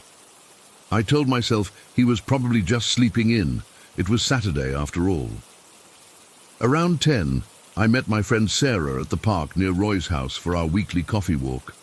I remember sitting on that cold bench, the steam from my coffee creating little clouds in the frigid air as I told her about my dream. I was trying to laugh it off by then, embarrassed about how seriously I'd taken it earlier, but something still felt wrong. Really wrong. I couldn't shake the feeling. "I need to ask you for something weird," I finally said to Sarah. She looked at me cautiously. "What kind of weird?" "I need you to check if Roy's okay. I know it sounds crazy, but I think he might be dead." Sarah laughed at first, but stopped when she saw my face. "How could you possibly know that?" "I can't explain it, Please, his house is right over there." I pointed to the small bungalow visible through the trees at the edge of the park. "I just need to make sure he's all right." "Why don't you check on him yourself?" she asked. I hesitated. "Because I'm afraid of what we might find, and I can't touch a dead body. I just can't." Sarah stared at me for a long moment. I know how insane I must have sounded, but something in my expression must have convinced her. "Fine," she finally said. "Let's go check on your friend." We walked to Roy's house in silence. I remember the crunch of our boots on the frozen grass, my breath forming clouds, and the terrible dread building with every step. We knocked on the front door. No answer. We knocked again, louder. Nothing. "See, he's probably just out," Sarah said, but I wasn't listening. I was already heading around the side of the house toward the French doors that led directly into his bedroom. Roy had always been paranoid about break-ins, but for some reason, he never locked those doors properly. We reached the glass doors, and I felt my entire body go cold. There he was, lying on his back on the bed, exactly as I'd seen him in my dream. Same position, same t-shirt, everything. "Oh my God," Sarah whispered beside me. I couldn't speak, I couldn't move. I just stood there, staring through the glass as the impossible reality crashed down on me. Sarah tried the handle. It opened. She hesitated, looking back at me. But I couldn't go in. I physically couldn't make my legs move forward. Check his pulse," I managed to say. Sarah stepped inside cautiously. "Roy," she called. No response. She approached the bed slowly, reached out to touch his neck, and pulled back almost instantly. "He's cold," she said, her voice shaking. "And there's no pulse." We called emergency services immediately. I remember sitting on Roy's back steps while Sarah paced in the yard, both of us waiting for the police and ambulance to arrive. I couldn't stop shivering, but it wasn't from the cold. The next few hours were a blur of police questions and statements. I told them about my dream, though I could see in their faces they thought I was in shock or making things up. One officer kept asking if I'd been to Roy's house earlier, if I'd seen anything suspicious. I just kept repeating the same thing. I saw him die in my dream. The coroner arrived and examined Roy's body. I overheard him telling the detective that based on body temperature and rigor, Roy had been dead for approximately 5 hours. 5 hours from when they found him would put his time of death around 6:30 in the morning, exactly when I'd had my dream and woken up. That's when one of the officers started looking at me differently. Not with suspicion anymore, but with something like unease. They took Roy's body away. His parents were notified. I gave my statement again at the police station, then went home and collapsed into a dreamless sleep for nearly 15 hours. The weeks that followed were difficult. I kept replaying the dream, trying to make sense of it. Roy and I had been close friends for years, but we didn't have some mystical connection or anything. I'd never had a psychic experience before. About 3 weeks later, the autopsy report came back. Roy had died from a massive stroke that affected the right side of his brain. The coroner explained that it would have paralyzed the left side of his body and affected his speech center, which explained why he couldn't move properly or speak clearly in my dream. His parents let me go through his room before they packed everything up. The black lighter was exactly where I'd seen it in my dream, on the floor beside the bed. I took it, though I don't smoke. I still keep it on my nightstand. It's been over a year now, and I still don't have answers. Was I somehow there when Roy died? Was he trying to reach out to someone in his final moments, and I was just available somehow, or was it all just a horrific coincidence? The thing that haunts me most is what he was trying to tell me in those final moments when he was looking directly at me, trying so desperately to speak. What was he trying to say? Was it just confusion, a goodbye, or something else entirely? I don't believe in ghosts or spirits or an afterlife, at least I didn't before. Now, I don't know what to believe. All I know is what happened, and that there's no logical explanation for how I could have seen my friend die in real time, from miles away, while I was asleep in my own bed. Sometimes I still dream about Roy, but they're just normal dreams. Fuzzy, disjointed, clearly not real. Nothing like that morning.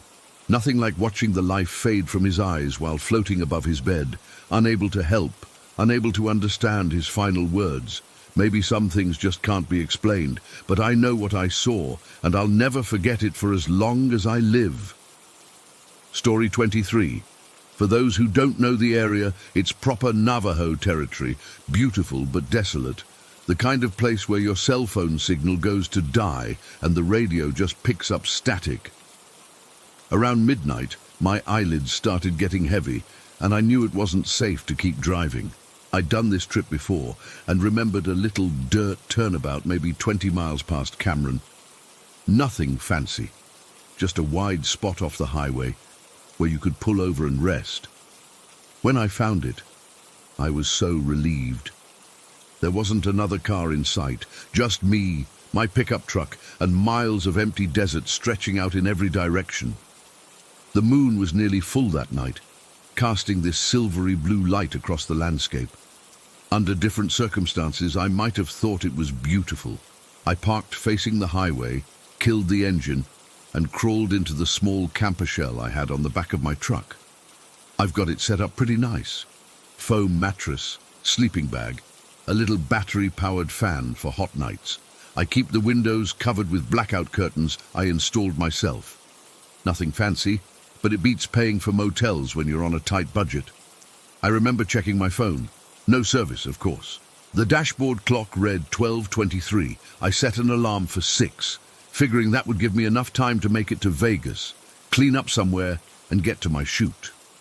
I drank some water, used a pee bottle. Sorry for the TMI, but that's reality on the road, and settled in. I was out like a light within minutes. I don't know what woke me up initially. Maybe it was the absolute silence. When you live in cities most of your life, true silence feels wrong somehow. I remember opening my eyes and feeling disoriented. The air in the camper felt different, heavier somehow. My watch said it was just after 2 in the morning. That's when I heard it, 3 distinct scratches right on the window by my head. Light but deliberate.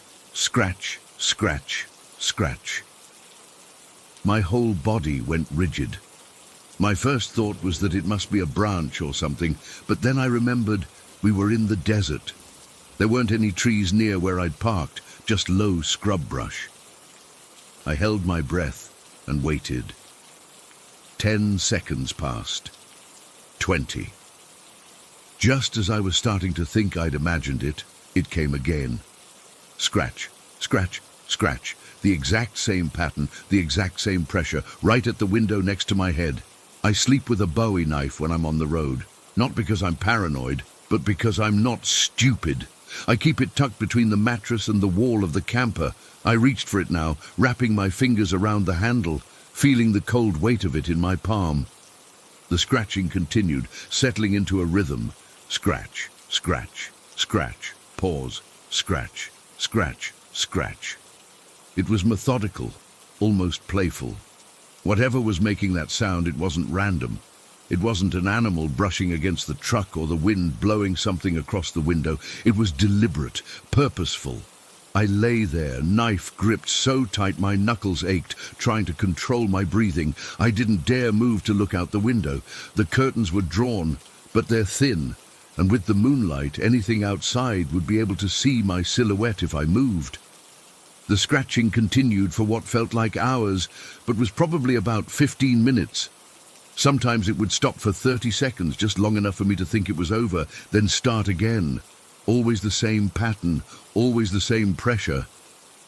I kept trying to figure out what could make that sound. A claw, a fingernail, a tool of some kind. My mind went to dark places. I'd heard stories about the highways through Navajo territory, stories about skinwalkers and other things that roam the desert at night. I'm not particularly superstitious, but when you're alone in the middle of nowhere and something is scratching at your window at 2 in the morning, rational thinking takes a back seat. The scratching finally stopped.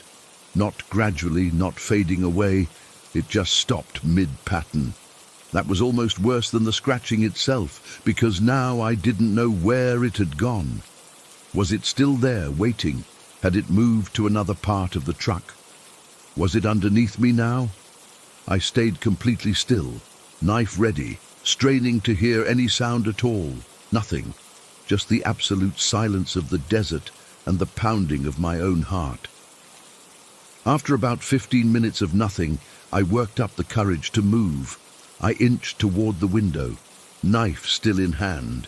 I took a deep breath and used one finger to part the curtain just enough to peek out. The moonlight was bright enough that I could see clearly for maybe 30 yards in every direction. There was nothing there, just the empty dirt turnabout, and beyond that, desert scrub stretching away to the distant mesas. No movement, no shadows, no signs of whatever had been scratching at my window. I checked all the other windows too. Nothing. Just empty desert in all directions. I didn't sleep again that night. I sat up, knife in hand, back against the far wall of the camper, watching the curtained windows for any sign of movement, listening for any sound at all. The rest of the night passed in silence. When the first grey light of dawn started seeping through the curtains around 5:30, I felt this enormous relief wash over me. I've never been so happy to see daylight in my life. I waited until the sun was fully up before I worked up the courage to get out of the truck. The morning air was already warm, promising another scorching day. I stood beside my truck, stretching my stiff muscles, looking around in the harsh morning light. Everything looked so normal, so innocent, just a dirt pullout beside a lonely stretch of highway. That's when I noticed them. Footprints. They came from the brush about 20 yards away, a straight line right up to my truck, right to the window where the scratching had been. And then they turned and went straight back the way they'd come, disappearing into the desert. I'm not a tracker or anything, but these weren't animal prints. They were human-sized, but wrong somehow. The shape was off. Too narrow in parts, too wide in others. Almost like someone trying to make footprints but not quite getting it right. I followed them a few yards into the scrub, but they seemed to fade away, as if whatever made them had gradually become lighter, leaving less and less impression until there was nothing. I stood there in the growing heat, staring at where the tracks disappeared, feeling a chill despite the warm morning. There had been no other vehicles all night, no other people. Nothing that could explain what had made those footprints or that scratching. I practically jumped back into my truck, started the engine, and got the hell out of there. I made it to Vegas 2 hours ahead of schedule and nearly fell asleep during my shoot. My client was annoyed, but I couldn't bring myself to explain what had happened. To this day, I don't know what was outside my truck that night. I've tried researching local legends, asked a few Navajo folks I've met through work, but no one wants to talk about it. One old man just shook his head and told me I was lucky to be telling the story. I've made that drive between Cameron and Page maybe a dozen times since then. I always stop at the truck stop in Cameron now. No matter how crowded it is or how early in the evening, I'll sleep in the parking lot of a busy gas station surrounded by idling semi-trucks and fluorescent lights. Because I know that somewhere out in that beautiful empty desert, there's something that scratches on windows in the dead of night. Something that leaves footprints that aren't quite human. And whatever it is, I know with absolute certainty that I don't ever want to meet it again. Story 24. I've never shared this with anyone outside my family. Even now, 20 years later, my hands shake just typing this out. Some nights, I still wake up in a cold sweat, convinced I've seen one of them standing in the corner of my bedroom. But that's impossible because they never followed me after I moved away. They stayed with the house. At least that's what I tell myself. When I was about 7 years old, my parents moved us into a brand new house in a rural area. No one had ever lived there before. We were the first owners. The development was built on what used to be farmland, but there were woods nearby and evidence of Native American settlements in the area. My dad used to find arrowheads when digging in the garden. The first time I saw one of them, I was walking down our hallway toward the bathroom. It was early evening, still light outside, and I caught movement in the hallway mirror out of the corner of my eye. When I turned to look, I saw it. A shadow person. Not just a dark shape, but something that looked like television static formed into a human-like figure, and its head, God, its head wasn't round like a normal person's. It had 2 distinct points at the top, like cat ears or horns. I froze. The shadow seemed to be watching me, though it had no visible eyes. I could feel its attention, its intention. That's the only way I can describe it. The air felt thick and heavy, charged with something malevolent. I ran to my mum in the kitchen, but when I tried to explain what I'd seen, she just told me it was my imagination. It wasn't. They became a regular part of my life in that house. I saw them most often by the dining room and kitchen windows. Our front door was opposite the driveway, with a sidewalk that passed right by those windows. Normally, when someone walked by, their shadow would be cast through the windows, a natural occurrence. But these shadows appeared when nobody was there. They moved along the windows like they were trying to find a way inside. They weren't tall like adult shadows. That's something that always bothered me. They were my height, child-sized, which made them even more terrifying somehow, like they were mimicking me or something. The mirrors were the worst. I could see them clearly reflected in any mirror throughout the house. Sometimes just one, sometimes groups of 3 or 4, always with those pointed heads. They moved strangely, not fluid like normal movement, but jerky and distorted, like they were made of that black and white static from an old TV screen. After a few months, I developed habits to cope. I stopped looking in mirrors while walking through the house. I would run past the dining room windows after dark. I created a ritual for myself at bedtime. I would speak out loud, commanding them to leave my room before I went to sleep. I was convinced that if I didn't do this, they would give me nightmares. And they did, on the nights I forgot or was too scared to perform my ritual. The nightmares were always the same. I'd be paralyzed in bed while they stood around me, leaning closer and closer until I woke up gasping for air. Sometimes in those dreams they would speak, but I could never remember what they said once I woke up. Just the overwhelming feeling of dread and malice. One particular night stands out. I was about 10 years old. My parents were having dinner guests over, and I was sent to bed early. My bedroom was at the end of the hall, past the bathroom with its large mirror. As I walked down the hallway, I kept my eyes on the floor, avoiding looking at the mirror as I passed. But something made me look up. There were 5 of them in the mirror, not just reflecting from somewhere in the hallway. They were in the mirror itself, as though it was a window to wherever they existed. They weren't moving this time.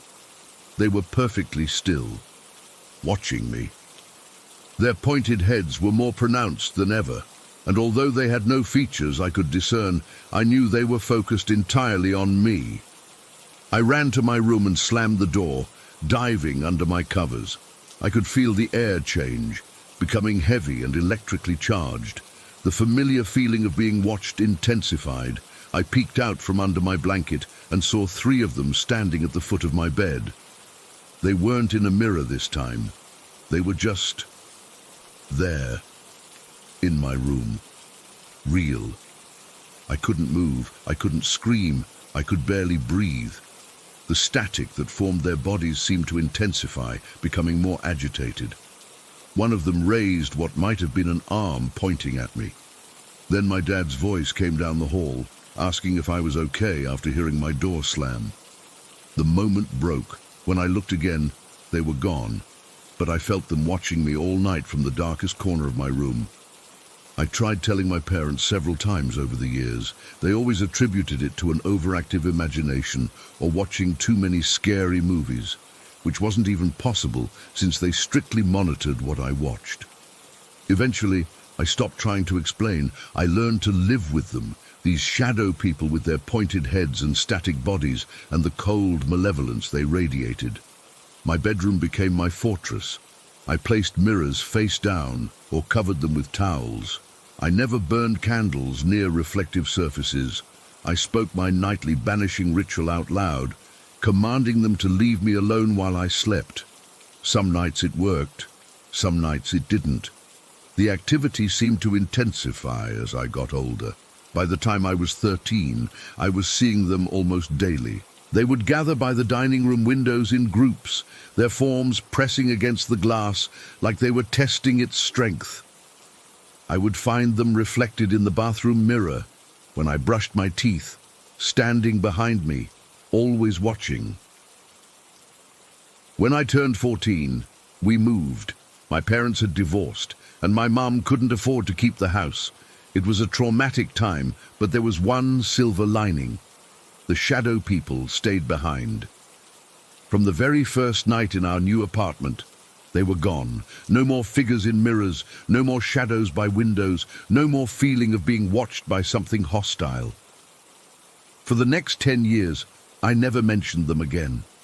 I convinced myself it had been childhood imagination, stress from my parents' failing marriage, anything but real. The memory faded, but never completely disappeared. Then, when I was about 24, I was having dinner with my sister, who's 2 years younger than me. We were reminiscing about our childhood home, and I don't know what possessed me, but I casually mentioned, "Remember those shadow people I used to see?" Her face went completely pale. She set down her fork and stared at me. "What did you just say?" she whispered. "The shadow people," I repeated, suddenly uncomfortable with her reaction. "You know, the things I used to talk about seeing in the mirrors."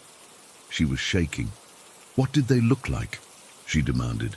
I hesitated. "Like shadows, but with static. And they had pointed heads, like horns or cat ears," she finished for me.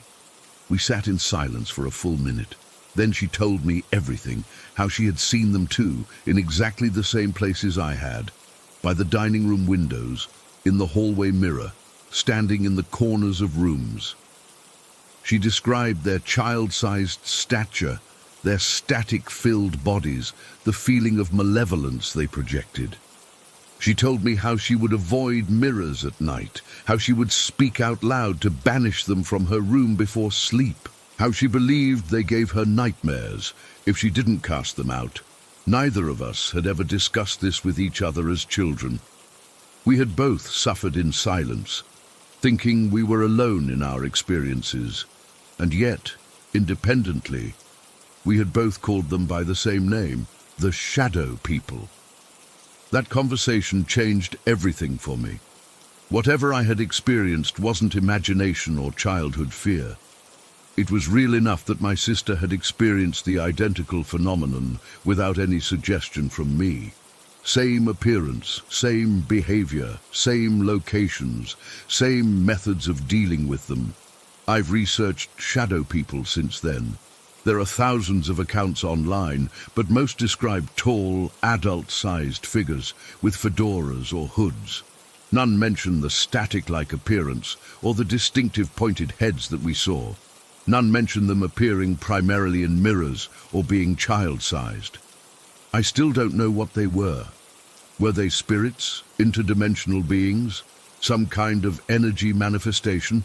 Were they drawn to us as children specifically? Why did they never leave the house? All I know is that they were real, they were malevolent, and for 7 years of my childhood, they were a constant presence in my life. Sometimes I wonder about the people who bought our old house after we left. I wonder if they've seen them too, these shadow visitors with their pointed heads and bodies made of darkness and static. And sometimes, just sometimes, when I catch a glimpse of movement in a mirror out of the corner of my eye, I freeze, afraid to look directly at it, afraid I'll see them again after all these years.